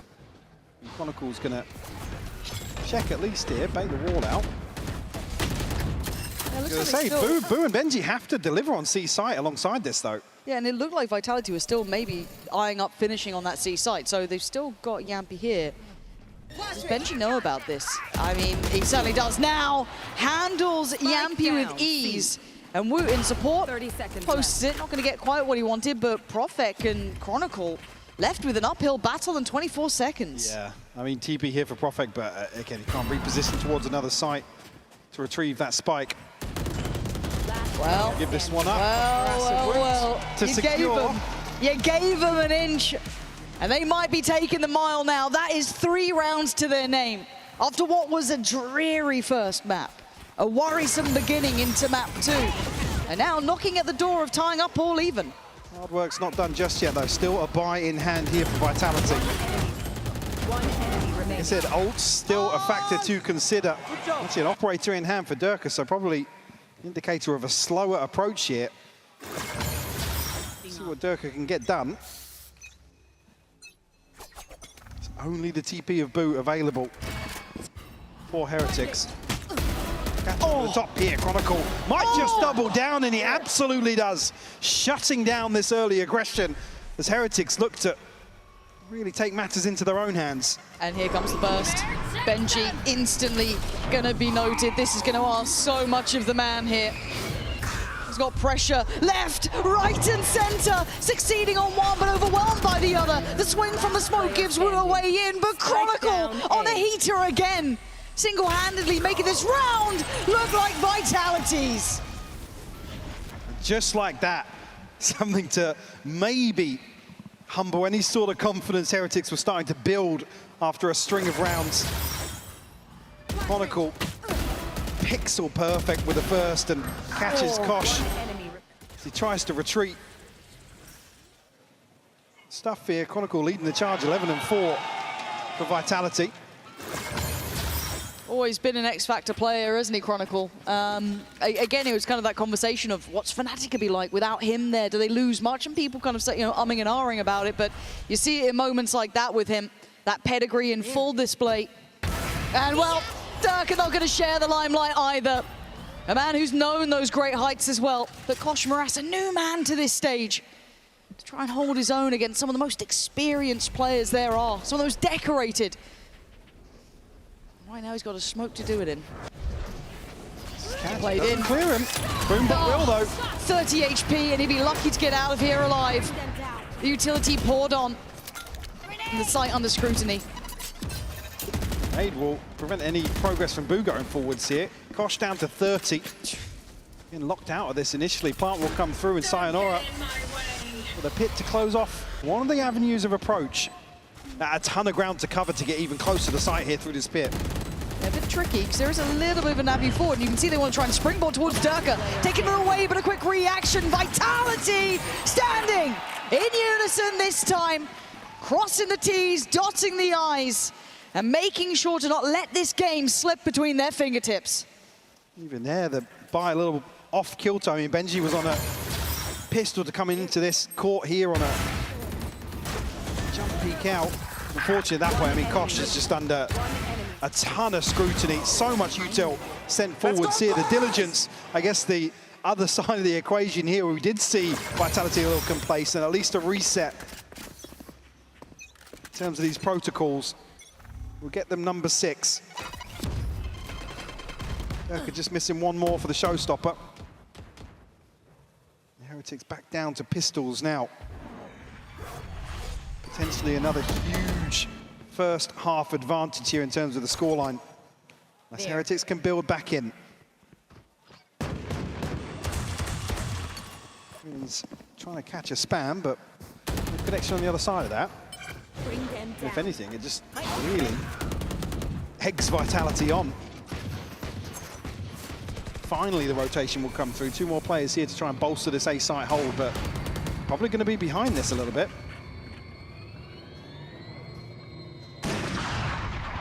Actually, now I'm a little concerned. Vitality haven't actually scaled onto site just yet. You've got 2 players going towards stairs. Yeah. That's the spike, though. What are we doing here? What's the plan? Have they seen enough that scared them in this? They don't like it? Bring them down. I think they're desperately trying to bait somebody from Heretics out into an engagement, but now you've got to worry about how committed some of these positions are on site. Now, this does feel sketchy.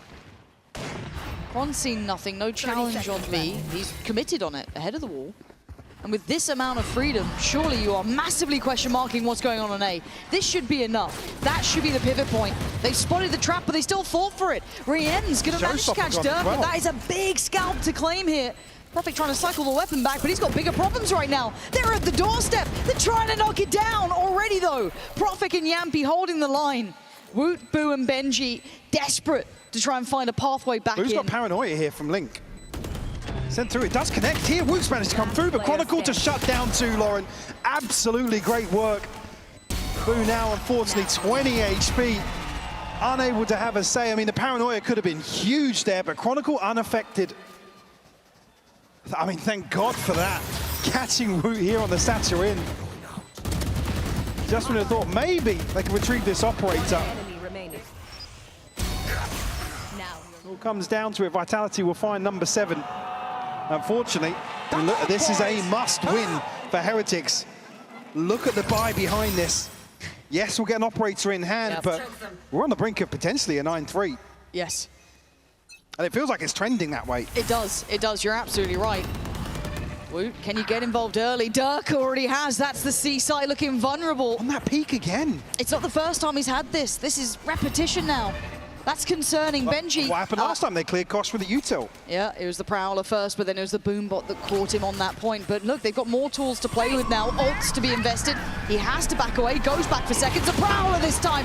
The utility protocols are perfect. Rienz can only do one. He can't find more than that. Overwhelmed and shut out. Boo and Woot are a mile away from being able to change this. I mean, a rifle and an op here. Spike planted.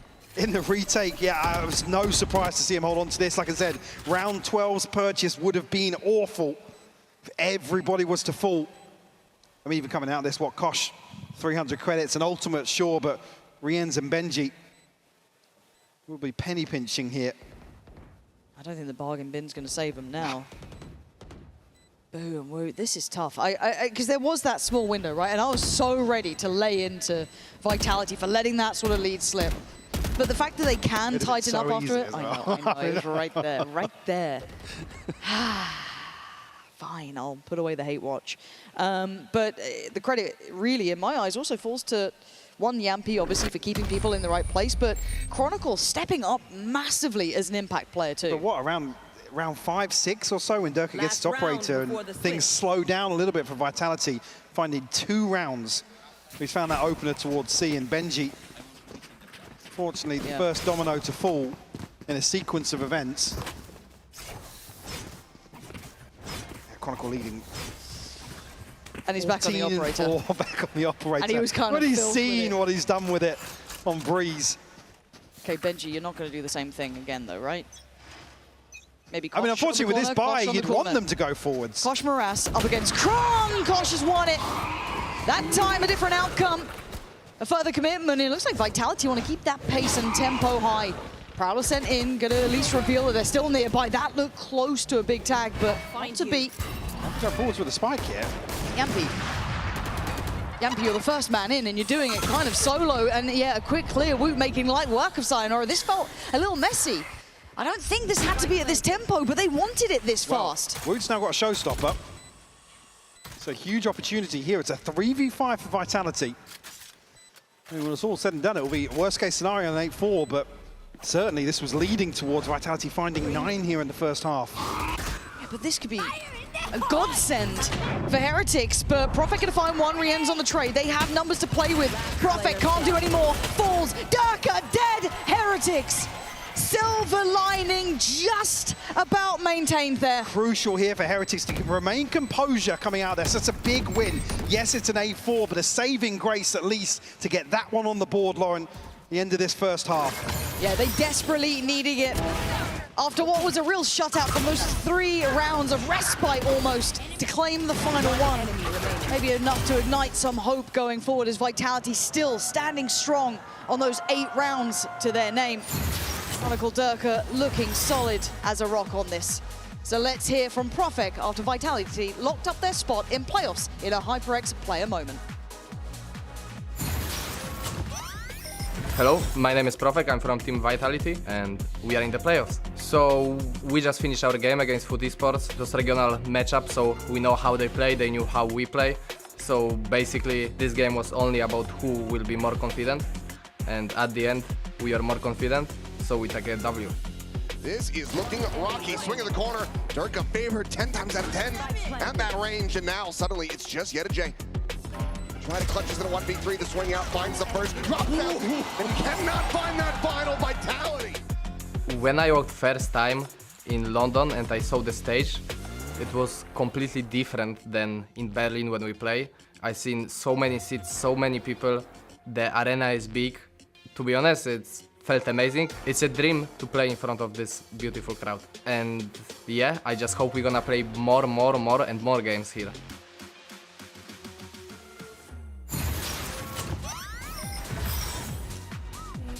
Well, this pistol round means quite a bit, Mike. I think Heretics need this one. Yes. What do you think? Yeah, like I said, that's why I kind of put an asterisk next to the end of that, but Vitality have looked dominant in terms of the opening few rounds of these halves so far.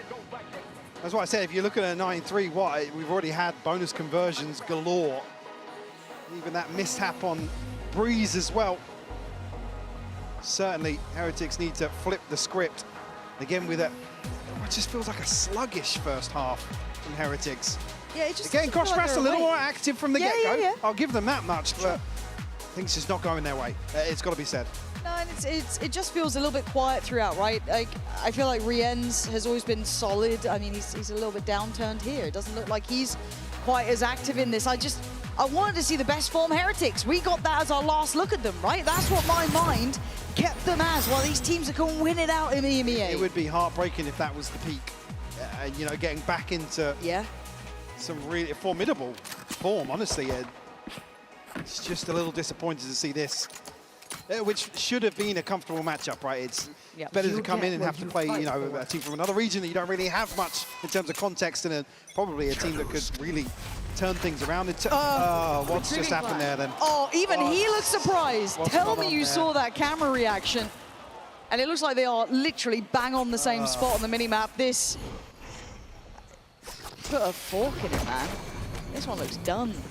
All right, recovery mode. Boo, Rienz, and Koshmaras, thank you. Picture in picture. You've just made it bad to worse. Rienz has suddenly come alive. I said he was absent. That's one way to get me paying attention. Prophet trying to be a little slippery here. Deceptive in approach. But Rienz looking like he's got a hot hand here. The Prowler gonna at least be taken on the bait there. I don't know if Prophet can clear Koshmaras, who is only on 5, but without a trade of Rienz. What? Oh my God, Prophet, maybe. Whoa! What is this round? Boo left in a 1v2. He's on site, he's got Paranoia, but he's up against the big boys. Kron already doing nasty things. Sends a Paranoia, doing the dance, trying to get closer. Profek and Kron, man. What is that? Kron's on his feet, for God's sake. Let them know. This clearance, it's Profek onto Kosh again with a clearance that is just insane. 5 HP, doesn't need a headshot, by the way. But on the fadeaway, that's the opener. He's so cold, man. That is ridiculous from Profek. Reading that little setup, right? That like, okay, on contact. There'll be the swing off the back by Box, and look at him. Absolutely sensational. Vitality to find another pistol in this series. Could that be the nail in the coffin? Heretics have to, they have to do something. As far as I'm concerned, win out here. Yep. There's not so many ways we can cut it now, right? The bar has been set. It has been for a while. We were hoping that Heretics would find that spark, reignite some of that magic we saw to get them to this stage. There are no easy routes here in London. It's earned at this point. For Heretics, it looked like they'd done the hard work before, but absolutely shocked in this one. Outclassed. Toxin screen down. But it needs to be now. Sayonara does fall. Okay, first chance made. They get a bit more. Into patrol, gonna catch Wu. Brilliantly done, beheads him quickly. It's all for Daka! And maybe the 5, the crowd wants it. We call him the hometown hero. Hell, make Daka the villain this time, Benji! A little 1-2 punch right back. 30 seconds left. 2 more for you, perhaps. He's got the flash. He's caught him on the run. Benji, oh, it would have been brilliant. One of these first 2 rounds. Man, I'll take that every day. Second half. Vitality will find double digits regardless, but another lineup here. Durka finding 4. Ridiculous start to this second half. This Vitality to come away with a chance once more to convert a bonus or do as good as previously done. Yeah. Rien's unfortunately only bringing Sheriff in here. And Vitality certainly riding Right, Mitchell's out here, yeah. Last trap destroyed. This is good so far. Taking the box with the Heretics. They pick the right side of the map, basically. Just got to be a little bit cautious, but should be fine for now. The Danger Men, Yampi, Durka, and Profek, just because of weaponry alone. But with the plant down, Heretics need to stabilize here. Going super aggressive. I mean, Kosh Moras being aggressive, not the worst thing in the world. Heretics just need to hold their nerve. They really can't fumble this one. Well, the Vitality already settle for cover going out. The contingency and doing damage. Bested here, but Profek's found the first on the way in. I don't think they're settling for anything, Michael, but Kosh Moras is going to try and hold on. Oh! Stylish on the third, and should be enough to keep this one secure. The time being the determining tune to this, as Benji gonna find the couple few, you'd imagine. Yampi gonna make it away, does recover at least the Phantom. Riens will fall, but again, he's the one that didn't really coming in here. So 2 weapons maintained for Heretics. Is that going to be enough? Vitality now able to invest behind this. Durka's on the showstopper already. Profek one away from a TP. It has to be perfection from here on out, considering what we've seen so far from Heretics. Kosh Moras looking a little more comfortable now. And can that be the deciding factor, Lauren? That's what we will listen to in this round. We will be hearing from the Heretics comms, as once again they look to pressure Chronicle. Do they continue on that pathing? Do they feel it's the weak spot to be exploited? Or do they change their minds? We already heard Vitalities. So be curious to see how it compares. Benji needs to be careful, not get overwhelmed here. Let's listen to now how they're going to puzzle this one out. Yeah, nice. No smokes, guys, no smokes. Can you pick up me? One more, gonna reclaim me on A. I'm gonna play with my Okay, Benji, when you go back, now pick a B, better. Okay, good. Okay, just pick a B so there is no gap. We need to pick. Don't divide cycle, I can okay? throw, you can pick at the same time, okay? Yes. One, two. Nothing close. Yes. Wait for turns, wait for turns. Okay, just tell me when. Yes, I'm ready to paranoia if they... Go! He's blind, he's blind. There is no turns. I might be there. I'm coming late, wait. One shot. Nice, good job. Guys, careful flood with Race-Ult. Okay. Guys, out, pillar. Nice. Chill. Guys, I'm gonna tap. Okay, this looks like it should be kind of all going the way. And the difference in comms was quite drastic, to be fair. Super serious, very drilled. Hold on, yeah, Riens. Do you get away? Do you live? You don't! He's got the dead. Showstoppers there. Does he invest? Still 2 satchels to play with too. Nothing on the horn, kind of indicating they're all towards water. Trade there for Benji. Durka, a 1v2. Misses the jump. Has to go back for a second. Oh my god. 7 bullets. Dealt with. Boo. Good stuff to bury that one before it got too deadly. But a very different comm sort of environment, it felt like. Certainly still, I mean, feels a little frantic. At least here. A big win out early on from Benji. A little scrappy coming out of the smoke here. At least round on the board. Let's go! Vitality going to be unable to close this one out quickly. Be minimal investment here. Still the chance of Durka. Where are they? Doubling down. There. If he finds the kill. Side attack there at least. Kosh in check early on here. Benji, Boo and Kosh all very close. This first ult cycle aligning for Heretics. Now that could amount to a string of rounds. And win this one, they're within 3. Yeah. That just gives them so much chance to gap close. And Heretics showing some real caution. Just got to be careful to not fall into the trap of walking into the stack. We can see where it is. You'd almost imagine all the big guns over on A, surely no one else would be there. Well, there's 3 others waiting.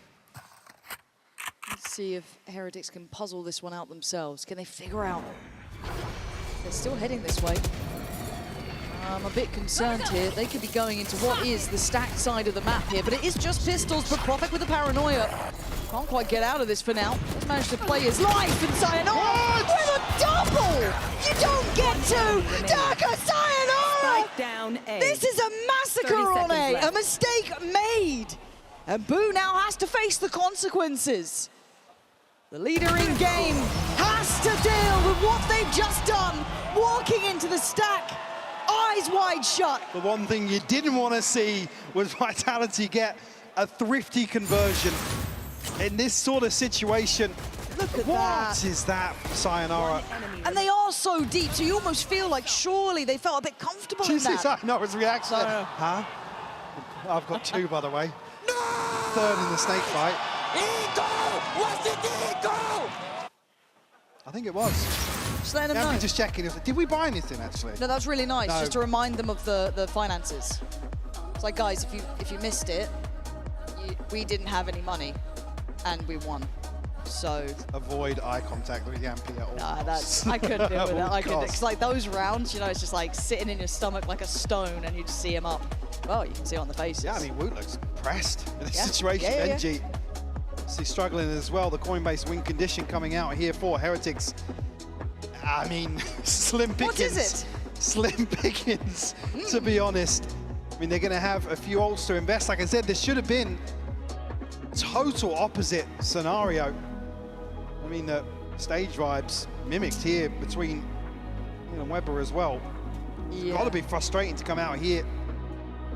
Well, performance in your opening series. Yeah, and it's the thing is, it felt like they found their salvation in Kosh Moras. It felt like he was the missing piece that brought all that brilliance back to Heretics. And we talked about, can they repeat it? Has it got longevity? But we kept hearing and seeing the answer, yes.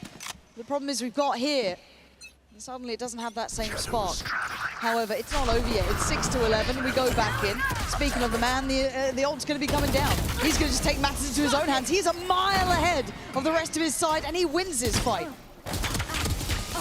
Just about wins out versus Yampi as well.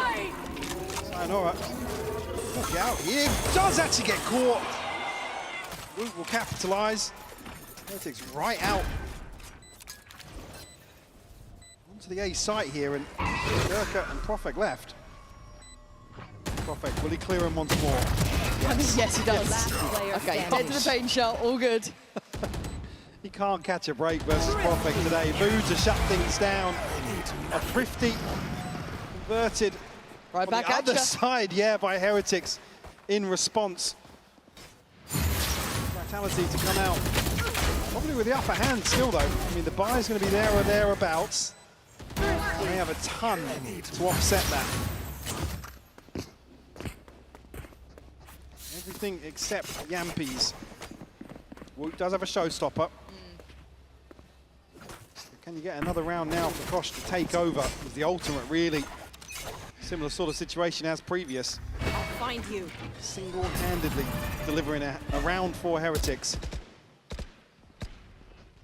At this point, you almost have to be fixated with the belief that you can bring this back if you're Heretics. It has to become a genuine thing you believe in, and Kosh Moras is giving you a reason to believe in it.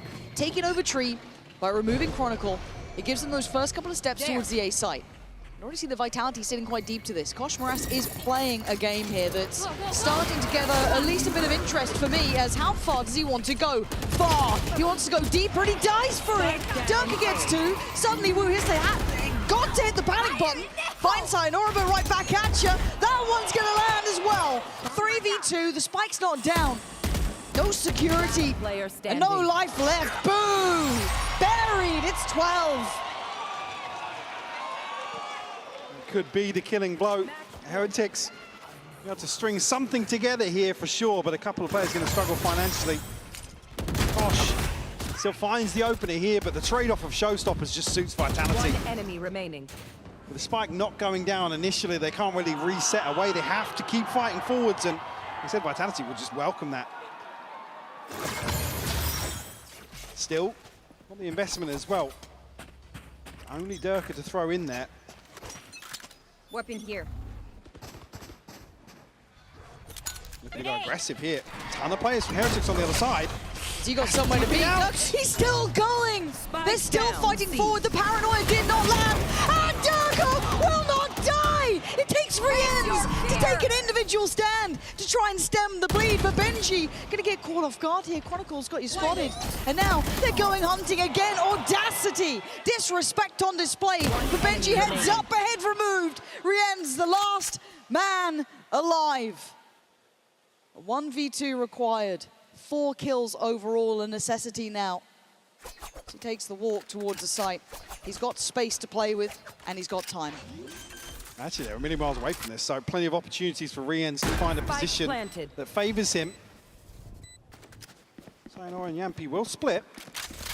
We'll regroup here to clear out some of this early space.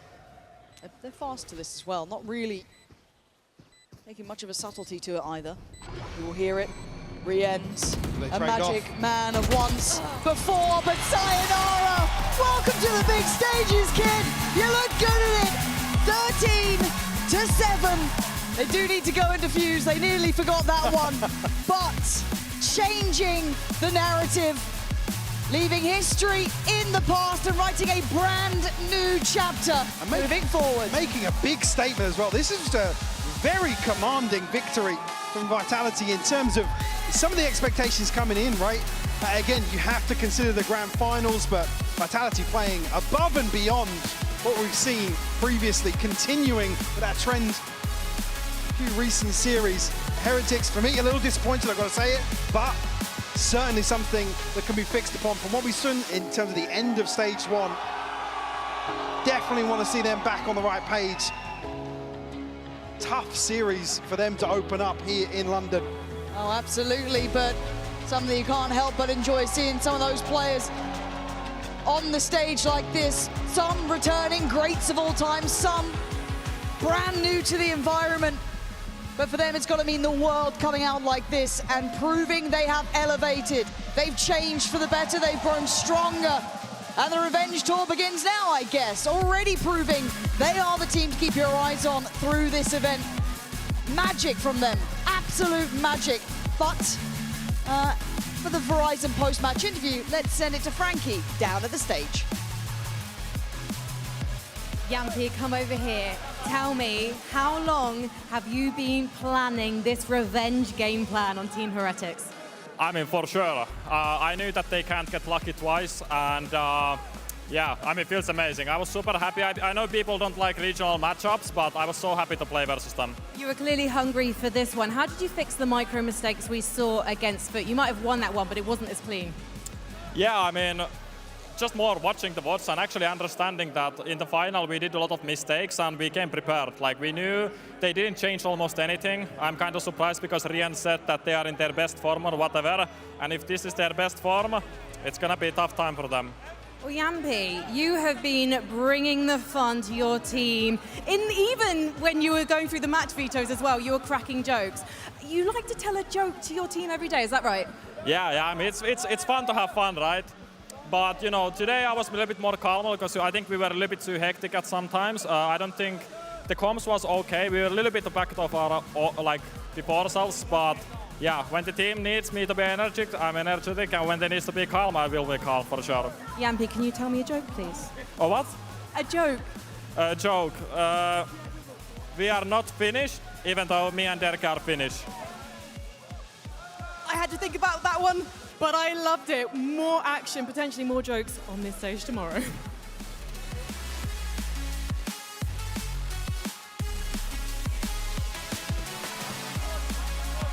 Big win for Vitality, it really is. And we're joined here on the desk by Profek as well. I mean, you guys managed to turn it around so nicely. This was an incredibly clean win from you. You've got to be pleased with this. Yeah, I mean, after the final in the EMEA, like, it was many regrets, you know. It was also part of the experience for us, because for me it was first grand final, for Sayonara also first grand final. So it was different in grand final, but right now, like, we're just so confident, you know, because we know that we should have won this final. Right. Yeah, what did you think was different about the team that played today against them, that beats them 2-0 versus the team in the finals? What have you learned about Vitality since that final? I think the final was just experience for us. Like me and Sayonara were not in the best form in the grand final. A lot of overthinking, a lot of doubting. But after this experience, like we are just back. Did you enjoy playing through the Swiss stage as well? I mean, we heard a little piece from you afterwards, after the win against Foot, where you were saying it's different playing here in front of this crowd. Oh yeah, because in Berlin we don't have that many fans, and here is just amazing. The atmosphere here, and it's just amazing. Yeah, it was your first playoff game for you at a global event, but you're playing with some of the most experienced players in Valorant, especially for Durka and Chronicle. What's it like getting to kind of step on for your first playoff match alongside those guys? Are they saying anything to you, inspiring you at all to get you ready for it? I mean, at the beginning it was just hard to play for me with them because like I was just perfect and they were like super big talents, so like talents, like big players. So the first 2-3 months it was just difficult for me. You were like nervous with the names in your team? I was just nervous and I was just doubting myself. But after this 2 months, like I just got used to it, so yeah. Profek, I've got to ask, because we're talking about Durka and Kron and this kind of stuff and the atmosphere. There was a moment where we were listening to the Vitality team comms, and it was, I mean, bonkers. We're going to play the clip, and then I want to get your reaction to it. But for the people at home, you've already heard this. Let's take another listen. What they have. Sayonara wants to farm it. We've got the operator out. There is so much on the line now. And Heretic's trying to posture up a little bit here as well. Playing in towards Grapple. See how they react to that. Grapple, boys. I'm holding Grapple. Nice. One more. Freeze, boys, freeze, keep, freeze. Okay, yeah. I hold B push, I hold B. Nah, we'll just put the wall down. And follow my Twitter. They should not have op. They should 6-7, Yes, 6-7. keep holding, guys. Keep just holding. Profek well Twitter, Chronicle. Profek, you went on to lose this round we're gonna in a finish on a 4v2. Okay. What's going on here? I mean, we just got to relax, you know, like we're just having fun on stage, you know, like here it's completely different than in MEA. We just enjoy the moment, enjoy like the people screaming, so you know, why just not roll 1-2 rounds just for fun, you know, for good vibes. I thought that might have actually allowed Heretics back into it, but you kind of dropped a couple of rounds and then shut the door straight back on them. Did you keep that energy throughout the game, though? Were you still doing that even when we weren't listening? Yep, we did. Like 6-7 every time after every round and stuff like that, so, you know, like, pretty funny comms. Yeah. Does it make it easier when your teammates are acting like that to play, especially in front of the crowd? Yeah, to be honest, like because you don't think, you know, like you just go with the vibe, and when we have good vibe, it's just, you know, fun to play. How can you be nervous when your teammate is screaming 6-7 and plucking his Twitter? Well, exactly. And now I've got another question for you here, though, as well, because the 2 matches that have kind of tested you the most, I would say, not that this one necessarily was, were both of the EMEA teams. You played against Foot, now you've played against Heretics. If you take a look at the bracket or the upcoming schedule, you can see that you now have an appointment with HyperX. I mean, that is very different. That's incredibly different to what you guys have been able to do before. How are you feeling about this game? They are a big team. Because G2 was telling that they will pick us, HyperX was telling that they will pick us, and at the end no one would pick us. So, like, I'm excited to play, because for me, like, I would love to play these teams because it's something new, you know, but against EMEA teams, it's like more or less the same. You talked about being a little nervous when you stepped into the server with the big names on your own team when you got signed to Vitality. Does it mean anything playing against HyperX for the first playing time? against no, but like I'm just excited because HyperX, I think, is the best team in this tournament, I would say. So like, let's see. Are you excited just because you think it'll be fun, or because you see it as a chance to prove yourself? No, it's gonna be fun. Because of the fun, because they are doing some interesting stuff, and like I just want to see how it will go against us. Yeah, well, if we take a look at the schedule as well, we have to deal with the other side of the bracket before we get into the game, of course, where HyperX are playing against Vitality. So coming up tomorrow, we've got EDG playing against Foot, and we've got G2 playing against XLG. Profek, give me a quick opinion on this match. I mean, especially the first one, EDG against Foot. You played against Foot. What do you reckon? I think Foot will win. I think they are super confident, and I believe also going to the playoffs with the confidence and like with the momentum what Foot has is just good. So I would pick Foot, and in the second game, G2, like, Yeah. I think 100% G2. You're excited about playing HyperX. Anyone Yeah. else that you're looking forward to this tournament? G2. Yeah? Yeah. Is that just because they're the big names, like the teams that are expected to do so well? No, I think because like they were just dominating America for years, and like I would say they are the best team in America, and I just want to see if we have chance against them or not really. Yeah. Well, I'll end with this final question then. Who's the best region currently? EMEA. We have 3 teams in playoffs, right? There you go. It's as simple as that. It really is. Thank you, Profe. Appreciate you joining us, and congratulations on a big win turning around the EMEA Grand Finals. That's it for us today. Tune in tomorrow, and we've got another series of fantastic playoff matches, and we'll see you then.